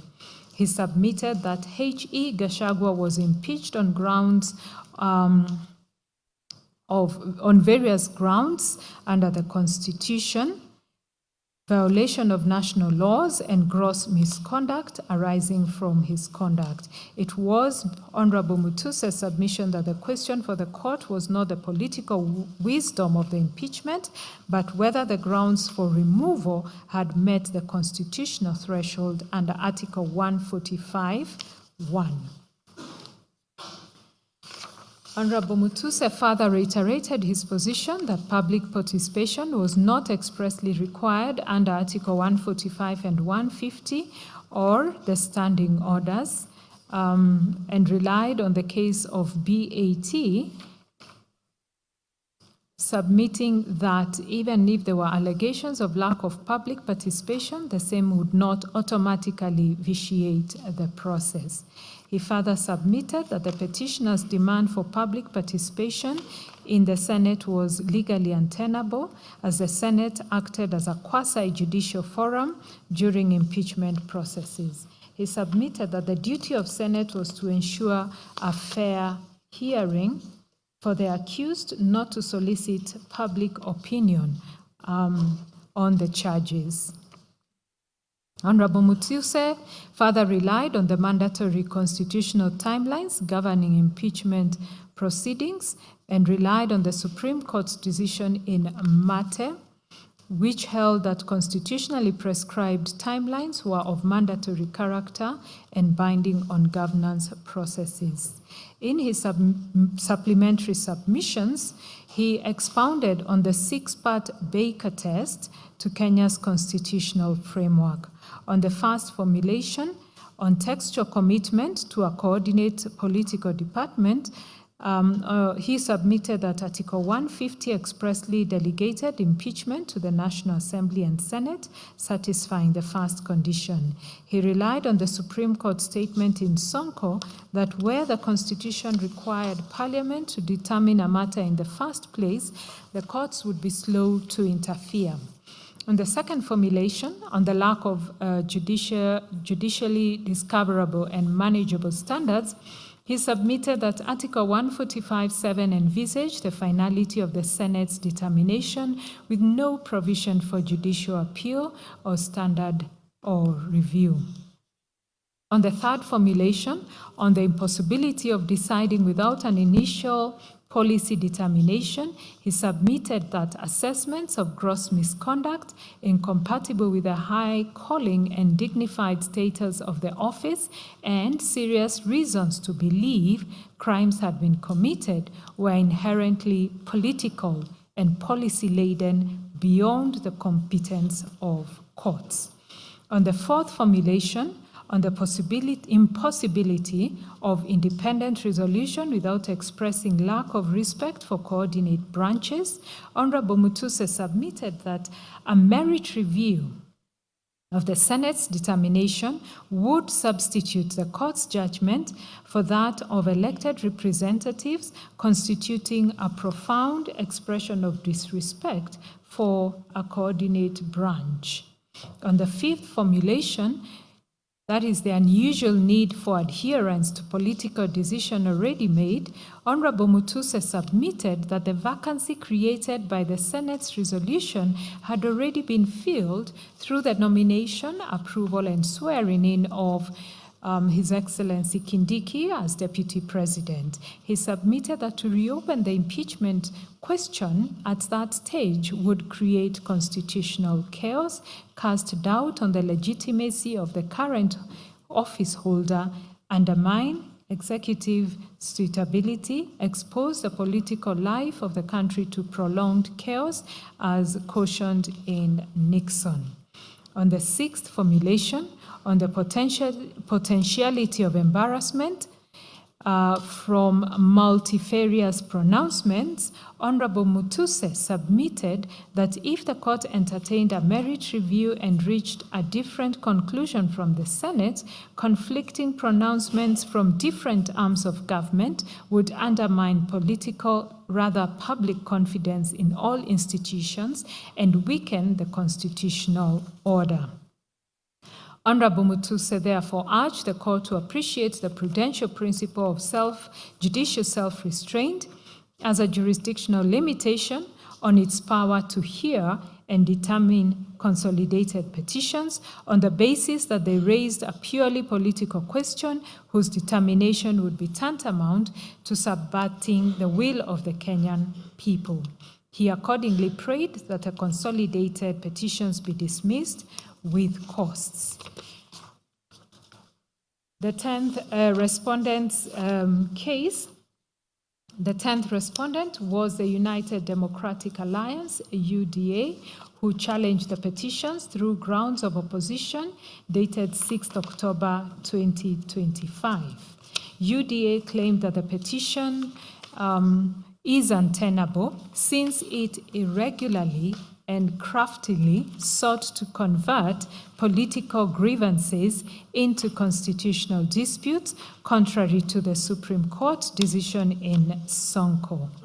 Pursuant to the Supreme Court's advisory opinion in Speaker of the Senate versus the Attorney General, UDA urged this court to exercise restraint and avoid interfering with the proceedings of Parliament, except in the clearest cases of constitutional violations.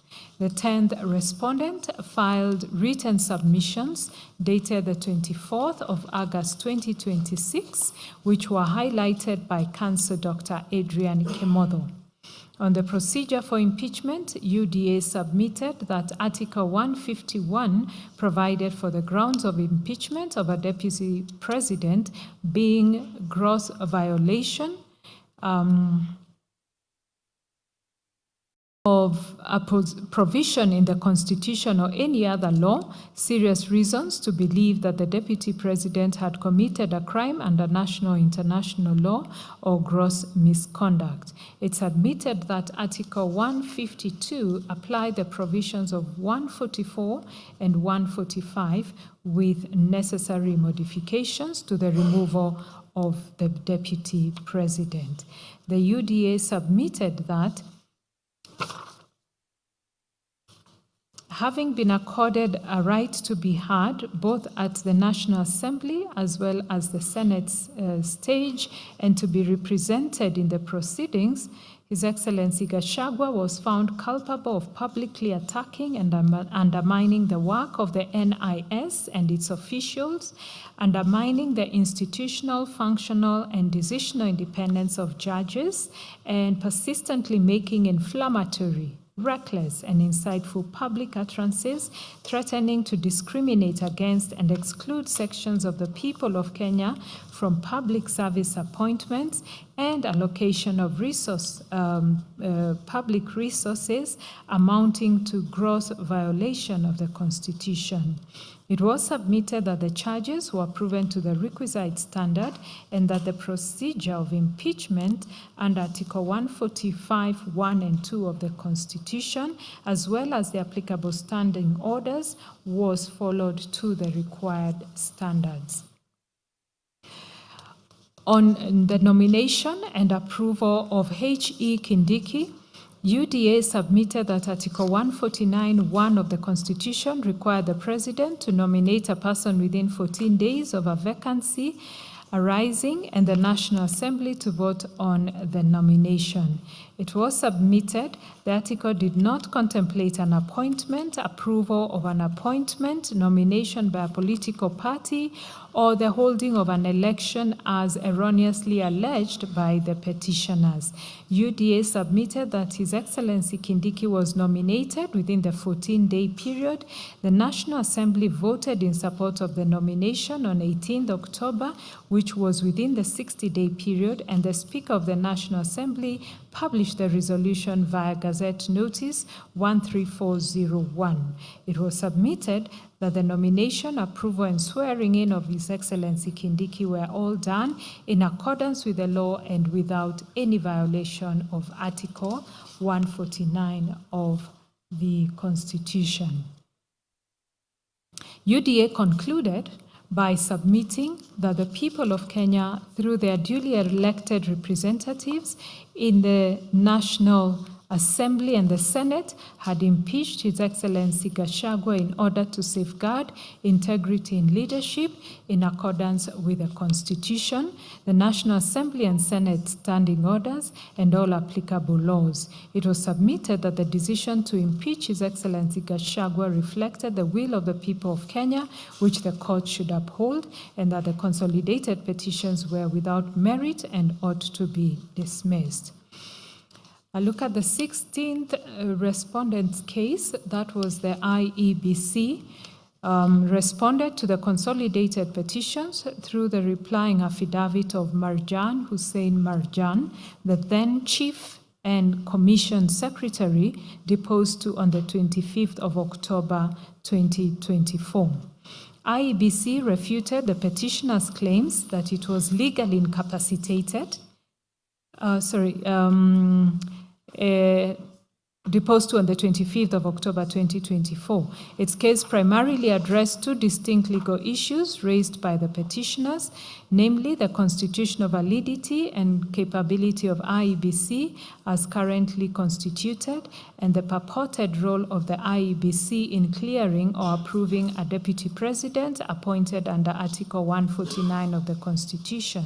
IEBC refuted the petitioner's claims that it was legally incapacitated due to the vacancies of the commissioners, and that it is an independent commission with perpetual existence established under Articles 88(1) and 253 of the Constitution, as read with Section 13 of the IEBC Act. Specifically, it relied on Section 7(3) of the IEBC Act, which states that the IEBC shall be properly constituted, notwithstanding any vacancy in its membership. It was its deposition that Sections 11A and 11(2) of the IEBC Act structurally divide IEBC into commissioners who are responsible for policy and strategy, and a fully staffed secretariat which is responsible for day-to-day administration and implementation. It was further its deposition that under Articles 145 and 150, the Constitution dictated the actors, the timelines, the procedures involved, which exclusively empower the legislature and exclude the IEBC. Similarly, it was the IEBC position that Article 149(1) of the Constitution mandates the President to nominate a replacement deputy president within 14 days of a vacancy for parliamentary approval. Flowing from the foregoing, the IEBC deposed that the omission of the IEBC in the process signified that the framers of the Constitution did not intend for an electoral body to validate executive midterm appointments. Finally, the IEBC addressed the petitioner's flawed reliance on Sections 99 and 137 of the Constitution. It clarified that the articles relate strictly and unequivocally to the qualifications of individuals seeking election as a member of parliament or president, respectively. The IEBC claimed that because a midterm vacancy under Article 145 and 150 trigger a nomination rather than a by-election, the clearance protocols under Articles 99 and 137 were not activated. The IBC stated that while the IBC maintains the voter register under Article 88(4)(a) of the Constitution and the IEBC Act and provides public information as required by Section 35 of the Constitution and the Access to Information Act, it is not mandated to vet a nominee's educational, moral, or criminal background, as those duties belong to other state agencies like the EACC and the DCI, and as such, IEBC urged the court to dismiss the consolidated petitions. The IEBC filed submissions dated 27th October 2024, reiterating the deposition of Marjan Hussein Marjan. It was its case that it has no constitutional or statutory role in filling a vacancy in the office of the Deputy President. It maintained the position that Article 149 is a self-executing mechanism requiring only a presidential nomination and parliamentary approval with no mandate for elections, referenda, or IEBC intervention. To that end, it relied on the Supreme Court's decision in Attorney General versus two others versus D and 79 others, which is a Supreme Court decision which established that constitutional and statutory bodies must operate strictly within the four corners of their mandate and cannot extend their powers through implication or interpretive craft. It submitted that compelling it to participate in the deputy presidential appointment process would validate the doctrine of separation of powers, violate the doctrine of separation of powers by encroaching on the explicit functions of the President and the National Assembly. It called to its aid the Supreme Court's holding in the matter of interim Independent Electoral Commission, which underscored the mutually countervailing roles of different government organs. It also cited the South African constitutional case of Affordable Medicine Trust and others versus Minister of Health and others. Lastly, the IEBC reiterated that it enjoys perpetual succession and corporate legal personality under Article 253 of the Constitution and Section 13(1) of the IEBC Act, and it was its submission that despite temporary vacancies in its membership, it remained properly constituted. The IEBC therefore invited the court to dismiss the petitions against it as unmerited. The case presented by His Excellency Kithure Kindiki, who was the second interested party in the consolidated petition. His Excellency Kindiki challenged the petition through his replying affidavit and further affidavit deposed on 20th February 2025 and 8th May 2026, respectively. At the outset, he defended the swift timeline of his nomination and approval and clarified that the Constitution mandates the filling of the Deputy President vacancy within a maximum of 74 days, which were not a minimum, thereby making the expedited process entirely legal. Regarding public participation, it was his case that the National Assembly conducted extensive and adequate public engagement that met the legal thresholds. To that end, he deposed that there were newspaper advertisement, public hearings, and comprehensive reports. It was his position that the Senate acted as a trial forum rather than a legislative body during the impeachment hearings, meaning it was not constitutionally required to conduct public participation. In addressing the allegations regarding his eligibility, he maintained that the IEBC Secretariat had the administrative capacity to confirm his voter registration status without requiring a fully constituted commission. He also dismissed claims that he was ineligible for failing to hold a 3-month political party membership, explaining that this requirement applied strictly to general elections, not to the filling of an unforeseen vacancy. Further to the foregoing, it was his case that he provided Gazette notices proving that he had resigned from his position as Cabinet Secretary prior to his appointment. He clarified that the law permitted Cabinet Secretaries to hold ordinary political party membership. As regards the Senate refusal to grant His Excellency Gachagua an adjournment after he allegedly fell ill during the trial, His Excellency Kindiki observed that His Excellency Gachagua was granted an opportunity to appear in person and be represented by advocates of his choice before both houses of parliament. He deposed that he made both oral and written representation at both houses of parliament, challenged the inculpatory evidence before houses of parliament, and through cross-examination of all adverse witnesses in the trial held at the Senate. Further, he deposed that H.E. Gachagua appeared healthy during his initial testimony and found it highly suspicious that he failed to present any formal medical diagnosis or report to the Senate to substantiate the sudden illness. He argued that granting the requested 3-day adjournment would have violated strict constitutional timelines under Article 145(4) of the Constitution that required the Senate to conclude impeachment proceedings within 10 days, failure to which would have potentially plunged the country into a constitutional crisis. In his supplementary affidavit, His Excellency Kindiki opposed the late introduction of medical records by Dr. Daniel Gikonyo. He faulted the affidavit for having been sworn a year and a half after the impeachment events and was introduced only after the primary petitioner had already closed their case. He highlighted material inconsistencies regarding the timing, preparation, and late disclosure of the medical records.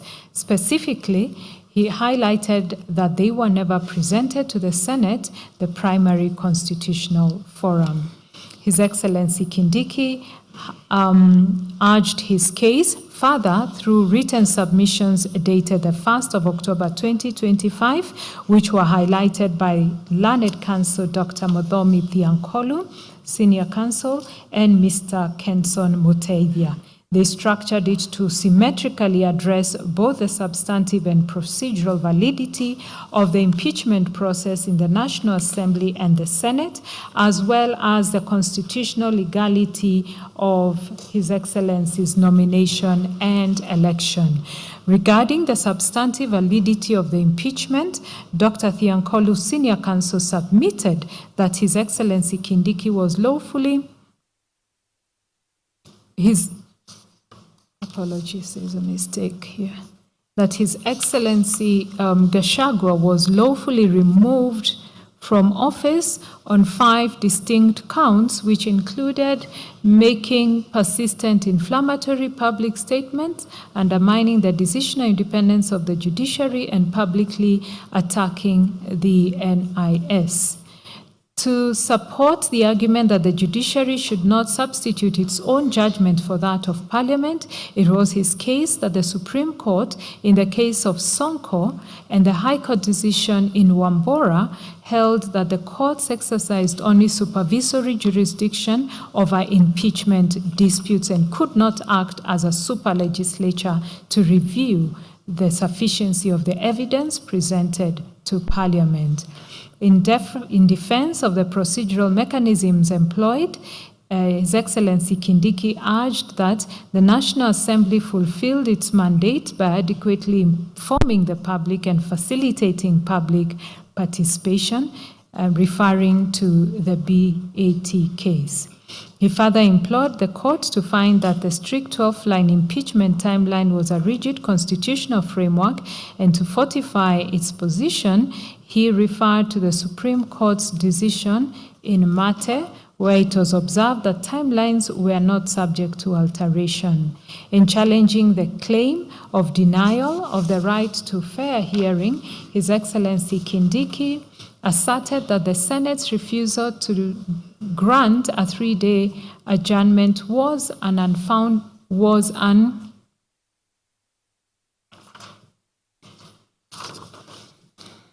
In challenging the claim of denial of the right to a fair hearing, His Excellency Kindiki asserted that the Senate's refusal to grant a 3-day adjournment was an attempt to sabotage the proceedings and trigger a constitutional crisis. It was his position that His Excellency Gachagua had failed to produce medical evidence to substantiate his sudden illness. He reiterated that granting the adjournment would have blatantly violated the strict, non-modifiable constitutional timelines. Turning to the validity of His Excellency Kindiki's assumption of office, Dr. Thiankolu submitted that his speedy nomination, electoral clearance, and political party membership was justified. He drew support from the court's decision on 31st October 2024, which established that the critical functions of the Deputy President's office abhorred a vacuum and demanded expeditious action. Finally, His Excellency Kindiki contended that the statutory laws governing appointive state offices, such as the Public Appointments Parliamentary Approval Act, did not apply to the elective office of the Deputy President. We now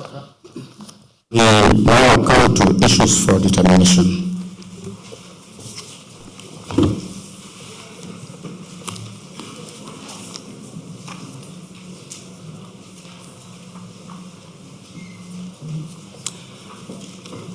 Upon careful consideration of the petitions, the responses thereto, the written and oral submissions of all parties, we have distilled the following issues for determination. For clarity and issue of reference, the principal issues and their attendant sub-issues are set out below.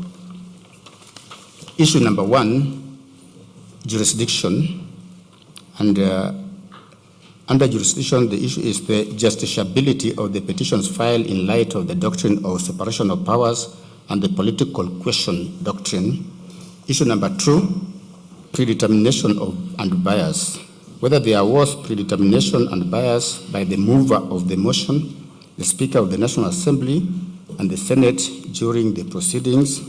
And 2, whether the first to the 11th respondents conspired or schemed to remove Honorable Gachagua from office in violation of Articles 1, 27, and 38 of the Constitution.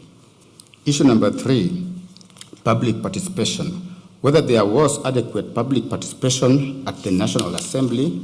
2, whether the Senate was obligated to conduct public participation, and if so, to what extent. 3, whether public participation was required at the point of nomination and appointment of His Excellency Kindiki. Issue number 4, constitutionality and legality of the standing orders.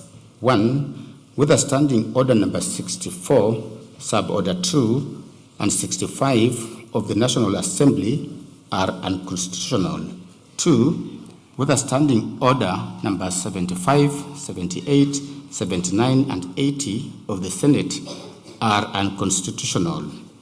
Issue number 5, composition of the National Assembly and the IEBC and the nomination of the Deputy President. 1, whether the National Assembly was properly constituted to consider the impeachment motion in light of the 2/3 gender rule.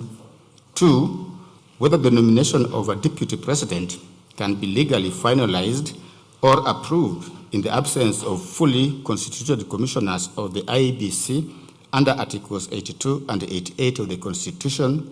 3, whether the nomination of Hon Kindiki while serving as a cabinet secretary is constitutionally infirm for violating the eligibility criteria under Article 148 as read with Article 137. Issue number 6, constitutional processes. Whether the Senate was obligated under Article 150 sub-Article 2 to apply Articles 144 and Article 145 with the necessary modifications to the Deputy President, and whether its failure to do so rendered the process invalid and unconstitutional ab initio. We'll also look at relevant standing orders and doctrine of immunity. 2, whether Parliament was obligated to consider and exhaust alternative accountability mechanisms, that is, criminal, civil proceedings, EACC, DCI, etc., and whether the lack of legislation to operationalize Article 150 of the Constitution vitiates the impeachment.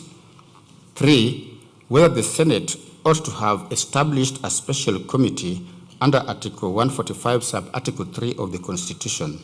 4, whether the speed of the gazettement of the Senate resolution, the nomination of His Excellency Kindiki by His Excellency President Ruto, and the voting by the National Assembly on His Excellency Kindiki as the DP nominee contravened the Constitution and the law.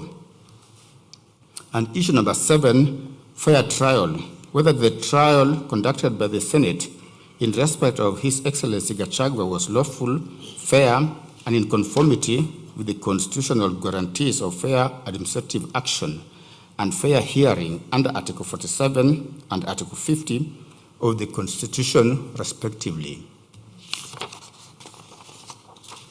We shall now turn to the analysis of each issue and its attendant sub-issues in the order set out above.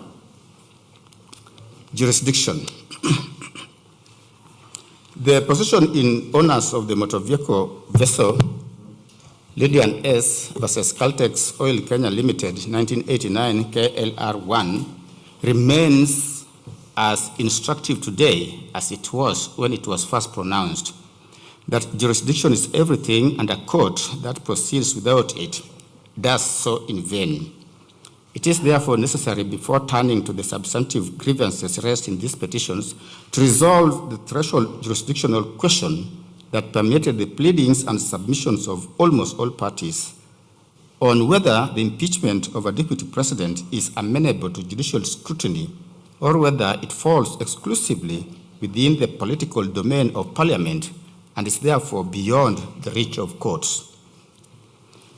The respondents urge this court to exercise restraint, contending that impeachment is a political accountability mechanism constitutionally entrusted to Parliament, and that courts ought not to transform themselves into appellate chambers reviewing parliamentary decisions. The petitioners maintained that while impeachment is undoubtedly political in context and consequence, it remains a constitutionally regulated process subject to constitutional supremacy, the Bill of Rights, and judicial oversight. The resolution of these competing positions requires an examination of the constitutional architecture established under the Constitution of Kenya 2010.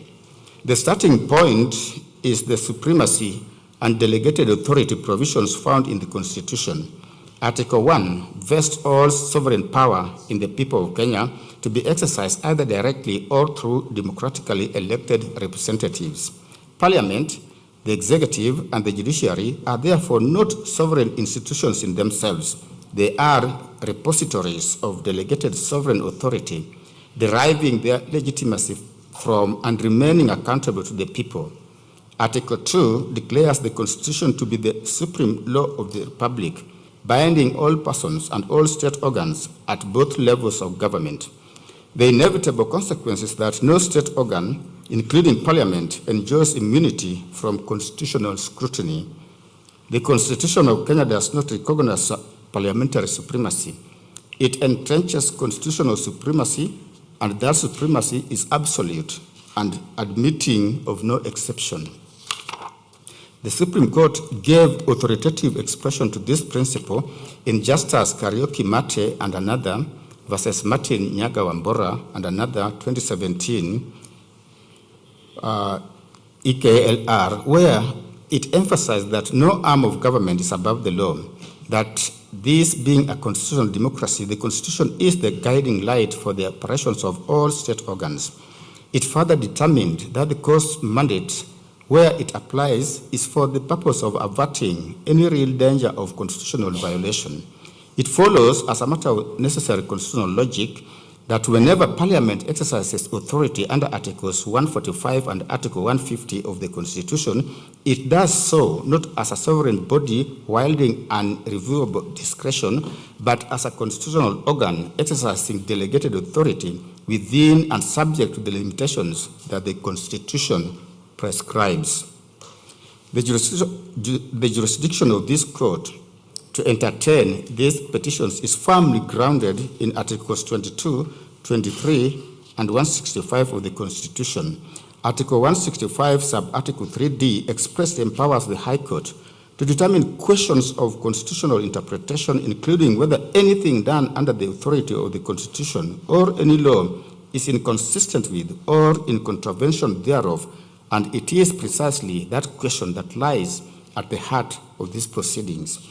Article 23 vests in this court jurisdiction to enforce the Bill of Rights and to grant appropriate relief where constitutional rights and freedoms have been violated, are threatened, or are likely to be infringed. The breadth of that jurisdiction is a deliberate constitutional design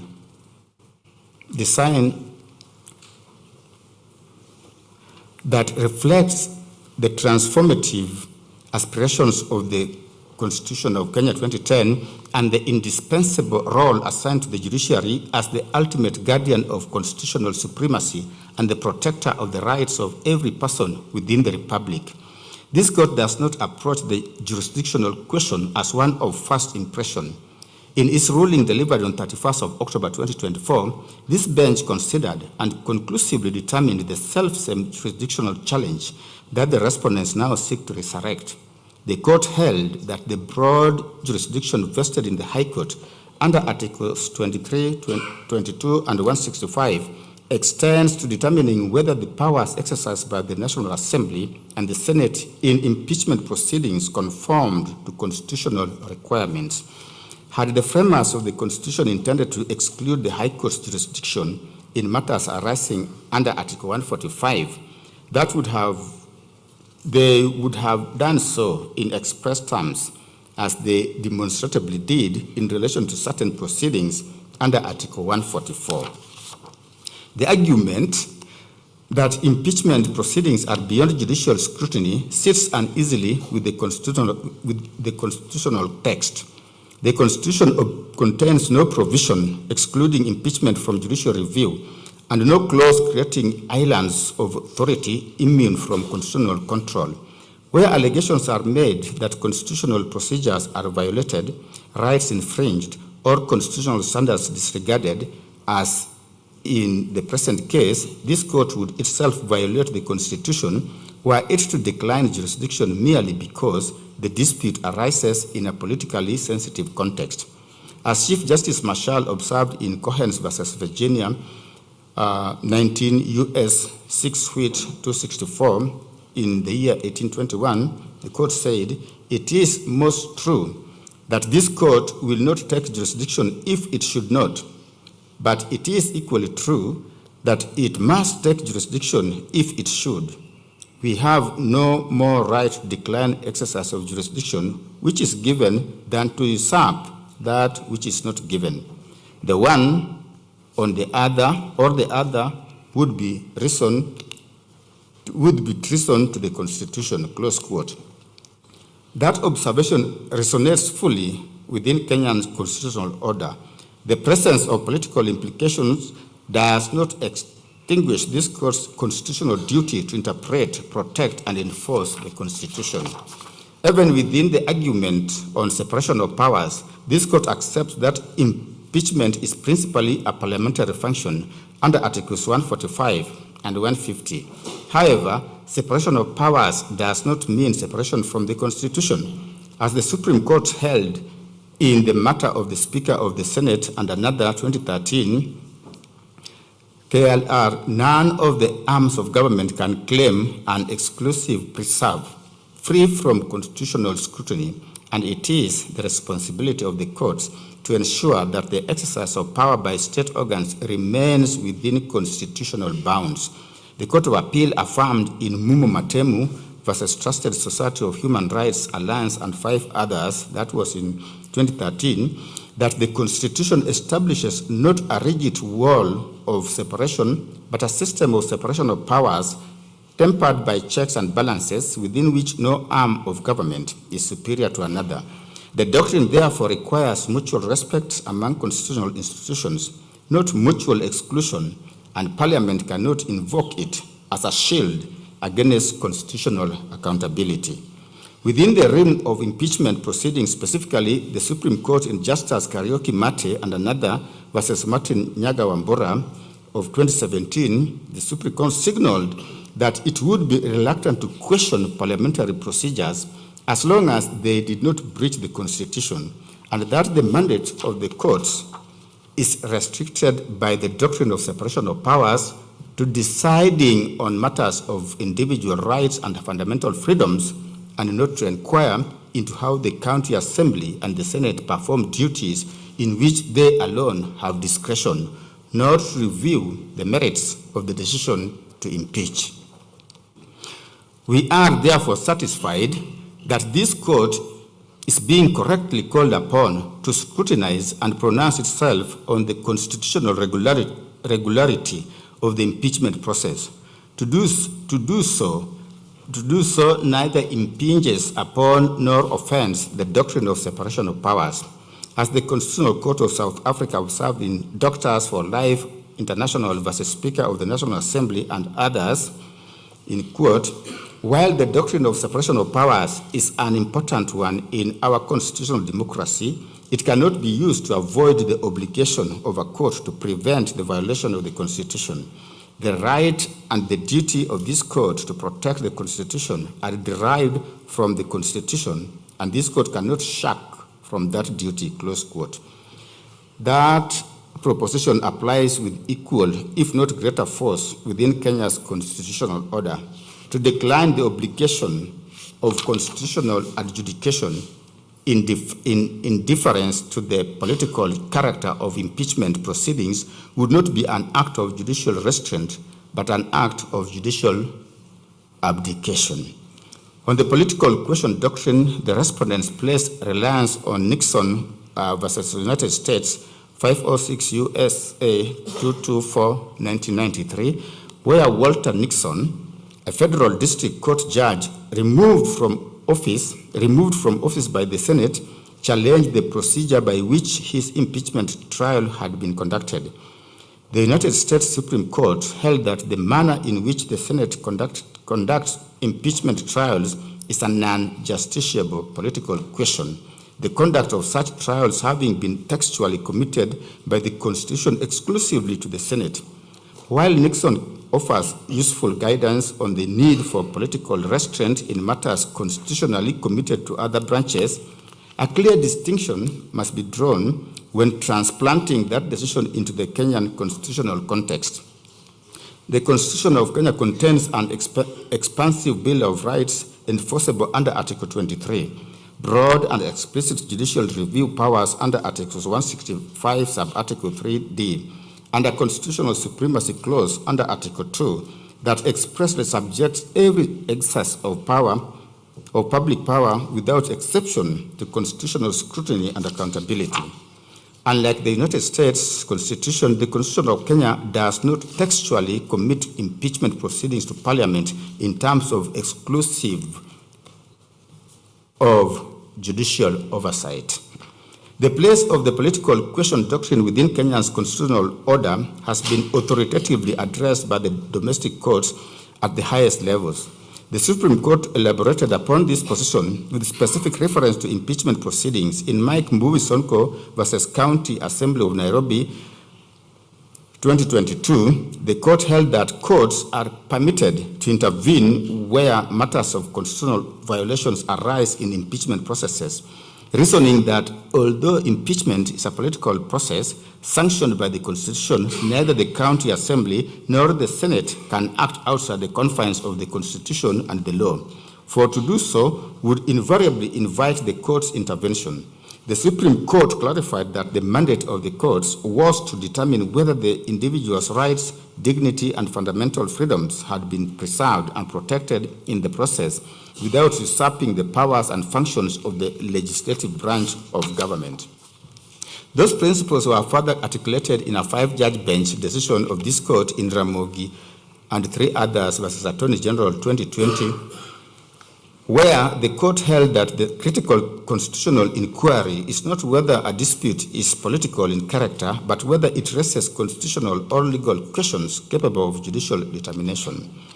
Where constitutional standards exist against which the impugned conduct may be measured, a court is not at liberty to decline jurisdiction on grounds of political contentiousness alone. The court observed that were courts to decline jurisdiction whenever a dispute bore political implications, constitutional violations committed within political processes would be left entirely without remedy, an outcome fundamentally irreconcilable with Articles 2 and 3 of the Constitution. Taken together, these authorities establish that the political question doctrine in Kenya is not a doctrine of abdication, but one of restraint. It requires courts to distinguish between political choices entrusted to the political branches of government and questions of constitutional compliance entrusted to the judiciary. The former ordinarily lie beyond judicial competence. The latter falls squarely within the judicial function. In light of the foregoing, we reiterate that the court is not a political arbiter, but a constitutional one. We agree in principle with the submission that it is not the function of this court to determine whether the charges against His Excellency Gachagua were of sufficient gravity to warrant his removal from office. Those are quintessentially parliamentary judgments, constitutionally entrusted to the National Assembly and the Senate. We decline any invitation to venture into the merits of the charges upon which the impeachment was founded.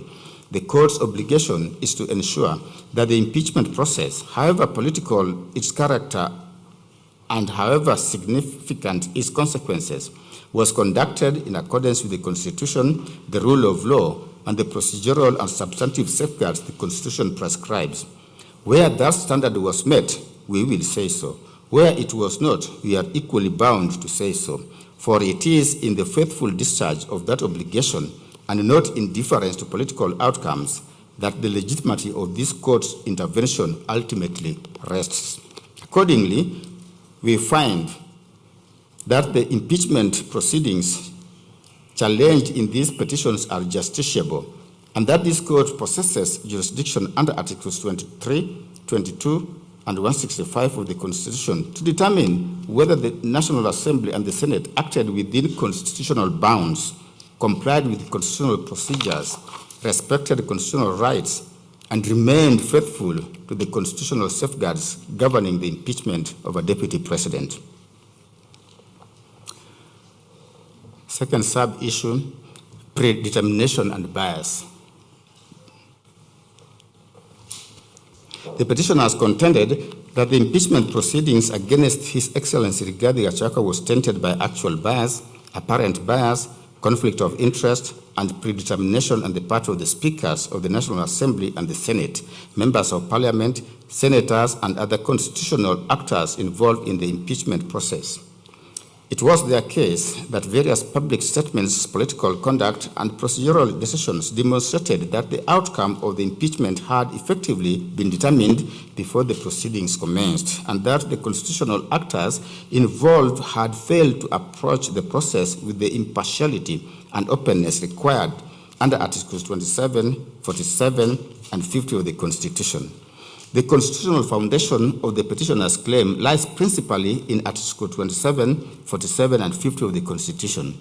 Article 27 guarantees equality before the law and the equal protection and equal benefit of the law. Article 47 guarantees every person the right to administrative action that is lawful, reasonable, and procedurally fair. Article 50, sub-article 1 guarantees every person the right to have any dispute that can be resolved by the application of law determined in a fair and public hearing before a court, or where appropriate and independent and impartial tribunal or body. The constitutional requirement of impartiality is not confined to courts of law. Whenever a constitutional body exercises adjudicative, disciplinary, investigative, or quasi-judicial authority affecting rights, interests, status, or public office, the process must comply with constitutional standards of fairness, impartiality, and procedural propriety.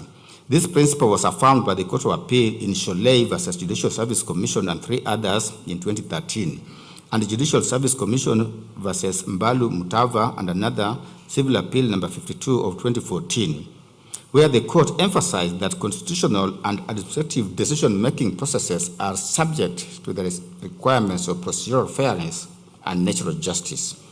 In Mbalu Mutava, which I have mentioned above, the Court of Appeal observed that Article 47 transformed the common law principles of natural justice into constitutional imperatives, such that whenever public power is exercised in a manner affecting legal rights, status, or legitimate expectations, constitutional standards of fairness become directly applicable.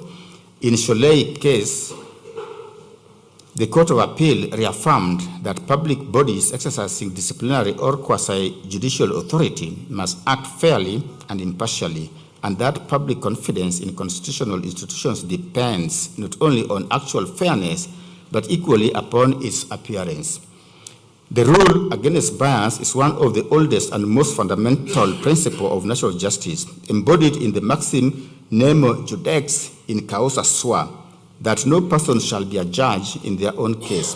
Historically directed at preventing decision makers from participating in matters in which they held a personal, financial, or proprietary interest, the doctrine has over time expanded to encompass circumstances giving rise to a reasonable apprehension that a decision maker may not approach a matter with the requisite impartiality, even in the absence of any direct personal interest. The modern test for apparent bias was authoritatively stated by the Supreme Court in Rai and 3 others versus Rai and 4 others, 2013, KLR, where the court adopted the objective test and held that the inquiry must be conducted from the perspective of a fair-minded and informed observer.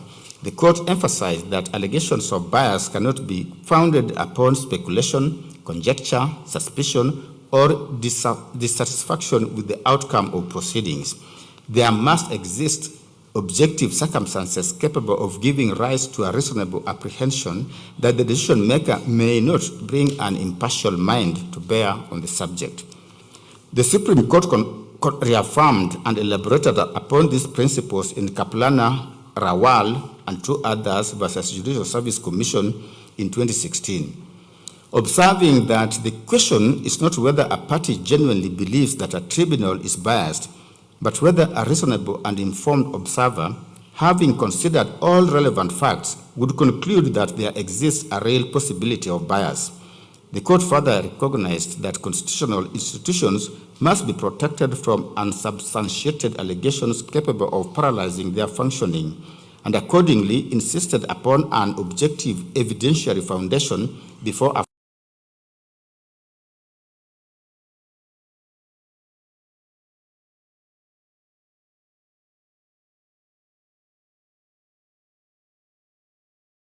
enduring principle first established in R versus Sussex Justices ex parte McCarthy, 1924, 1 KB 256, that justice must not only be done, but must manifestly and undoubtedly be seen to be done, and underscored that public confidence in constitutional institutions depends significantly upon the appearance of impartiality and not merely its substance.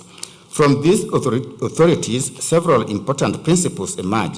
First, the test for apparent bias is objective, not subjective. Second, the inquiry must be conducted from the standpoint of a fair-minded and informed observer. Third, mere suspicion, political disagreement, dissatisfaction with a decision or an adverse outcome does not, without more, establish bias.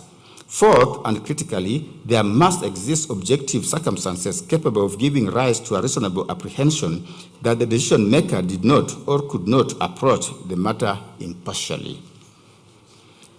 Jurisprudence further establishes that bias and predetermination, though related in concept, are legally distinct. Bias concerns the existence of actual or apparent partiality or on the part of the decision maker. Predetermination concerns a state of mind in which the decision maker has effectively closed their mind to the evidence and argument and reached a final conclusion before the process has run its course.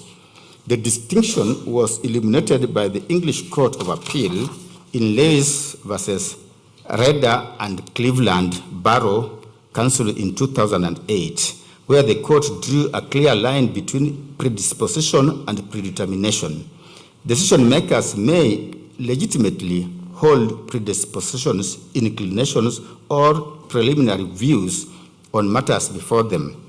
That is the inevitable consequence of experience and engagement in public affairs. What the law prohibits is predetermination, which is a state of mind so closed to persuasion that no amount of evidence or argument is capable of altering the ultimate outcome.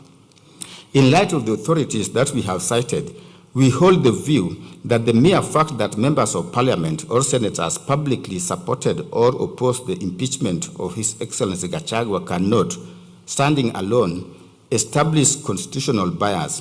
To hold otherwise would render impeachment proceedings practically unworkable and would be inconsistent with inherently political character that the Constitution itself recognizes in such proceedings. Legislators are not expected to approach impeachment as blank slates devoid of political opinion or prior knowledge. What the Constitution requires is that they remain genuinely open to considering the evidence, listening to argument, and discharging their constitutional responsibilities in good faith and within constitutional limits. We are accordingly not persuaded by the proposition that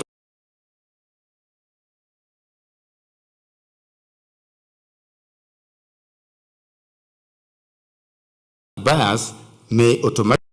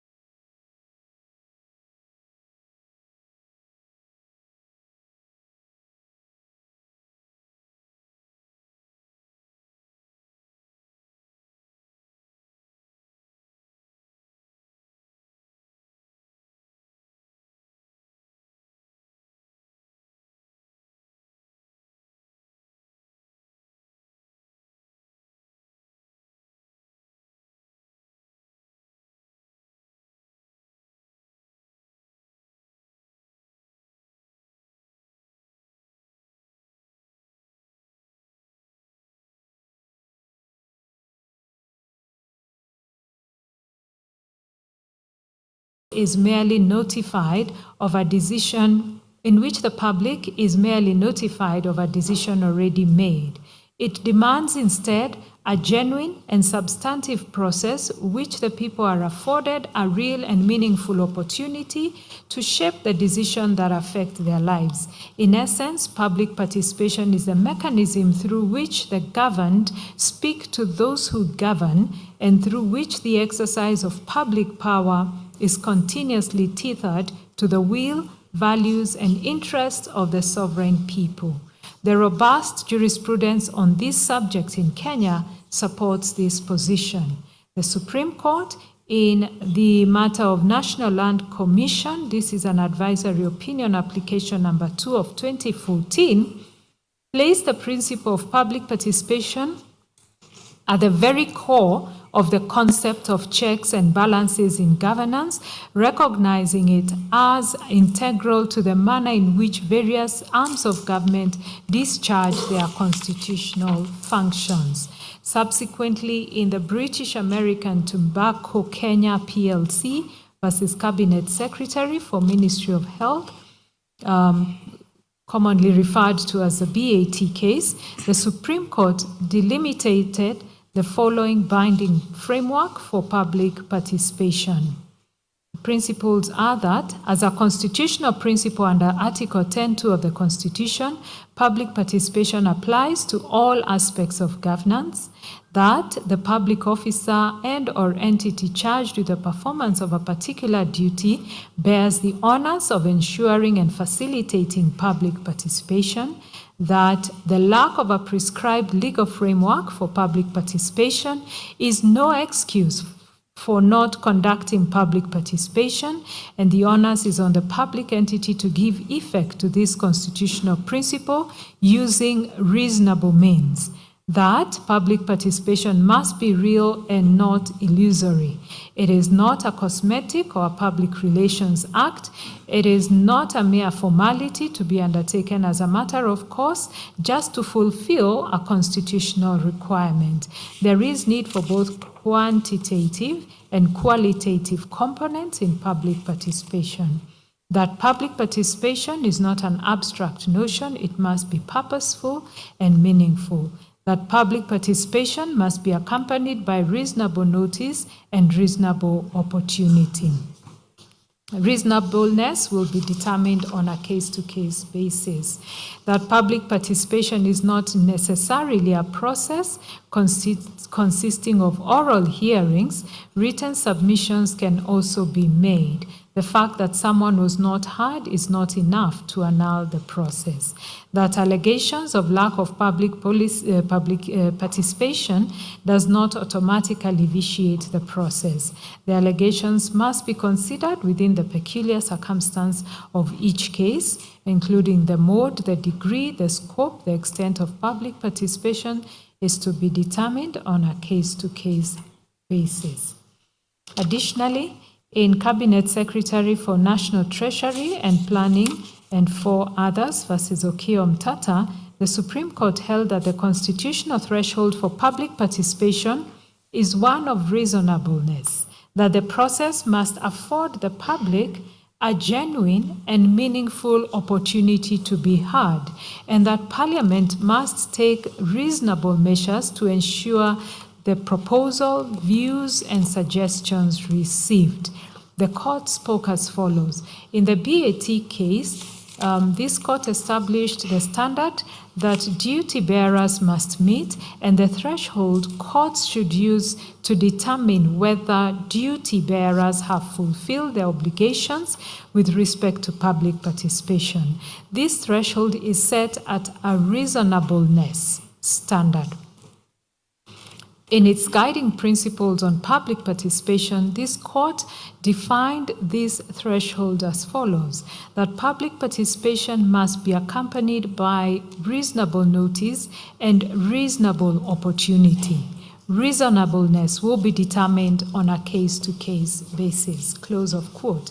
This and the broader corpus of jurisprudence firmly established that when the Constitution, the Constitution demands is not necessarily the most intensive form of participation in every case, but always a form that is meaningful, purposeful, and proportionate to the nature and gravity of the decision being made.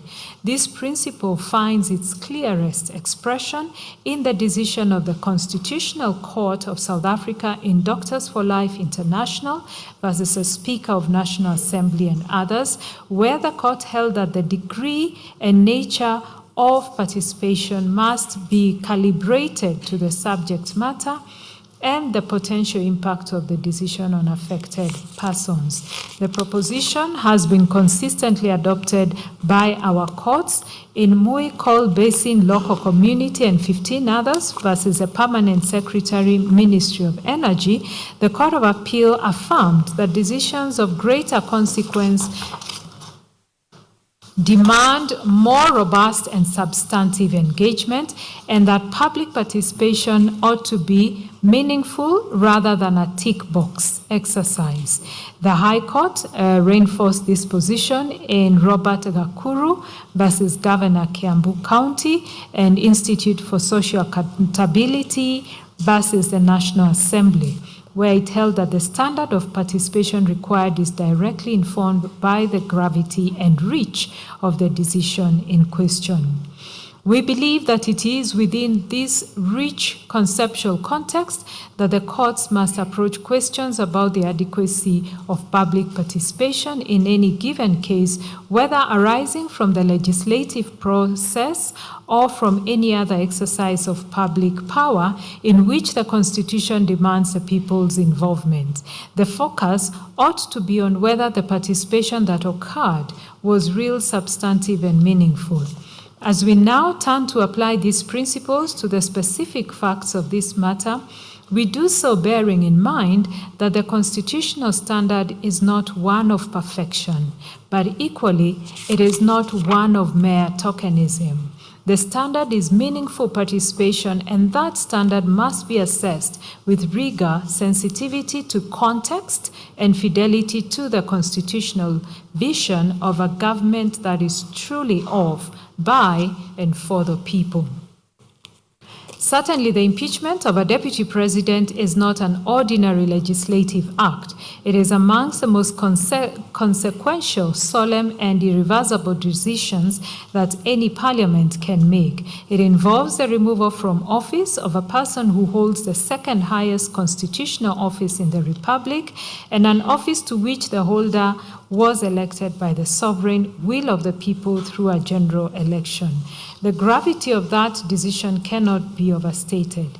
It affects not only the individual whose tenure is at stake, but the constitutional architecture of the executive, the stability of government, and the democratic expectations of millions of citizens who cast their vote in the 2022 general election. It is precisely because of this gravity that the public participation required in connection with an impeachment process must be held to a standard that is both qualitatively and quantitatively meaningful. It is equally against this exacting standard that we assess the public participation conducted by the National Assembly in connection with the impeachment of His Excellency Gachagua. On the question of notice, the National Assembly adduced evidence that notices of the public participation exercise were published in multiple newspapers of wide national circulation, including the Daily Nation, the Standard, the Star, and Taifa Leo on the 2nd, the 3rd, the 4th, and the 5th of October 2024. We recognize that the publication of the notices in both English and Kiswahili was a deliberate effort to reach citizens across the linguistic divide and to ensure that the exercise was not confined to the English-speaking, urban, and formally educated segment of the population. Notice was additionally published in the Parliament's official website and on social media platform, therefore extending the reach of the process to citizens who access information through digital means.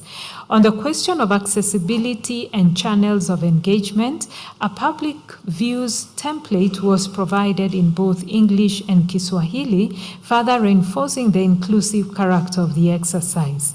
Constituency offices and county women representative offices, altogether totaling 337 access points spread across every corner of the country, were directed to remain open, including on the 5th of October 2024, to receive public submissions. Citizens were further afforded the option of submitting their views by email, by post, hand delivery, and online submissions could be made through Parliament's website, which further meant that participation was not contingent on physical presence or geographic proximity to a hearing venue. On the question of numbers, the evidence shows that just over 223,000 members of the public participated in the exercise. We are mindful that the significance of a participation number cannot be assessed in a vacuum. It must be considered in the context of the time available, the channels provided, the nature of the decision being made, and the standards previously endorsed by the courts. The Supreme Court in the BAT case affirmed that both quantitative and qualitative components are relevant to such an assessment. Equally, in Robert Gakuru, the Court of Appeal affirmed the principle that the quantitative component of public participation is a relevant but not determinative consideration, and that the adequacy of participation must be assessed in light of all the circumstances. Viewed against these standards, a participation figure of 223 citizens achieved within the constrained timeline represents a considerable level of civic engagement in a single parliamentary process. We say so further considering the relationship between the state's obligation to facilitate public participation and the public's exercise of the right to participate. These are two distinct constitutional responsibilities, and the law does not conflate them. The constitutional obligation that falls upon Parliament and upon all state organs charged with facilitating public participation is an obligation of facilitation, not an obligation of outcome. Parliament is constitutionally required to provide adequate notice, accessible channels, sufficient information, and a genuine opportunity for the public to engage.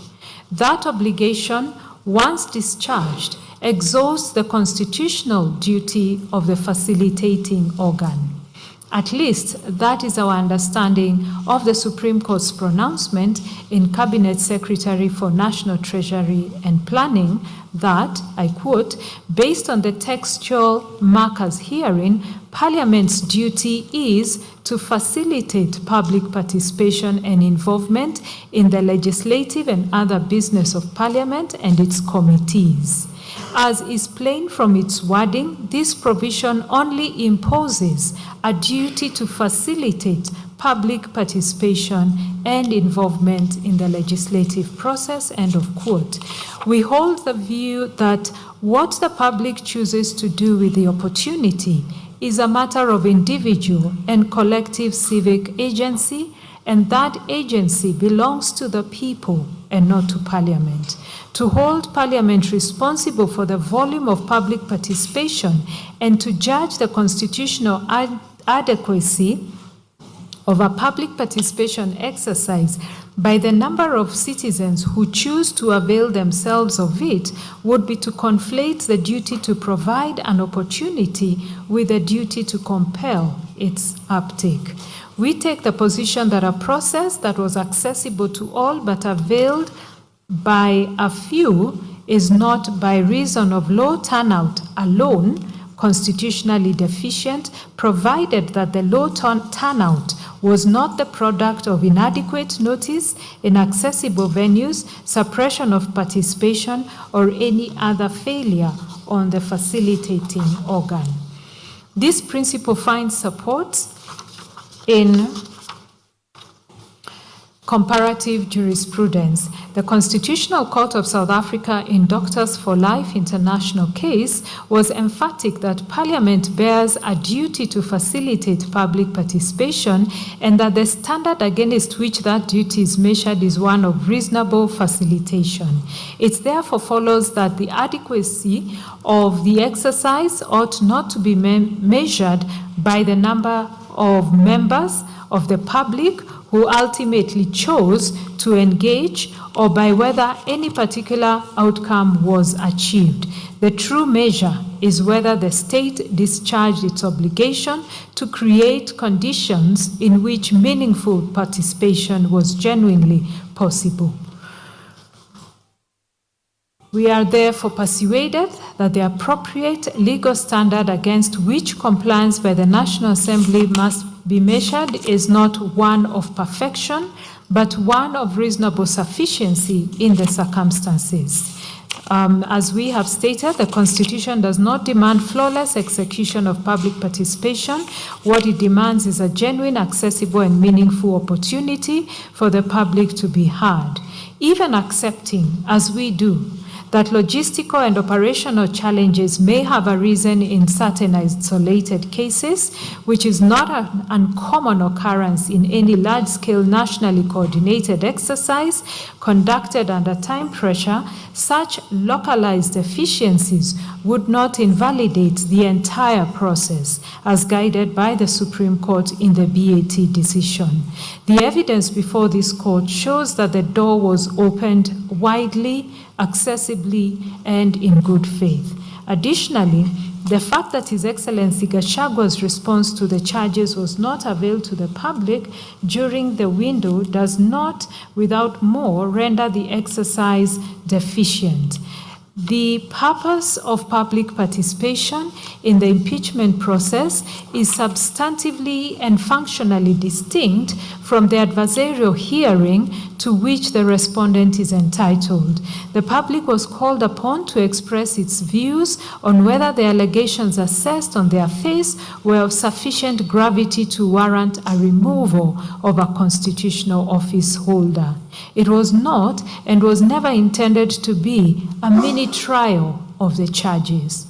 The Constitution vests the final decision-making authority in the National Assembly and the Senate, both of which are representative bodies exercising a delegated mandate from the people.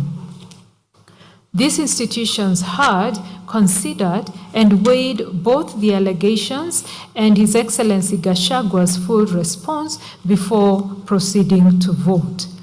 On the question of compliance with the court orders of 3rd October 2024, which directed the National Assembly to organize public participation at least at constituency level, we find upon careful evaluation of the evidence placed before us that the National Assembly took demonstrable and timely steps to give effect to those directions. A memo from the Clerk of the National Assembly contained at page 996 of the National Assembly's documents provided as follows.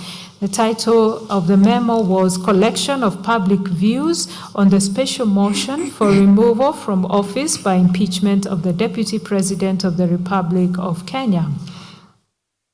And the Clerk of the National Assembly writes, as you are aware, the National Assembly is currently considering a special motion for the proposed removal from office by impeachment of His Excellency Rigathi Gachagua, the Deputy President of the Republic of Kenya.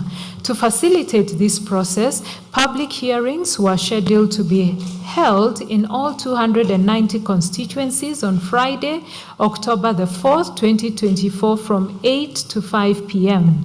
and members of the public were notified to submit their views to the constituency or county.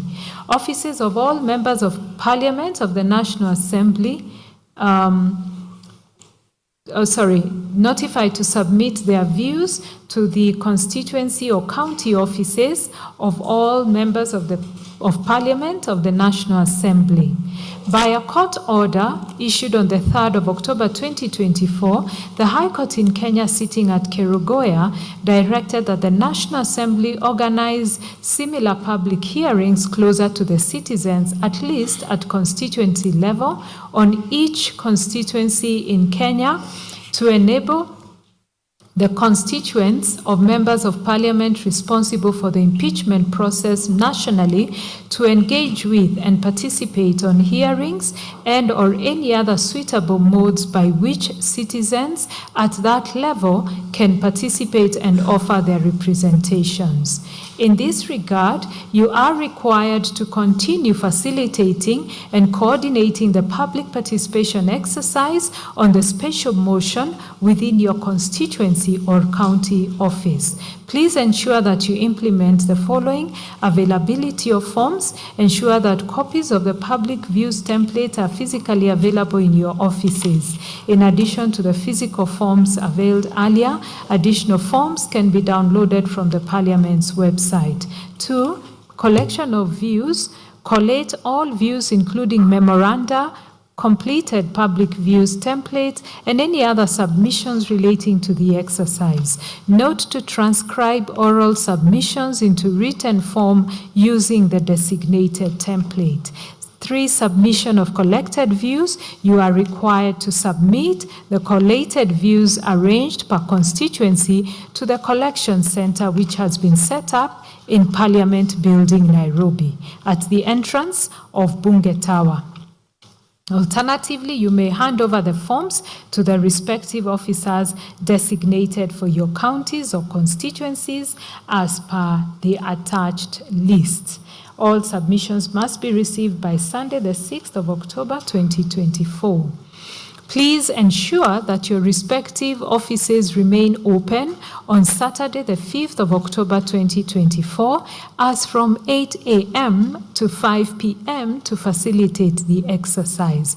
Please utilize the operation facilities and resources available in your offices to print or photocopy the forms and to support any other aspects of this exercise. For seamless coordination, we have shared the contacts of parliamentary officers responsible for each county or constituency. I close the quote. The petitioners allege that no actual hearings were held at the constituency level, contending in effect that the exercise was a procedural facade. The allegation was effectively countered by substantial evidence presented by the National Assembly. This included the report of public participation on the proposed removal from office by impeachment of His Excellency Rigathi Gachagua, EGH, the Deputy President of the Republic of Kenya. The report contained a detailed analysis of the aggregated constituency tallies. See table number 4 at page 180 of the report. Supported by photographic documentation of the exercise conducted across multiple constituencies, as well as an official account comprehensively outlining the scope and substance of the proceedings. It is a well-settled evidentiary principle that a bare denial or unsubstantiated allegation cannot displace positive and particularized evidence to the contrary. The petitioners bore the burden of proving on a balance of probabilities that the public participation was an illusory or ineffective exercise. That burden was not discharged. It was also common ground that the public participation was tabled before the National Assembly on the 8th of October 2024. Members of Parliament had the opportunity to consider it before and during the debate. One of the petitioners mounted a specific and pointed challenge to the integrity of the report's data, contending that the figures recorded for Keio South were statistically impossible in that they purportedly reflected a support rate of 162.78%, a figure that, if accurate, would self-evidently exceed the mathematical ceiling of 100% and thus portray either gross error or deliberate manipulation. We have subjected the report to careful scrutiny. Our analysis shows that in Keio South, of the 820 responses recorded, 807 supported the impeachment, 12 opposed it, and 1 selected other. This translates to 98.41% in favor, 1.46% against, and 0.12% categorized as other. These figures, in our view, are mathematically sound and fall within the permissible range of 0 to 100% and disclose no statistical anomaly of the kind alleged. The petitioner's contention, presented as a statement of fact, is therefore not borne out by the document itself. We further find that even if isolated errors were present in data entry, tabulation, or transcription, if those errors were demonstrated to exist within a report of this scale, such minimal errors would not without more vitiate to the entirety the otherwise lawful and substantially compliant public participation exercise. Therefore, having wholly examined the totality of the evidence produced before us, and having applied the constitutional and jurisprudential standards authoritatively laid down on the nature and quality of public participation required, we are satisfied and hereby find that the public participation conducted by the National Assembly in connection with the impeachment of His Excellency Gachagua as Deputy President met the requisite constitutional threshold in all material respects. With regards to the Senate not conducting its own public participation, the petitioners contended that the Senate acted in violation of Article 118 of the Constitution by failing to conduct its own independent public participation exercise prior to deliberating on the impeachment of His Excellency Gachagua. This argument, while not without surface appeal, cannot be sustained upon a careful and purposeful reading of the constitutional architecture governing impeachment proceedings, and we reject it for the following reasons. The starting point is a principle of constitutional specificity. Where the Constitution makes express and particular provision for a specific process, that specific provision governs, and general provisions must yield to it to the extent of any inconsistency or tension.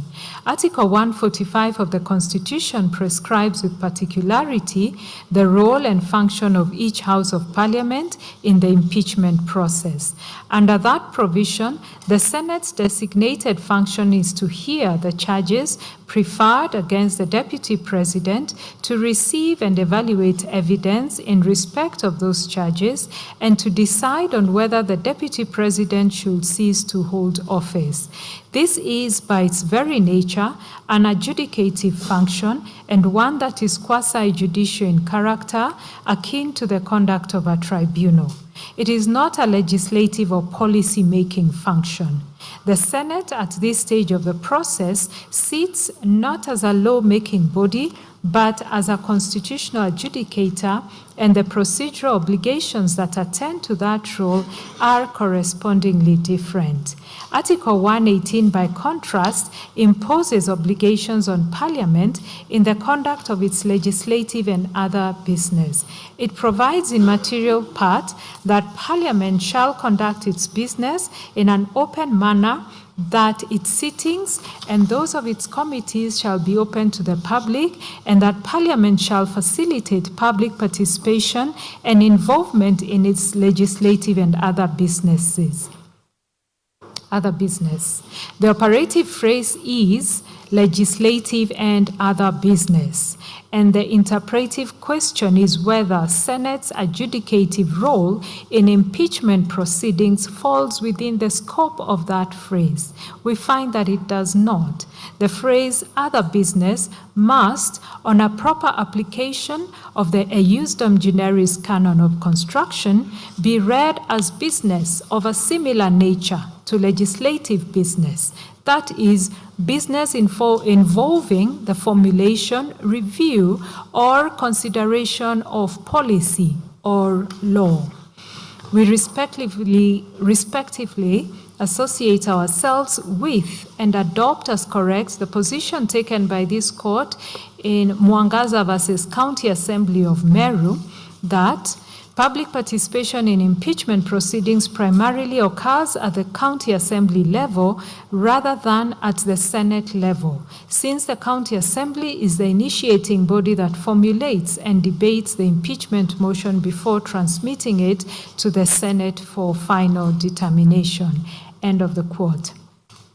At the Senate stage, the function being discharged, as we have said, is adjudicative rather than consultative.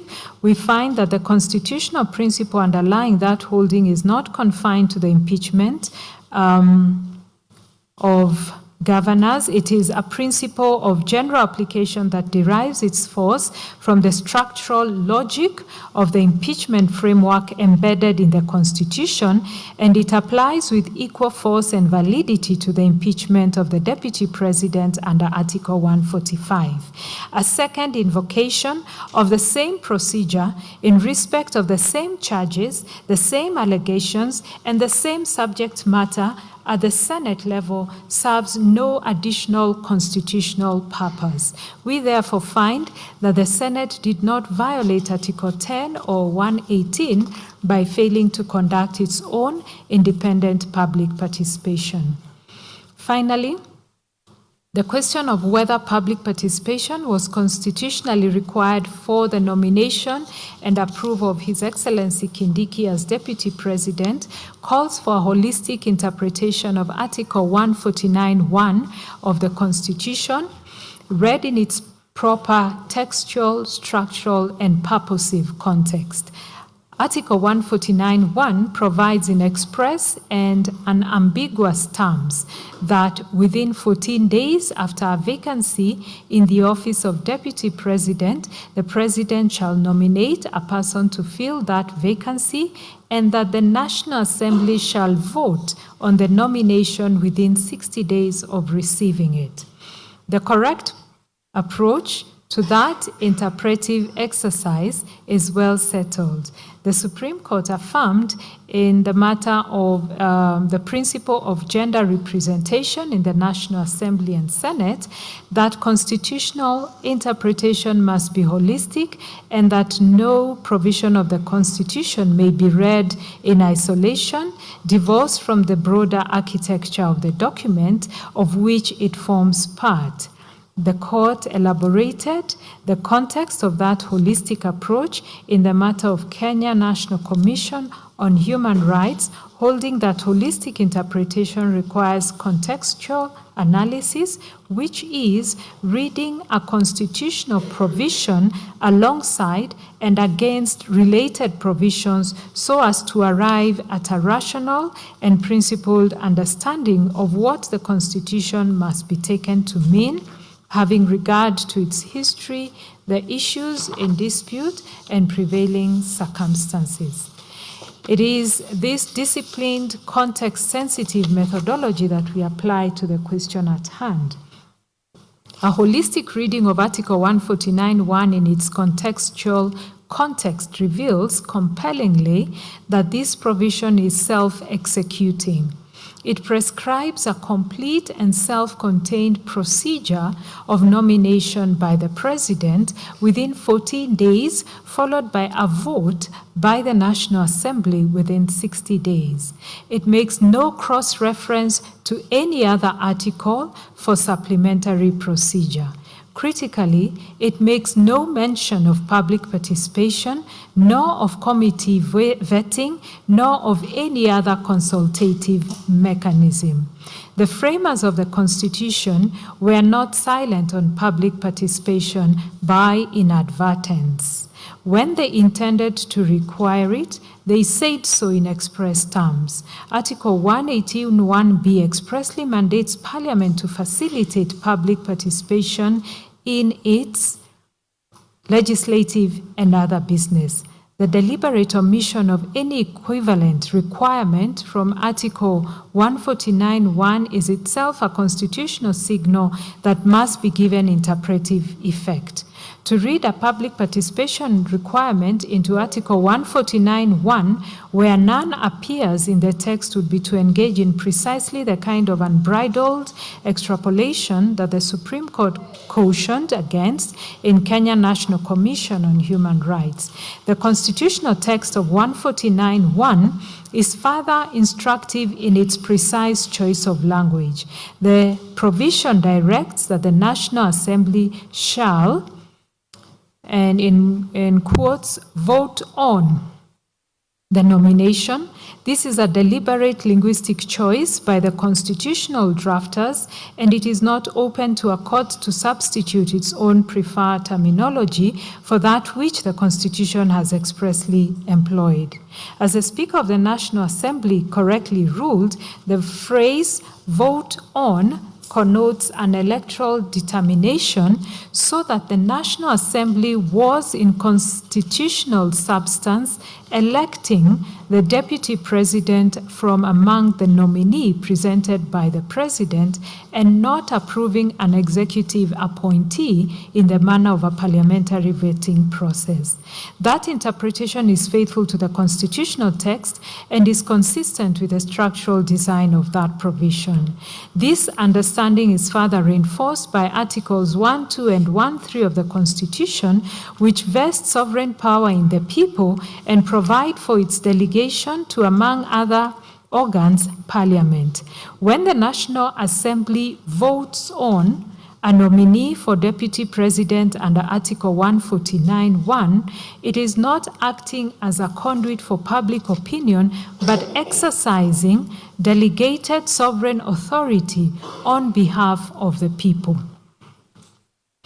The Constitution makes a deliberate structural choice not to provide for a by-election to fill a mid-term vacancy in the office of the Deputy President, electing instead to vest that determination in the National Assembly as the people's primary representative institution.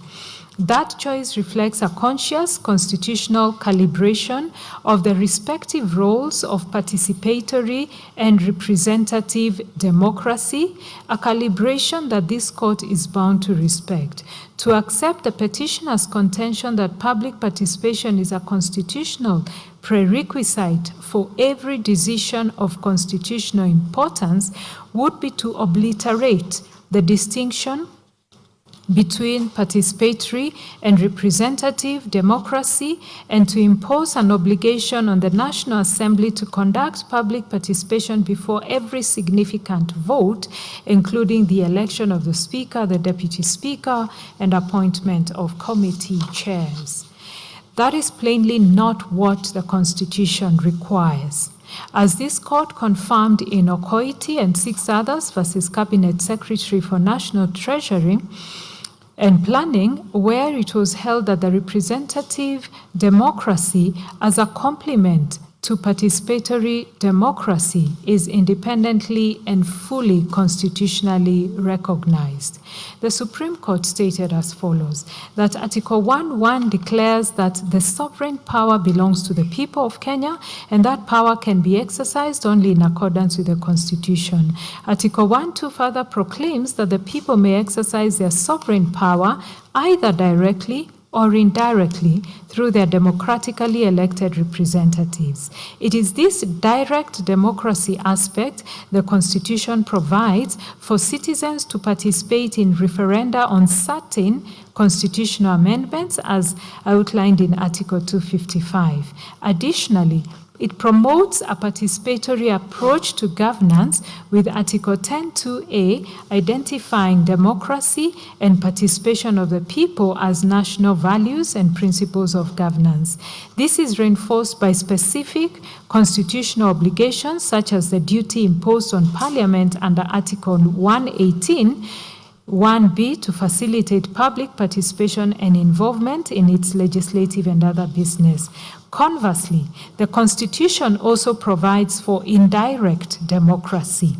In that regard, Article 1.3 states that sovereign power is delegated to specified organs, state organs, including Parliament and the legislative assemblies of county governments.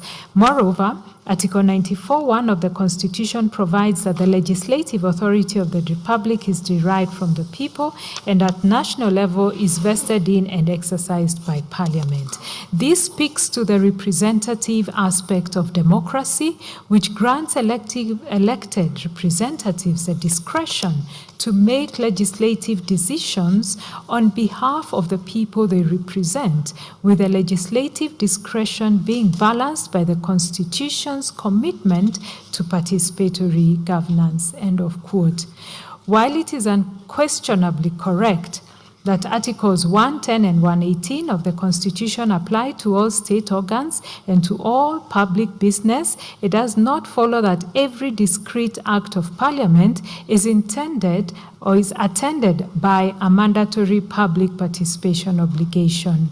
The vote contemplated by Article 149(1) is a discrete, constitutionally prescribed electoral act. It is not the making of a law, it is not the formulation of a policy, it is not the implementation of a public program. It is a binary determination of acceptance or rejection of a single presidential nominee in which there is no middle ground, no policy choice to be made, no legislative text to be drafted, and no program to be designed.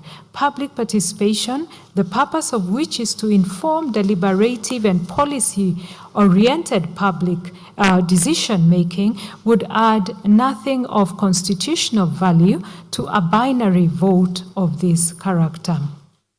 Furthermore, even were one to extend the concept of public participation to encompass public observation and accountability, we do find that the proceedings of the National Assembly on the nomination of His Excellency Kindiki were conducted in a fully open and transparent manner. The debate was televised, the proceedings were recorded in Hansard, the press was free to report, and members of Parliament were directly accountable to their constituents for the manner in which they exercised their votes. We are therefore satisfied that this openness and transparency, which is a constitutional core of Article 118(1)A's requirement that public conducts its business in an open manner, was amply satisfied. For the foregoing reasons, we hold that public participation was not constitutionally required for the nomination and approval of His Excellency Kindiki as Deputy President under Article 149(1). Next, I will look at the main issue on constitutionality and legality of the standing orders. The petitioners asked this court to consider and pronounce itself on the National Assembly's Standing Orders number 64(2) and 65, as well as Senate Standing Orders 75, 78, 79, and 80. Beginning with the National Assembly, some of the petitioners assailed the constitutionality of Standing Order number 64(2), contending that the provision imposed an impermissibly truncated 7-day timeline for the disposal of impeachment proceedings. They argued that such compressed timelines undermined meaningful public participation and curtailed the rights to a fair hearing guaranteed under the Constitution. Constitution.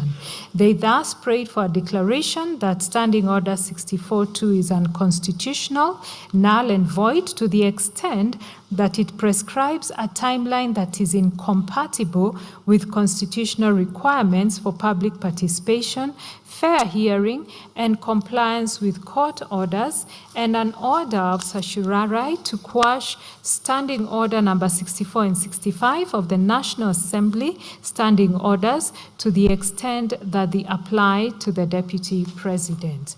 The respondents in answer defended the constitutional validity of Standing Order 64-2 and 5, contending that they are necessary for the expeditious conduct of impeachment proceedings.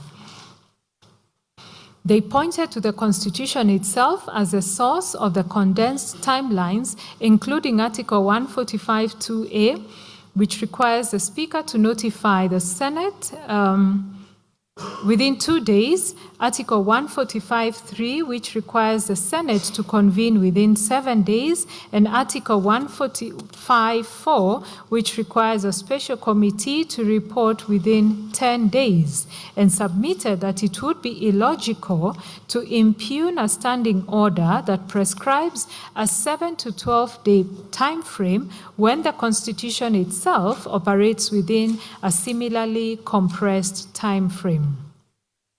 The respondents further submitted that Article 124(1) expressly empowered each House of Parliament to make standing orders for the orderly conduct of its proceedings, and that Standing Order 64(2) is a legitimate and necessary operationalization of that constitutional framework. They urged the court to exercise restraint in accordance with the separation of powers on the issue. Having carefully considered the rival contentions of all the parties, we now pronounce ourselves as follows.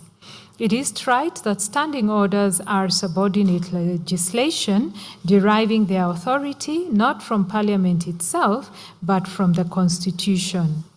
Article 124(1) of the Constitution expressly empowers each House of Parliament to make standing orders for the orderly conduct of its proceedings, including those of its committees. Article 124(2) further entrenches the role of parliamentary committees within this framework. Being creatures of the Constitution, we agree with the submission that standing orders must at all times conform to the spirit of the Constitution, its values and animating principles. They cannot rise above the instrument that gives them life. Standing Order 64 prescribes a procedure for removal of the Deputy President under Article 145 of the Constitution. Standing Order 65(2) extends this procedure with necessary modifications to the impeachment of a Deputy President under Article 151(b) of the Constitution. Standing Order 64(1) requires that a member seeking to initiate such a motion must submit it in writing to the clerk, clearly stating the grounds of removal supported by at least 1/3 of all members. The motion must particularize the alleged gross violation of the Constitution or other written law, cite the precise provisions alleged to have been violated, and be accompanied by evidence sufficient to substantiate the allegations. The specifically impugned provisions, Standing Order 64(2), by the Speaker within 3 days in accordance with Standing Order 47, and thereafter by the Assembly within 7 days of notice. Should the Assembly fail to act within that period, the motion is deemed withdrawn and may not be revived in the same session save with the leave of the Speaker. The combined effect is that once an impeachment motion is properly filed, it is subject to strict and unforgiving timelines. 3 days for the Speaker's action and 7 days for the Assembly's disposal, failing which the motion lapses in its entirety. It is these rigid timeframes that the petitioners impugned as unconstitutional. Now, the constitutional provisions engaged by the challenge are uncontested. Article 2(4) of the Constitution, which provides in terms that admit of no ambiguity that any law, including subordinate legislation that is inconsistent with the legislation with the Constitution, is void to the extent of the inconsistency, and any act or omission in contravention of the Constitution is invalid. Article 50, which guarantees the right to a fair hearing, and Article 10 and 118, which further enshrine public participation as a constitutional obligation binding on all state organs, including Parliament, in the exercise of their functions. We have examined at length the constitutional requirements and parameters that govern public participation in impeachment proceedings, and we have set out the applicable principles in detail in the preceding sections of this judgment. In determining whether the timelines in the impugned standing orders contravene these constitutional imperatives, it is not lost on us that Parliament is not a resource-constrained institution. It possesses the institutional capacity, the administrative infrastructure, and the constitutional mandate to reach every part of the Republic through its structures at both the county and national levels. If Parliament genuinely considered 7 days to be a sufficient window for public participation, it bore a corresponding constitutional obligation to deploy its resources adequately to ensure that the process was not merely open in form, but accessible in fact, and that it met the participation threshold authoritatively settled in the BAT decision. A compressed timeline, standing alone, is therefore not necessarily a constitutional infirmity. A compressed timeline, accompanied by an under-resourced and inadequately facilitated process, is an altogether different matter. Still, the question that this court is required to answer is whether 7 days, encompassing the logistical demands of public notification, the organization of participatory forums across a diverse and geographically expansive republic, the receipt and meaningful consideration of public input, and the Assembly's own deliberation on a matter of this constitutional gravity is structurally adequate to meet that threshold. We draw from the Supreme Court of Canada's holding in Hyde Nation versus British Columbia, Minister of Forests, a 2004 decision, that the adequacy of any participatory process must be measured against the gravity, as we have said, of the decision that is being made, and that the more consequential decision, the more robust the participation exercise must correspondently be. At the same time, we are mindful of the importance of according appropriate deference to Parliament in the regulation of its internal proceedings as required under Article 124(1) of the Constitution. In the Supreme Court decision in the Speaker of National Assembly versus the Attorney General, the Supreme Court stated that the court would be averse to questioning parliamentary procedures formulated to regulate internal workings, and the court would not do so as long as the same do not breach the Constitution. Having regard to all the foregoing, we do not consider it warranted to declare Standing Order 64-2 unconstitutional. A declaration of unconstitutionality is a remedy of last resort and a judicial act of the gravest constitutional consequence, not to be visited against upon rather a legislative provision where the provision is capable of a constitutional interpretation or application. We are further guided by the principle of constitutional avoidance that where a provision of subordinate legislation can be read and where it can be applied in conformity with the Constitution, the court ought not to strike it down when a less drastic remedy is available. This principle was affirmed by this court in IEBC versus Maina Keai and 5 others, where it was held that Interpretive generosity must extend where reason permits to the provisions whose constitutionality is challenged. We are not persuaded that the mere existence of a 7-day timeline taken in isolation and on its face renders Standing Order 64-2 void. A provision is not unconstitutional simply because it is capable of being applied unconstitutionally. The vice lies not in the number of days prescribed, but in what Parliament does or fails to do within those days. The timeline, considered as an abstract legislative proposition, is therefore not in itself the source of any constitutional infirmity.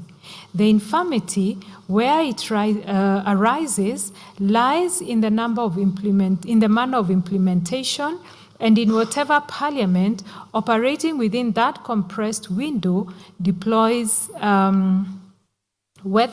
Parliament operating within that compressed window deploys adequate resources, establishes genuinely accessible structures, and puts in place meaningful mechanisms sufficient to discharge its constitutional obligations of public participation under Articles 10, 50, and 118 in substance and not merely in form.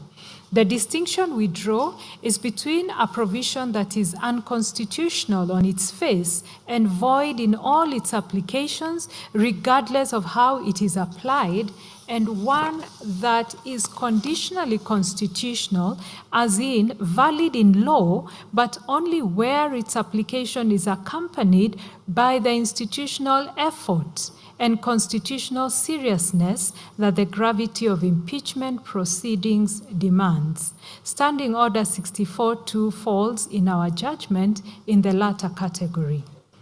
In declining to strike down Standing Order 64-2, we instead note that the timeline prescribed in that standing order is not constitutionally mandated.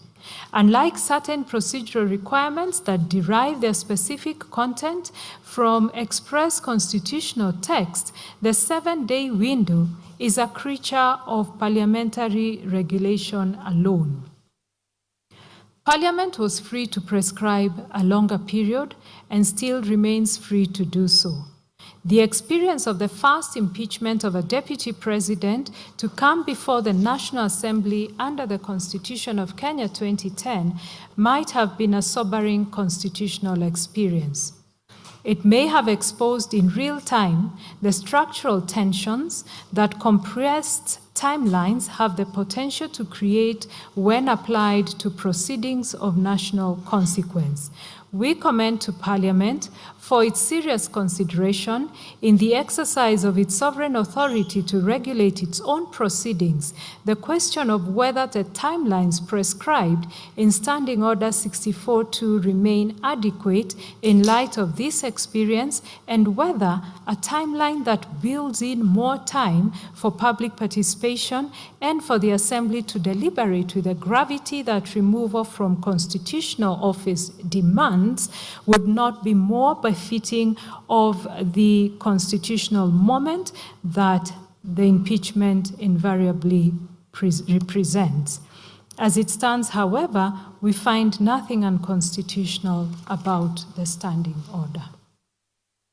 With respect to the Senate standing orders, the petitioners assailed the constitutionality of Standing Orders 75, 78, 79, and 80 to the extent that they apply to the Deputy President, advancing their challenge on 3 grounds. First, that Standing Order 79 was a mechanical importation of the presidential impeachment framework to the Deputy President's distinct constitutional position without any effort to modify the required identify the required modifications as required by Article 150 to 152. Second, that the appointment of a special committee was mandatory under Article 145(3)(b, and that Standing Order 79 did not mirror this requirement. Third, that the 14-day timeline under Standing Order 75 was structurally incompatible with Articles 47, 50, and 145(5), and was grossly inadequate for proceedings involving 11 complex constitutional allegations. The respondents maintain that Article 145(3)(b uses the word may, which confers a discretion and not a mandatory obligation, that the fact that Standing Order 80 expressly provided for a plenary alternative, while Standing Order 79 did not, was constitutionally significant, as the discretion was conferred by the Constitution itself. They further submitted that Article 152 did not require a formal or recorded exercise of identifying modifications, and that the modifications were implicit in the different constitutional status of the Deputy President. They relied on Speaker of the Senate and another versus Attorney General and another for the proposition that courts should not read into the Constitution obligations that its framers deliberately chose not to include. We have considered the submissions put forward by the parties, and for the avoidance of doubt, standing orders, we provide verbatim what the Standing Order 75, 78, 79, and 80 all provide. Allow me not to go through that. The principle that standing orders must conform to the Constitution applies with equal force to the Senate as it does to the National Assembly, for the reasons we have already set out in the preceding section of this judgment.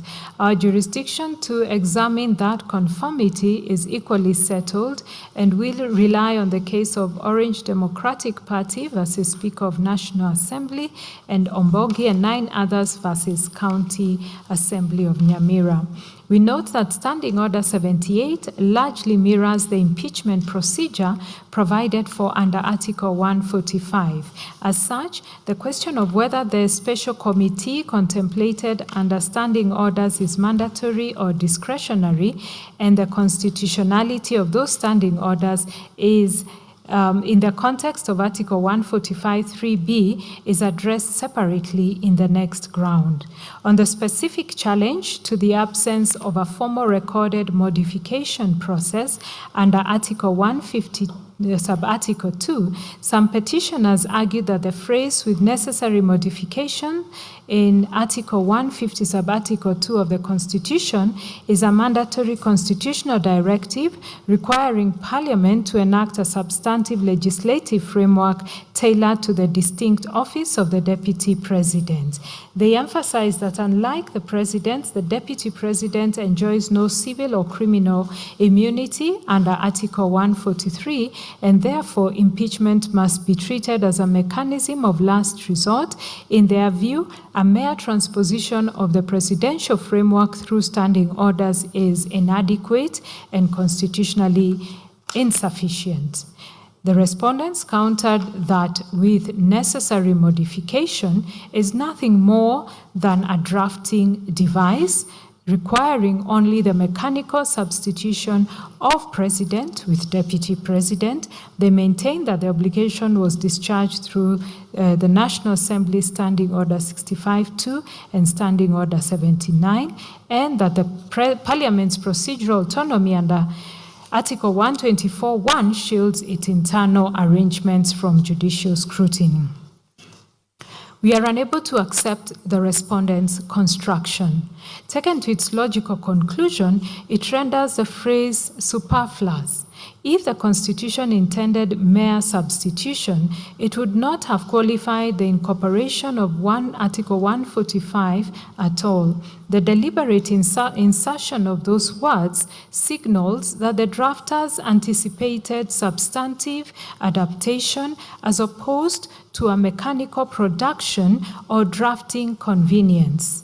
This conclusion is reinforced by the structural asymmetry between the two offices, partly under Article 143.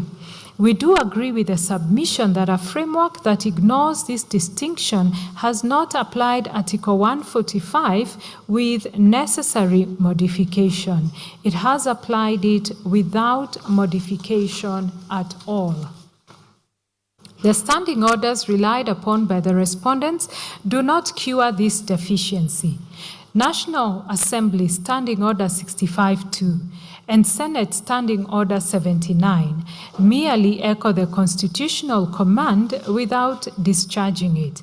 They reproduce the obligation verbatim, but provide no substantive modification at all. The county experience is instructive in this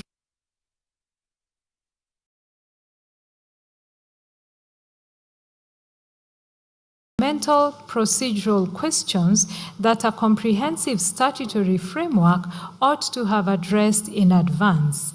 The subsequent county government's state officers' removal from office procedure bill of 2024 was Parliament's legislative acknowledgement of that inadequacy.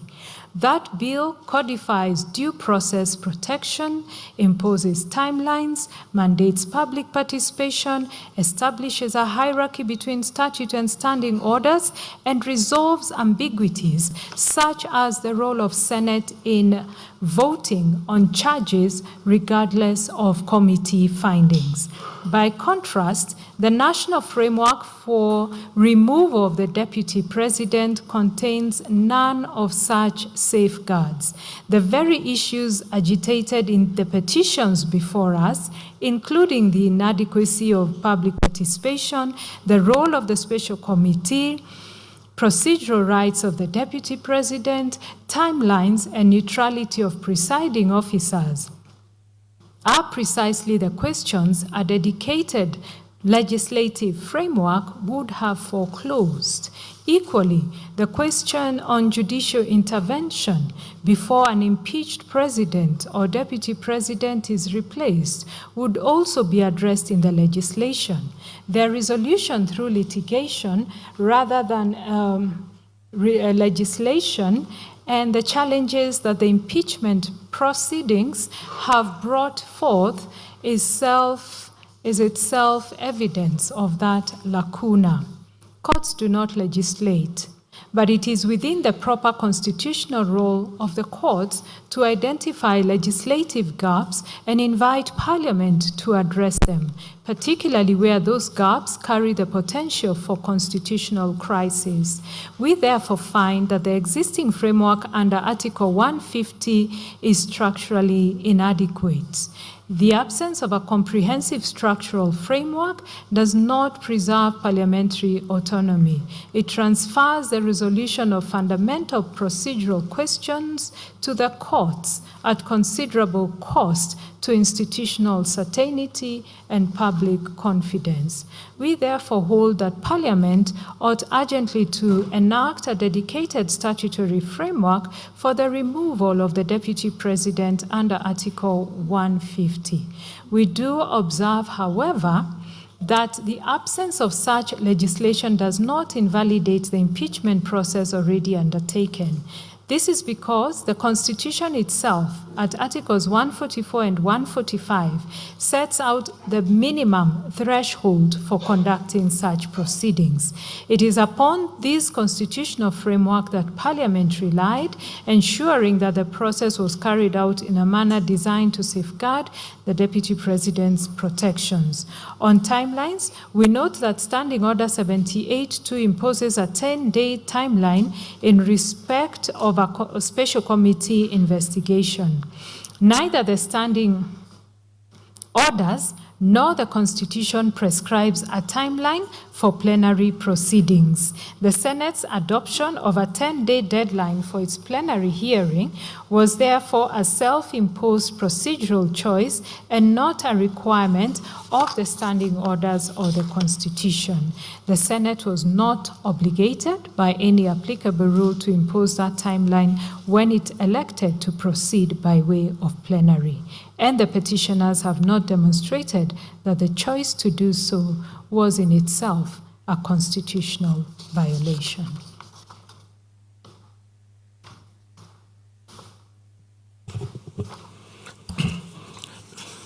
I will now deal with two issues, that is the composition of the National Assembly and IBC, and the issue of the constitutional processes. I'll start with the issue of composition of the National Assembly and the IEBC. Three other issues were raised under the heading, under this heading, including whether the National Assembly was properly constituted to consider the impeachment motion, whether the nomination of His Excellency Kindiki could take place in the absence of fully constituted IEBC, and whether his nomination as Deputy President was infirm. We shall address these issues in turn. The third petitioner, Honorable Jane Njeri Maina, invited this court to declare that the National Assembly, as presently constituted, was not legally constituted for failure to comply with the constitutionally two-thirds gender principle under Articles 27, 81B, 100, and 261 of the Constitution. She submitted that, as a consequence, the National Assembly is incapable of entertaining or deliberating on the impeachment motion against the Deputy President. She therefore sought declarations impugning both the legality of the National Assembly and the validity of the proceedings arising from its resolution. The respondents opposed that contention. The National Assembly and its clerk maintained that the constitutional requirements concerning the composition of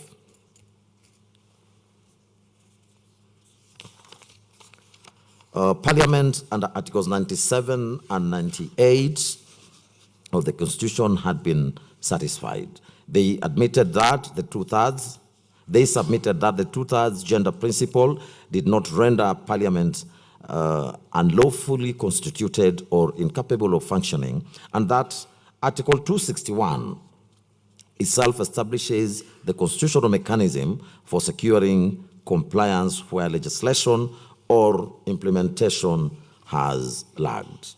They warned that acceptance of the petitioner's proposition would invalidate all parliamentary business undertaken since 2013, an outcome they described as constitutionally untenable and absurd.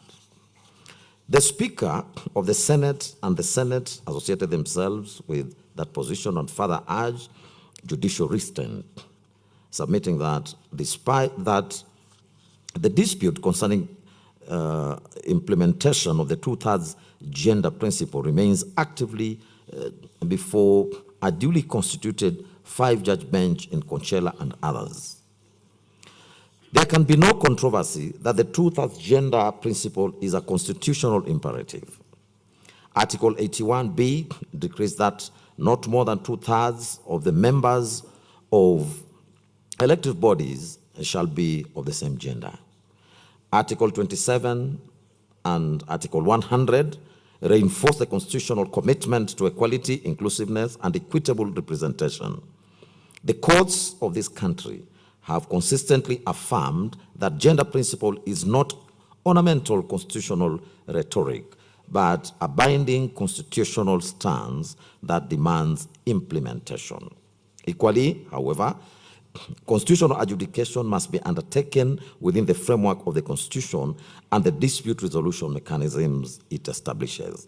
The question before us is not whether the two-thirds gender principle is obligatory.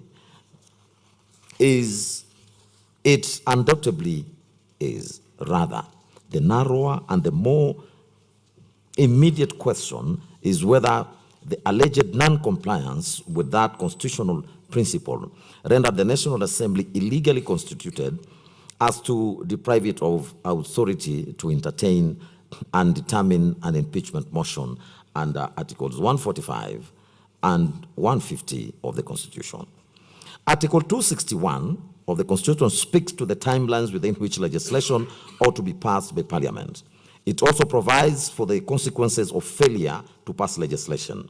On such a failure, a petition may be filed in the High Court, and the court may grant a declaratory order directing Parliament and the Attorney General to take steps to ensure that the required legislation is enacted within the period specified in the order, and to report the progress to the Chief Justice.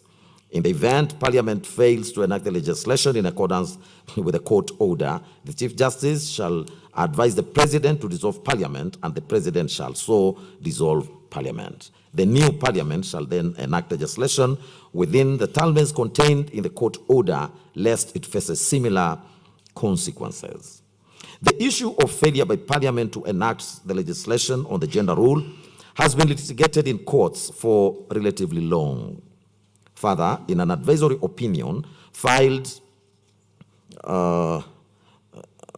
in the Supreme Court, other petitions under Article 261 have been filed in the High Court and declarations made.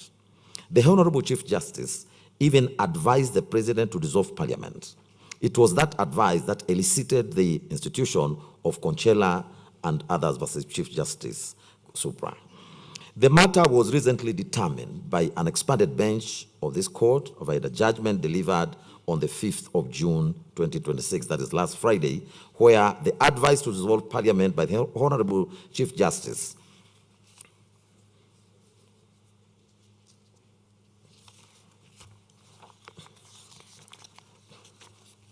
to the President was declared unconstitutional and subsequently quashed for failure to comply with some fundamental procedural steps. The court, however, clarified that the parties were still at liberty to comply with the requisite procedural steps, and that which the law will then follow its course. Therefore, as long as the redress in Article 261 is yet to be fully realized, it will be premature for this court to declare that the National Assembly was not properly constituted to consider the impeachment motion. To that end, the contention fails. The challenge to the IBC was advanced on two related grounds. First, that IBC was constitutionally incapacitated by the absence of commissioners at the material time, such that any verification of His Excellency Kindiki's qualifications being a substantive commission-led function under Article 250, Sub-Article 1, could not lawfully be performed by the Secretariat alone. And second, that the clearance process was consequently a nullity that fatally infected the nomination.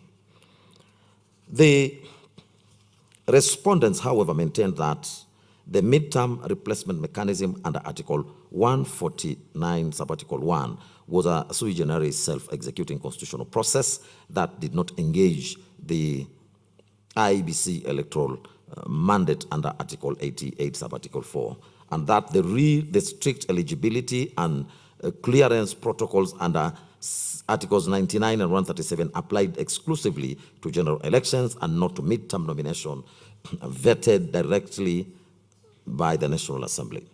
Our reading of Article 149, Sub-Article 1, confirms that it is unambiguous, express, and self-contained.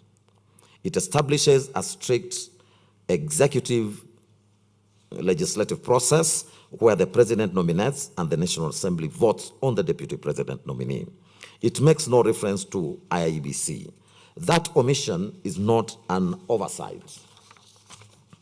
It is a deliberate constitutional choice which this court must give full effect. Were it the intention of the drafters to impose a more stringent requirement, nothing would have been easier than to say so expressly, as they did in Articles 99 and 137 in respect to candidates for elective office at a general election. The absence of any equivalent requirement in Article 149, Sub-Article 1 is therefore a considered constitutional choice to be respected. For ease of reference, Article 149, Sub-Article 1 provides as follows, and I quote, vacancy in the office of Deputy President. Within 14 days after a vacancy in the office of Deputy President arises, the President shall nominate a person to fill the vacancy, and the National Assembly shall vote on the nomination within 60 days after receiving it. From a plain reading of the above, we are convinced that no clearance was required by the Deputy President, and that the vote by the National Assembly was an expression of representative authority by the sovereign's elected representative, precisely the constitutional mechanism that Article 149, Sub-Article 1 contemplates. Under Article 1 of the Constitution, sovereign power belongs to the people of Kenya and may be exercised either directly or through their democratically elected representatives. When the National Assembly voted on His Excellency Kindiki's nomination, it did so as the constitutional repository of delegated sovereign authority acting on behalf of the people in accordance with the specific mechanism the Constitution provides for filling in a midterm vacancy in the office of the Deputy President.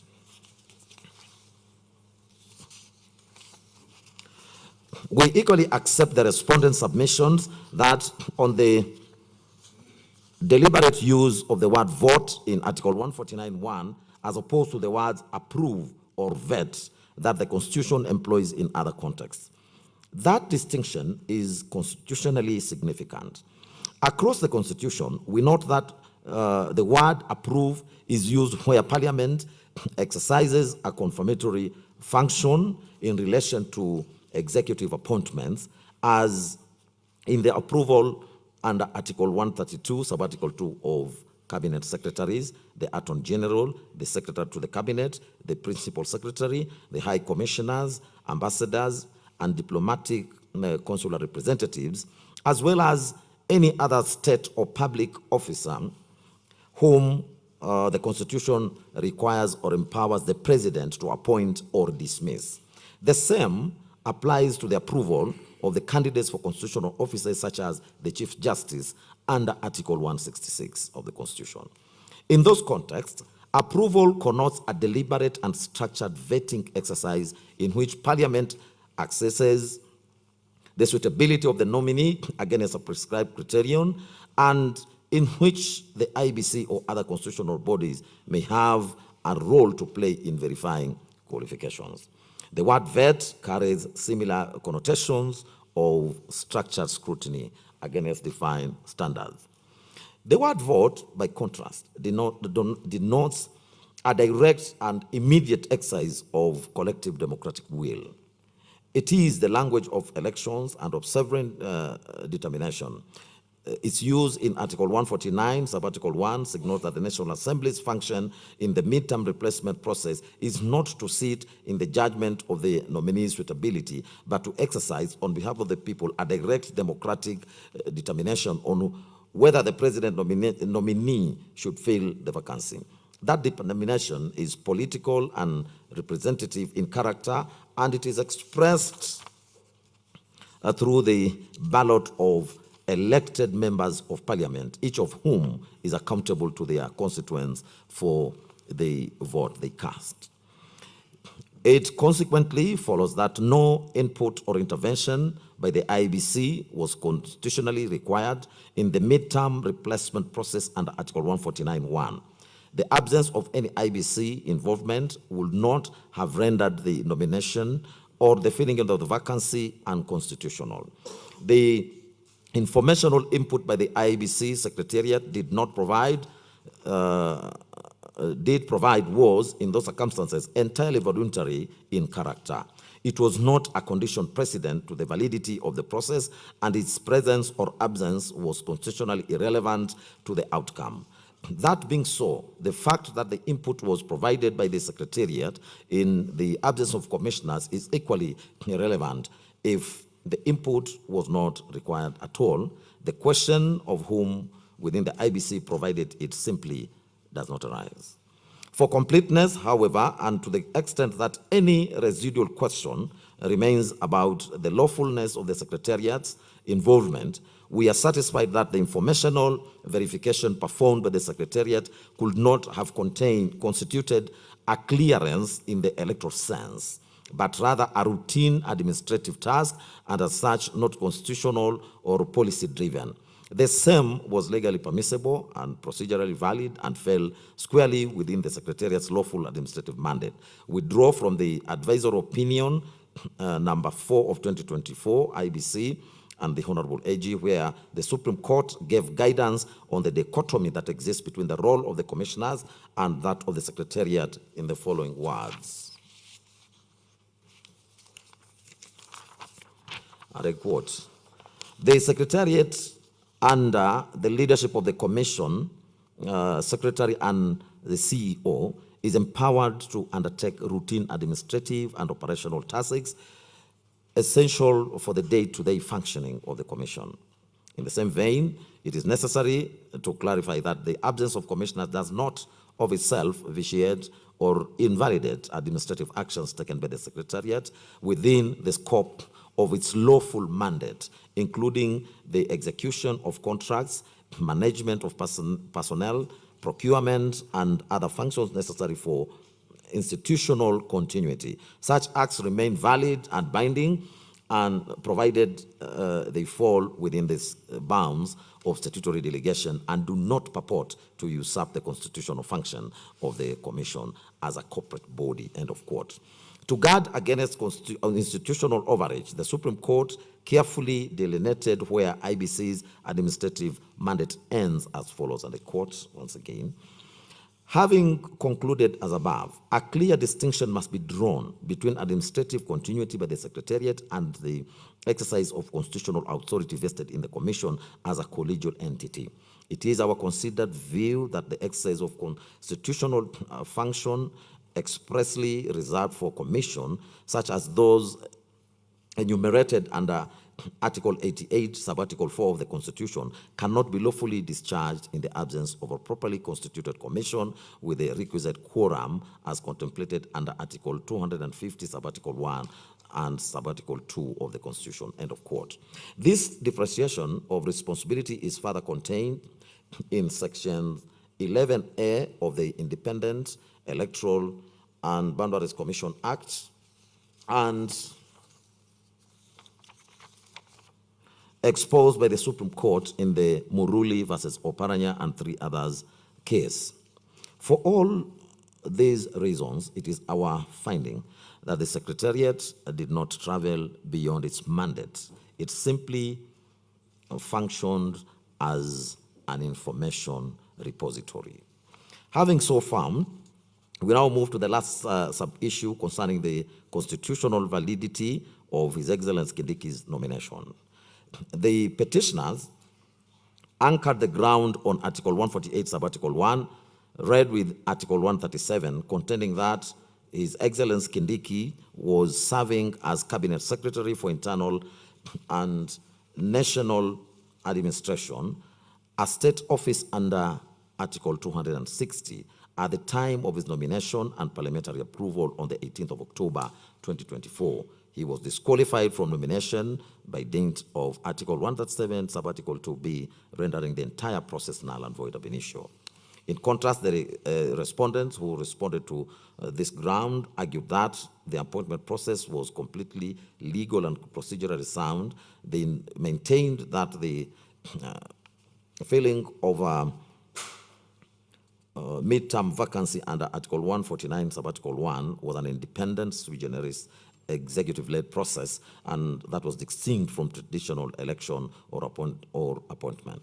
Further, it was the case that the restrictive disqualification in Article 137, such as the recruitment to the requirement to resign 6 months prior to or to secure multi-county voter endorsement, were tailored exclusively for general elections, not sudden midterm vacancies that demanded swift action to prevent a leadership vacuum. They contended that the initial formation of a presidential joint ticket under Article 148 could not apply to midterm emergency transitions. In addition, His Excellency Kindiki and the IBC specifically disputed the factual basis of the petitions, arguing that His Excellency Kindiki had in fact provided official gazette notices proving he had formally resigned from his cabinet position prior to his appointment as Deputy President. In considering the arguments of both parties, we turn to the relevant constitutional provisions, to wit Articles 137, 148, and 149. Article 137, Subarticle 2b, bars any person who is a public officer or is acting in any state or other public office from nomination as a presidential candidate. Article 137, Subarticle b, carves out exemptions for the sitting president, the deputy president, and members of parliament. Cabinet secretaries are not included in that exception. Article 148, Subarticle 1 also locks the qualifications of a deputy president candidate to those of a presidential candidate under Article 137. And Article 148, Subarticle 2 provides that there shall be no separate nomination process for the deputy president at a general election.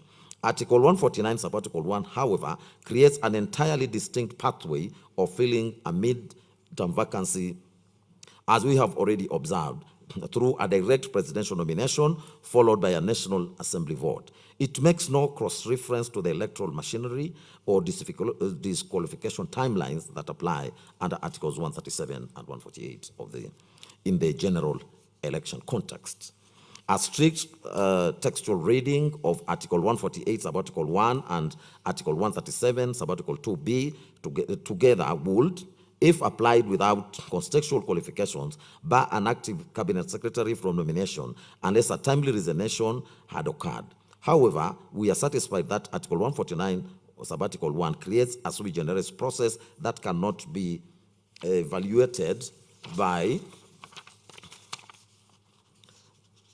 mechanical application of the general election framework. Article 149, Subarticle 1, omits the standard electoral requirements, including the signature collection requirement and Article 137, Subarticle 1d, which signals the framers' intention that this provision operates independently of the general election machinery. To apply the strict disqualification timelines of the electoral context to a sudden or unforeseen midterm vacancy would risk creating an executive leadership vacuum of precisely the kind that Article 149, Subarticle 1 was designed to prevent.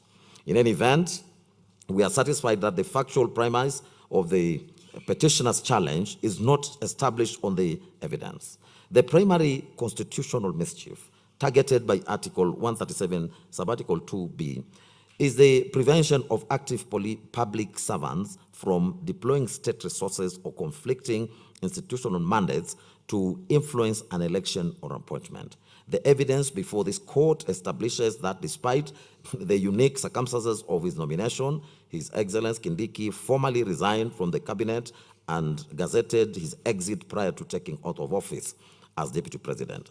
By severing his ties to the cabinet before assuming the Deputy Presidential office, the potential conflict of interest under Article 137, Subarticle 2b is designed to address was lawfully cured.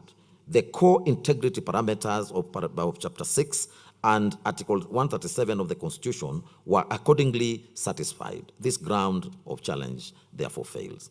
Before concluding on this issue, we must address whether the speed with which the state resolution, with which the Senate resolution was gazetted, the President nominated Professor His Excellency Kindiki, and the National Assembly approved the nominee, contravened the Constitution and the law. The petitioners argued that the extraordinary haste following the Senate's resolution of 17th of October 2024 revealed a predetermined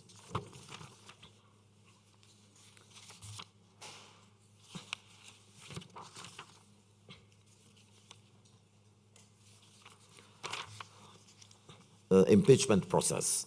In their view, the immediate gazettement, swift presidential nomination, and expedited parliamentary approval were evidence of a pre-arranged outcome. They contended that such speed undermined constitutional values of transparency, accountability, public participation, fairness, and constitutionalism. The respondents, including His Excellency Kindiki, took the opposite position. They maintained that the Constitution itself anticipates expedition in matters concerning high constitutional office. Once a vacancy arose in the office of the Deputy President, they argued the President was constitutionally bound to act under Article 149. Prompt compliance with such a duty, they insisted, cannot be itself amount to constitutional impropriety. Turning to the Constitution, Article 149(1), we have already reproduced that section, that article. I don't need to go through it again. Proceed. This provision leaves no doubt that the framers of our Constitution deliberately contemplated speed in filling in a vacancy of the Deputy President's office. The rationale is evident, and it is to safeguard continuity and the stability in the national executive by requiring prompt action. Judicial President reinforces this principle. In Ali Hassan Joho and another was a Suleiman Said Shabal and others, this is a Supreme Court petition number 10 of 2013. The court held that constitutional timelines are substantive requirements, not procedural conveniences, and cannot be extended by legislation or judicial discretion. Similarly, in the Mankin Aramat versus Harun Meitamei, Lenpaka, and two others, the Supreme Court, it's a Supreme Court matter petition. The court emphasized that constitutional timelines are binding commands, cautioning against reliance on Article 159 to circumvent them. The same principle was affirmed in Moses Masika Wetangula versus Muskari Kombo, Muskari Nazi Kombo, and two others, and in Harun Meitamei Lempaka versus Lempakian Aramat, where the Court of Appeal underscored the constitutional significance of timelines. Collectively, these authorities highlight that timelines serve vital public interests, including certainty, legitimacy, and orderly governance. The Supreme Court's decision in Raila Odinga and 5 others versus Independent Electoral and Boundaries Commission and 3 others, this is presidential petition number 5 of 2013, is also instructive. Addressing timelines under Article 140, the court had the following to say, and I quote, according to Article 140 of the Constitution, it is clear that in the resolution of presidential election disputes, I repeat that. According to Article 140 of the Constitution, it is clear that expedition in the resolution of presidential election disputes is of essence, end of quote.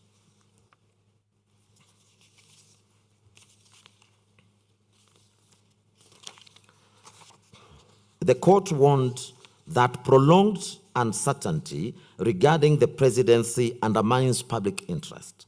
This reasoning reflects a broader constitutional philosophy that uncertainty in the occupants of high office is detrimental, and the Constitution deliberately establishes mechanisms to ensure continuity. Applying these principles, we are not persuaded that the prompt gazettement of the Senate's resolution was unconstitutional.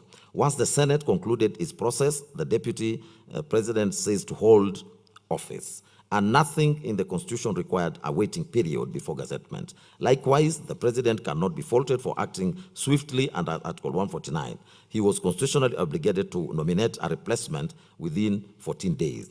Compliance with this duty cannot be construed as wrongdoing. To hold otherwise would penalize constitutional actors for fulfilling their obligations. The same reasoning applies to the National Assembly. Article 149 allows up to 60 days to vote on a nomination, but it does not require Parliament to exhaust that period. Acting sooner than the deadline is not evidence of illegality. Speed alone does not establish predetermination. The law requires objective proof that a decision maker had closed their minds before exercising power. Mere expedition does not meet that threshold. We therefore find that the gazettement of the Senate resolution, the President nomination of His Excellency Kindiki, and the nomination National Assembly's approval did not contravene the Constitution simply because they were undertaken expeditiously. I will now turn to the constitutional processes. Under this heading, this court is called upon to interpret Articles 144 and 145 of the Constitution to determine whether the Senate was obligated to establish a special committee to investigate the charges against the Deputy President, or whether the formation of such a committee was discretionary. The court is equally invited to examine the procedures applied in the impeachment process, with particular focus on Article 150, sub-Article 2, and the extent to which, if at all, the Senate ran afoul the Constitution in that respect. Starting with the first issue, the dispute before us brings into sharp focus the jurisprudential tension embedded in Article 145 of the Constitution, and more particularly, Article 145, sub-Article 3b of the Constitution. Article 145, sub-Article 2 and sub-Article 3 detail the provision of removal in the following terms. I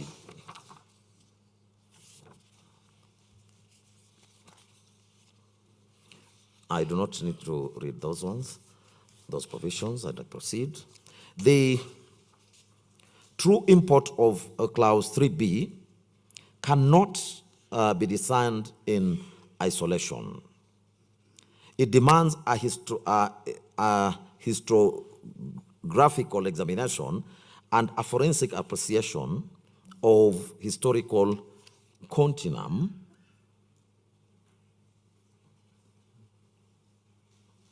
just a minute.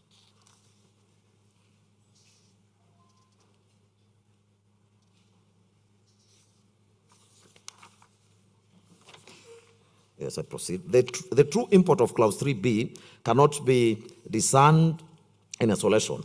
It demands a historiographical examination and a forensic appreciation of the historical continuum of Kenya's constitutional reform. Constitutional interpretation, particularly in matters touching on the architecture of the governance, must be informed by history, for history illuminates the intent of the framers, constitutionalizes the text, and guards against distortion that arise from reading provisions in a vacuum.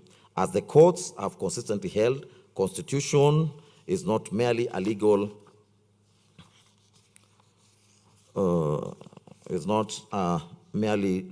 instrument, but a living charter whose meaning is entrenched by the struggles,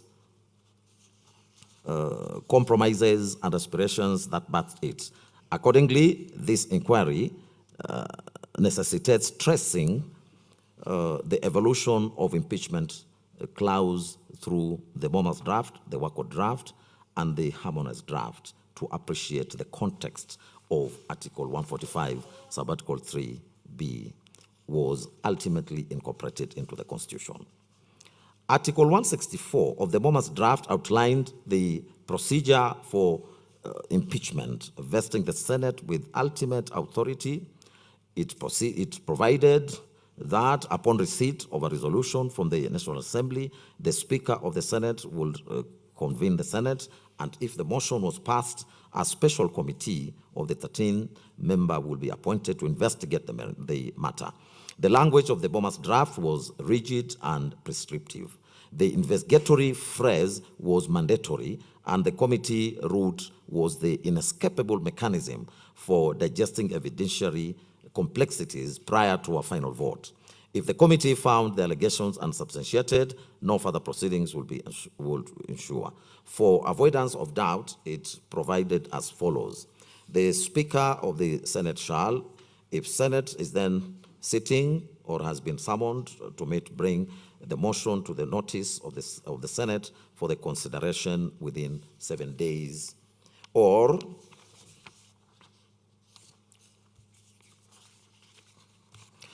if Senate is not then sitting, will summon it to meet within 21 days of the motion, 21 days of the notice to consider the motion. If a motion is passed under Clause 3, the Senate shall appoint 13 of its members as a special committee in accordance with its standing orders of the Senate to investigate the matter. If the special committee shall investigate the matter and shall, within 10 days, report to the Senate whether it finds the particulars of the allegations against the President to have been substantiated. End of quote. Similarly, Article 155 of the WACO draft mandated the formation of a special committee of 13 members of Parliament to investigate allegations once an impeachment motion was initiated. The provision was explicit and inflexible, leaving Parliament with no discretion. The committee route was compulsory, and the President retained the right to appear and be represented before the committee. For clarity, we have reproduced that one as well, but I will not go through it. I proceed. The harmonious draft of 2009 and its subsequent revision in 2010 represents the constitutional settlement now embodied in Article 145, which is the subject of contestation before us. To our mind, there appears to have been a deliberate harmony in the manner the previous drafts treated the committee stage of the impeachment proceedings. We are convinced that the framers intended to preserve this consistency across the drafts rather than to depart from it. This conclusion is fortified by a wholesome reading of the Constitution, which we explain in detail. Interpreting the text before us requires a careful and nuanced exercise in constitutional interpretation. Fortunately, the Constitution itself provides guidance on how it should be read. Articles 20, subarticle 4, and Articles 259, subarticle 1 establish the interpretive framework. Article 20, subarticle 4 directs courts when interpreting the Bill of Rights to promote the values of an open and democratic society founded on human dignity, equality, equity, and freedom, while giving effect to the spirit and the objects of the Bill of Rights. Article 259, subarticle 1 further commands courts to interpret the Constitution in a manner that advances its purpose, values, and principles, threatens the rule of law, protects human rights and fundamental freedoms, permits development of the law, and contributes to good governance. Over time, our courts have consistently emphasized that the 2010 Constitution demands a transformative approach to interpretation. Recognizing its highly progressive nature, courts have articulated several interpretive canons. In David D. and others, such as AG, the High Court, that is the BBI case, the High Court identified 4 guiding principles: that the Constitution must be interpreted holistically, that it should not be approached with rigid formalities or treated as a mere statute, that its own theory of interpretation must be applied to safeguard its values, objects, and purpose, and that non-legal considerations are essential to uncover the true meaning and values. The Supreme Court, in the matter of Kenya National Commission on Human Rights 2014, clarified that a holistic interpretation requires contextual analysis, which means reading provisions alongside and against each other, informed by history, disputes, and prevailing circumstances. Similarly, in the Tunyefuza versus AG case, this is a Ugandan court, stressed that a constitution must be read as an integrated whole with each provision sustaining rather than undermining the others. The principle that the Constitution must not be interpreted through rigid formalism was also emphasized by the Supreme Court in Interim Independent Electoral Commission 2011 and the Communication Commission of Kenya versus Royal Media Services 2015.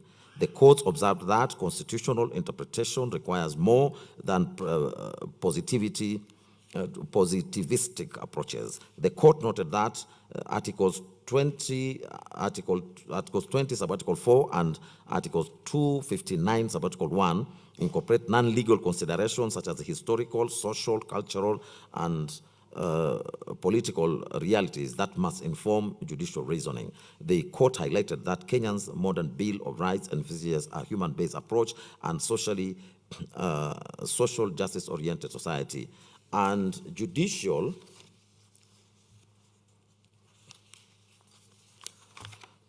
authority derived from the people under Article 159, Subarticle 1 must reflect these values in court decisions. The former Chief Justice Emeritus Mutunga, in his concurring opinion in the Speaker of the Senate and another versus the AG, this is 2013 reported, also underscored the constitution making was an ongoing process, and acknowledged that compromises in drafting often create vagueness, and it is the court's responsibility to resolve contradictions and clarify gaps. In his words, I quote, "Constitution making does not end with the promulgation. It continues with the interpretation." Finally, the Court of Appeal in Center for Rights, Education and Awareness, and another versus John Harun Mwau, 2012 reported, linked constitutional interpretation with the statutory interpretation principles. It reiterated that courts must avoid absurd, unpracticable, illogical, and artificial results, and must always strive to serve the public interest. Fidelity to both the letter and the spirit of the Constitution requires interpretations that advance justice, rationality, and the common good. Guided by the interpretive principles discussed above, we now turn to examine the purpose and the intent of Article 145, Subarticle 3 of the Constitution.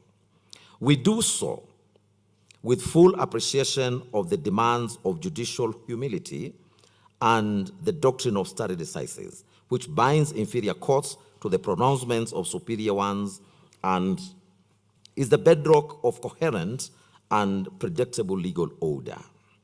Our analysis is therefore offered within that framework, not as a departure from it.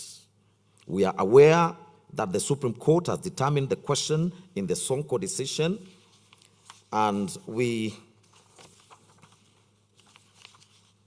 are mindful that the suggestion we are advancing in this discussion will build upon the existing jurisprudence and contribute to the broader legal discourse on this question.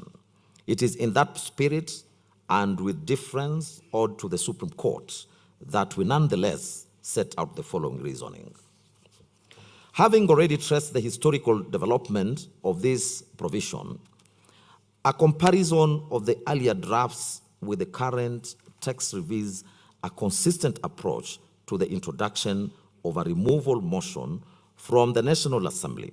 In every instance, the motion was to be formally tabled for consideration. The draft made clear that once introduced, the motion will be debated and, if passed, the special committee constituted. This framework is now embedded in Article 145(3)(a) of the 2010 Constitution, which expressly obligates the Senate to convene and/or hear the charges against the President. These charges are the charges as contained in the removal motion transmitted from the National Assembly pursuant to Article 145, Subarticle 2. It is only after the Senate has heard the charges that Article 145, Subarticle 3b comes into play. It is important to note that the motion was never intended to be passed or dismissed as a mere formality. The House was called upon to consider, debate, and to resolve whether the motion should proceed or fail. If the motion failed, that marks the end of the matter, and no further proceedings will follow. Conversely, If Parliament determined that the matter warranted investigation, it passed a resolution allowing the impeachment motion to proceed, and a special committee is then formed.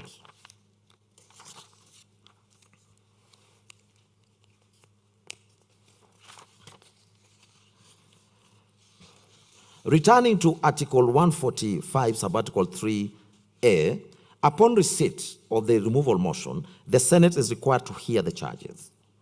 While this hearing may not necessarily connote a formal trial, it provides an opportunity for the House to be appraised of the charges, the supporting evidence, and any accompanying documentation.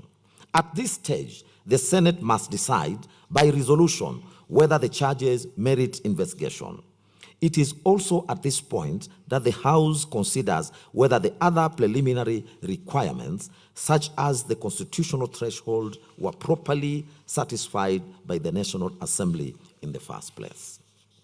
We have examined the Hansard record of the Senate sitting on Wednesday, the 9th of October 2024, convened pursuant to Kenya Gazette Notice number 13170.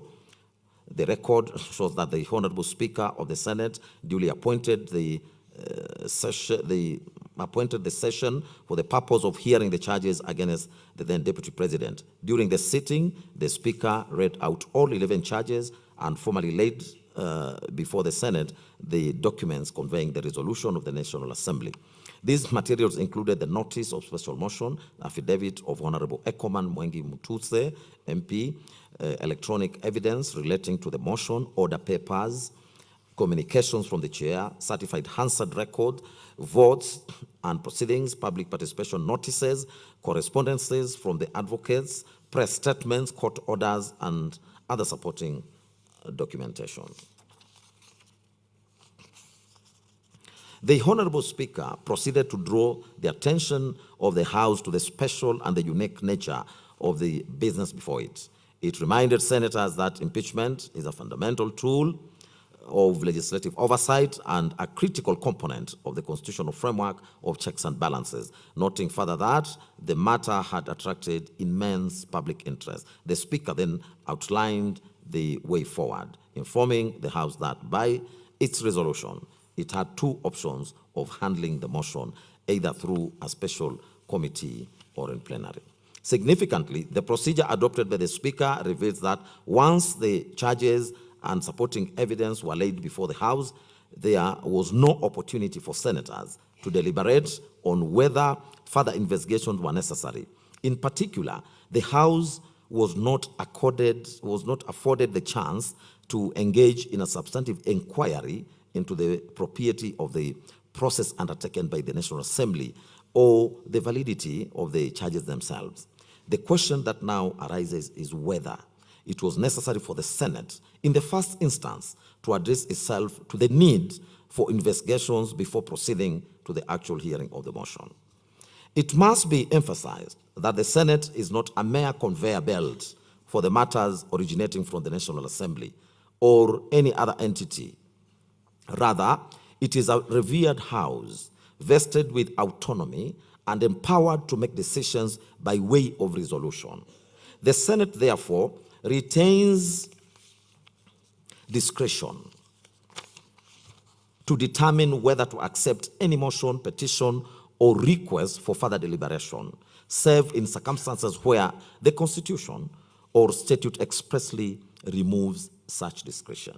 This explains why the earlier drafts of the Constitution stipulated that a motion had to be passed before a special committee could be formed.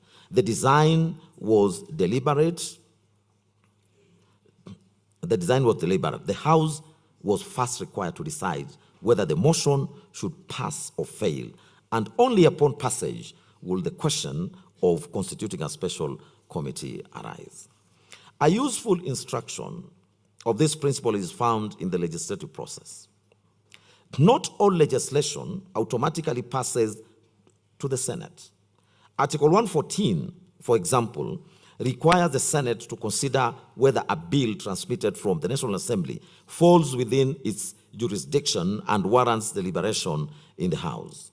Article 145, Subarticle 3B, is therefore not unique in this regard. It was intended to give the Senate an opportunity to hear the charges, examine the evidence, and satisfy itself that at least the bare minimum constitutional and statutory requirements had been met on a prima facie basis. In doing so, the Senate would address fundamental preliminary issues, such as whether the grounds of the special motion fall within those provided for in the Constitution or law, whether the jurisdiction had been properly invoked, whether the president was previously tried on the same charges, whether prima facie evidence supports the charges, and whether the requisite threshold was attained in the National Assembly. It is only after the Senate has addressed these preliminary issues that it proceeds to take a vote by way of a resolution on whether to admit the motion for a full hearing or to defeat it. This explains the deliberate use of the word may in Article 145, Subarticle 3B. The term may signifies discretion on the part of the Senate to determine whether the motion, as presented, satisfies the minimum constitutional and statutory requirements and therefore warrants further consideration. Once such a resolution is made and the Senate decides to proceed, the House then turns to the procedure governing the hearing. Conversely, if the Senate is not satisfied that the motion merits further interrogation, the matter ends there. There is therefore no ambiguity in the use of the word may in Article 145 3B. It clearly connotes discretion and cannot be equated with the mandatory term shall. The true meaning and intent of Article 143B can only be appreciated in light of that historical context. To interpret the provision in isolation would risk stripping the Senate its discretion to determine what matters it can lawfully consider. This position finds support in the commentary of legal scholars Louis Franceschi and Piero Lumumba in the book Constitution of Kenya, a documentary, second edition 2019, where they stated as follows, and I quote,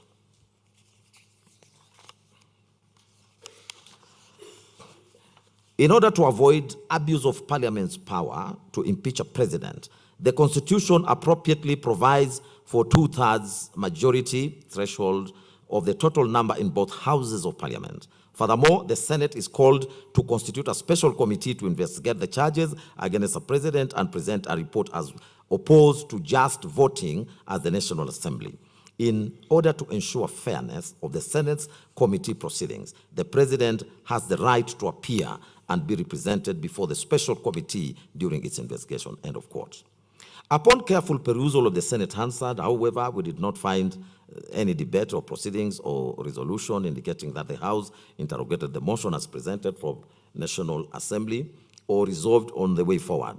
The record shows that once the motion was laid before the House, the charges were read out and the supporting evidence tendered.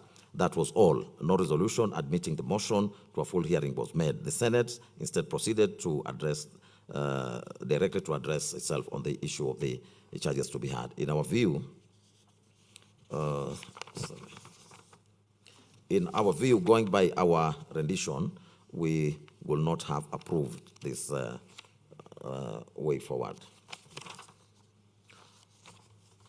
Having so established, we take the position that once Senate resolves to admit and proceed with the hearing of the motion, its discretion is spent. The only cause available is to appoint the special committee to investigate the matter. This conclusion flows naturally from the foregoing discussion and from the deliberate manner in which sub-articles 145, sub-article 4, 5, and 7 are structured.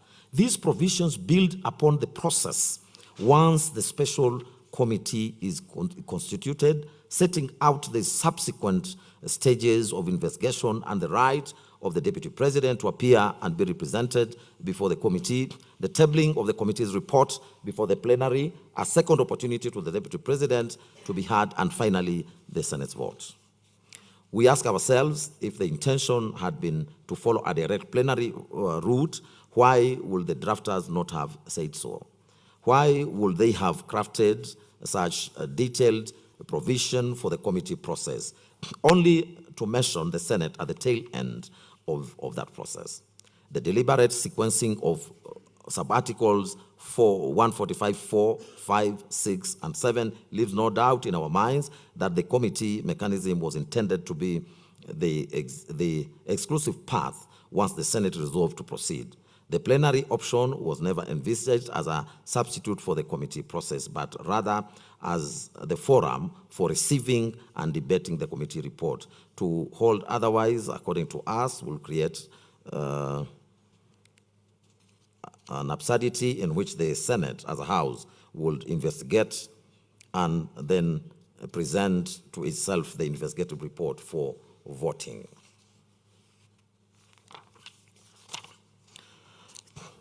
At the risk of repetition, but for emphasis, we observe that the removal of the president by way of impeachment was not provided for in the retired 1963 Constitution, save for this superficial vote of no confidence. Kenyans were therefore deliberate in crafting a detailed procedure for the hearing of an impeachment motion under the 2010 Constitution. This procedure is well captured in the sub-articles to Article 145, which specify the number of members to be appointed to the special committee, the committee's role in investigating the charges, and the strict timeline of 10 days within which the committee must act. Sub-article 145(5) further commands the observance of the two distinct rights of the president. First, the right to appear before the committee personally, and second, the right to be represented. These rights are not synonymous. The right to appear is exercised by the president as an individual, whereas the right to be represented allows the president to appear alongside counsel or to have counsel appear on his or her behalf. These two rights must be juxtaposed with the right provided for in sub-article 145(6)(b), which grants the president an opportunity to be heard at the plenary once the committee finds any of the charges substantiated. This right is again distinct, as an opportunity to be heard is not limited to physical or oral hearing, but encompasses the broader ability to present a defense in whatever form the Senate deems appropriate. This interpretation ensures a generous reading of the rights of the president, who is afforded representation and opportunity to be heard both at the committee stage and again before the plenary. Such a generous interpretation is precisely what the Constitution commands. For all the foregoing reasons, we do find that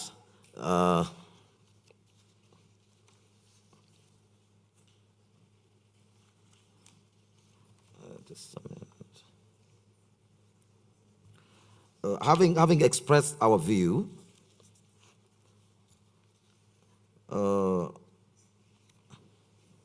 we again differ unreservedly and with the deepest respect to the binding authority of the Supreme Court as settled in Soko versus County Assembly of Nairobi, where the court pronounced itself as follows.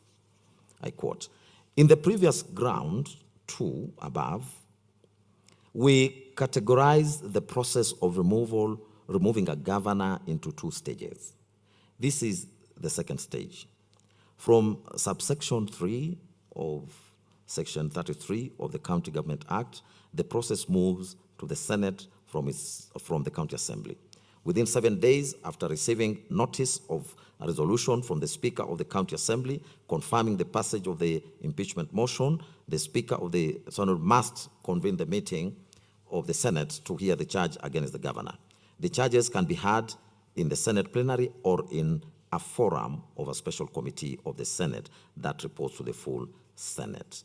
In either case,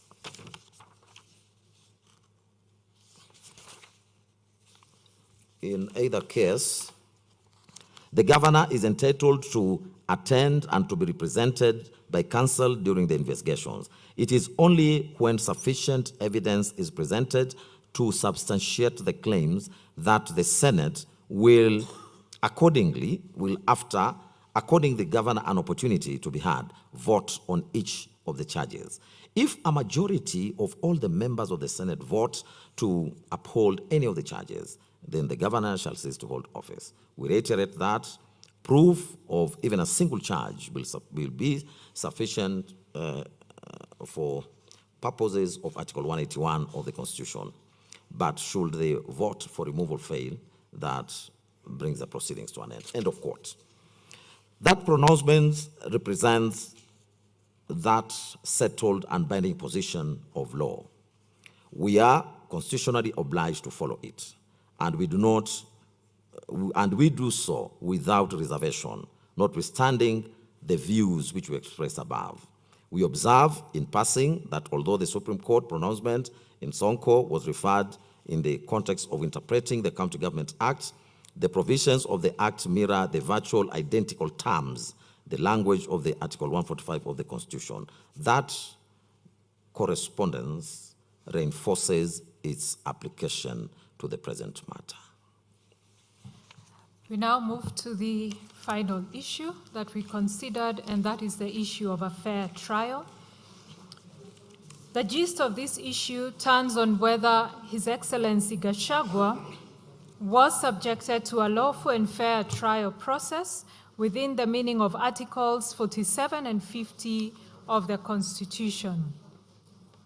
The petitioners contended that the Senate's conduct of the impeachment trial was fundamentally and irreparably flawed, falling far short of the constitutional standards of fairness, legality, and procedural propriety granted to His Excellency Gachagua under the stated provisions. Their challenge on this ground was advanced on several distinct and cumulative bases. They argued that His Excellency Gachagua was denied his right to a fair trial when, having fallen ill and being hospitalized on the 17th of October 2024, the Senate refused adjournment request and proceeded in his absence, ultimately voting on 5 of the impeachment charges. That the Senate was constitutionally bound under Article 145(3)(b) and 145(4)(6) to appoint a special committee of 11 members to investigate the charges. By defeating the motion to establish such a committee and proceeding by plenary, the Senate deprived him of his right under Article 145(5) to appear and be represented before an independent investigative body. Insulated from political pressure, and that the time afforded to H.E. Gachagua was grossly inadequate, only a few days to respond to 11 complex allegations, and just 2 hours to present his defense compared to the extensive time given to the National Assembly. The respondents in defense maintained that the Senate had accorded His Excellency Gachagua a lawful and fair trial consistent with Articles 47 and 50 of the Constitution, that the Senate acted reasonably by granting a short adjournment and offering a further extension to 19th October 2024, and when the formal motion was defeated, they submitted that discretion had been properly exercised, especially since no medical evidence was produced. They maintained that the Constitution conferred discretion to proceed by way of a special committee or plenary under Article 145(3)(b), and denied that new evidence or witnesses were introduced at the Senate stage as alleged by H.E. Gachagua. We have carefully considered the forcefully and ably argued positions advanced by both sides. The constitutional standard which the fairness of the Senate conduct falls to be measured is clearly and comprehensively set out in Article 50 of the Constitution. Of particular relevance to the present inquiry are the following guarantees which Article 50 confers on every accused person as components of the right to a fair trial. Under 50C is the right to have adequate time and facilities to prepare a defense. F, to be present when being tried, unless the conduct of the accused person makes it impossible for the trial to proceed. And K, to adduce and challenge evidence. These guarantees do not stand alone. They are reinforced and complemented in the specific context of impeachment proceedings by the procedural rights expressly conferred by Article 145.5 and 145.6b of the Constitution, which provide as follows. 5. The President shall have the right to appear and be represented before the special committee during its investigations. And in 6b, that Senate shall, after according the President an opportunity to be heard, vote on the impeachment charges. To the foregoing must be added Article 47 of the Constitution, which guarantees every person the right to fair administrative action that is lawful, reasonable, and procedurally fair. That right is not confined to purely judicial proceedings. It attaches to any exercise of public power that affects a person's rights, interests, or legitimate expectations, and it applies with full force to the impeachment process before a decision to remove is taken. The Supreme Court in Sonko reaffirmed this position, holding that during the process of removal, both the right to fair administrative action under Article 47 and the right to a fair hearing under Article 50 accrue to the office holder whose removal is sought. This court reads that holding as applying with equal force to His Excellency Gachagua in the present proceedings. The Supreme Court further held that while impeachment is a political process, it is equally subject to constitutional discipline and the principles of natural justice, and that courts will not interfere with the merits of Parliament's decision unless a violation of fair hearing rights or procedural improprieties established. These two propositions together define both the standard the Senate was required to meet and the scope of this court's supervisory jurisdiction in assessing whether it did so. Against that framework, we turn to the specific circumstances of the present case. It is clear that during the proceedings, the National Assembly, as the prosecuting party in the Senate proceedings, presented its case through witnesses who were examined in chief and subjected to cross-examination in the full and formal sense of adversarial proceedings. There is no controversy about this fact. The petitioners contend that the Senate's refusal of the adjournment application denied His Excellency Gachagua equality of arms and equal protection of the law by preventing him from participating in the oral proceedings at the precise stage when his own evidence was to be led. The constitutional right to equality of arms has been expressly affirmed by the Court of Appeal in Olo versus Kisumu County Assembly Service Board and another, when the court cited with approval the following passage from Pinnacle Project Limited versus Presbyterian Church of East Africa, Gong Parish, and another. I quote, "Fair trial in civil cases includes the right of access to a court, the right to be heard by a competent, independent, and impartial tribunal, the right to equality of arms, the right to adduce and challenge evidence, the right to legal representation, the right to be informed of the claim in advance before the suit is led, the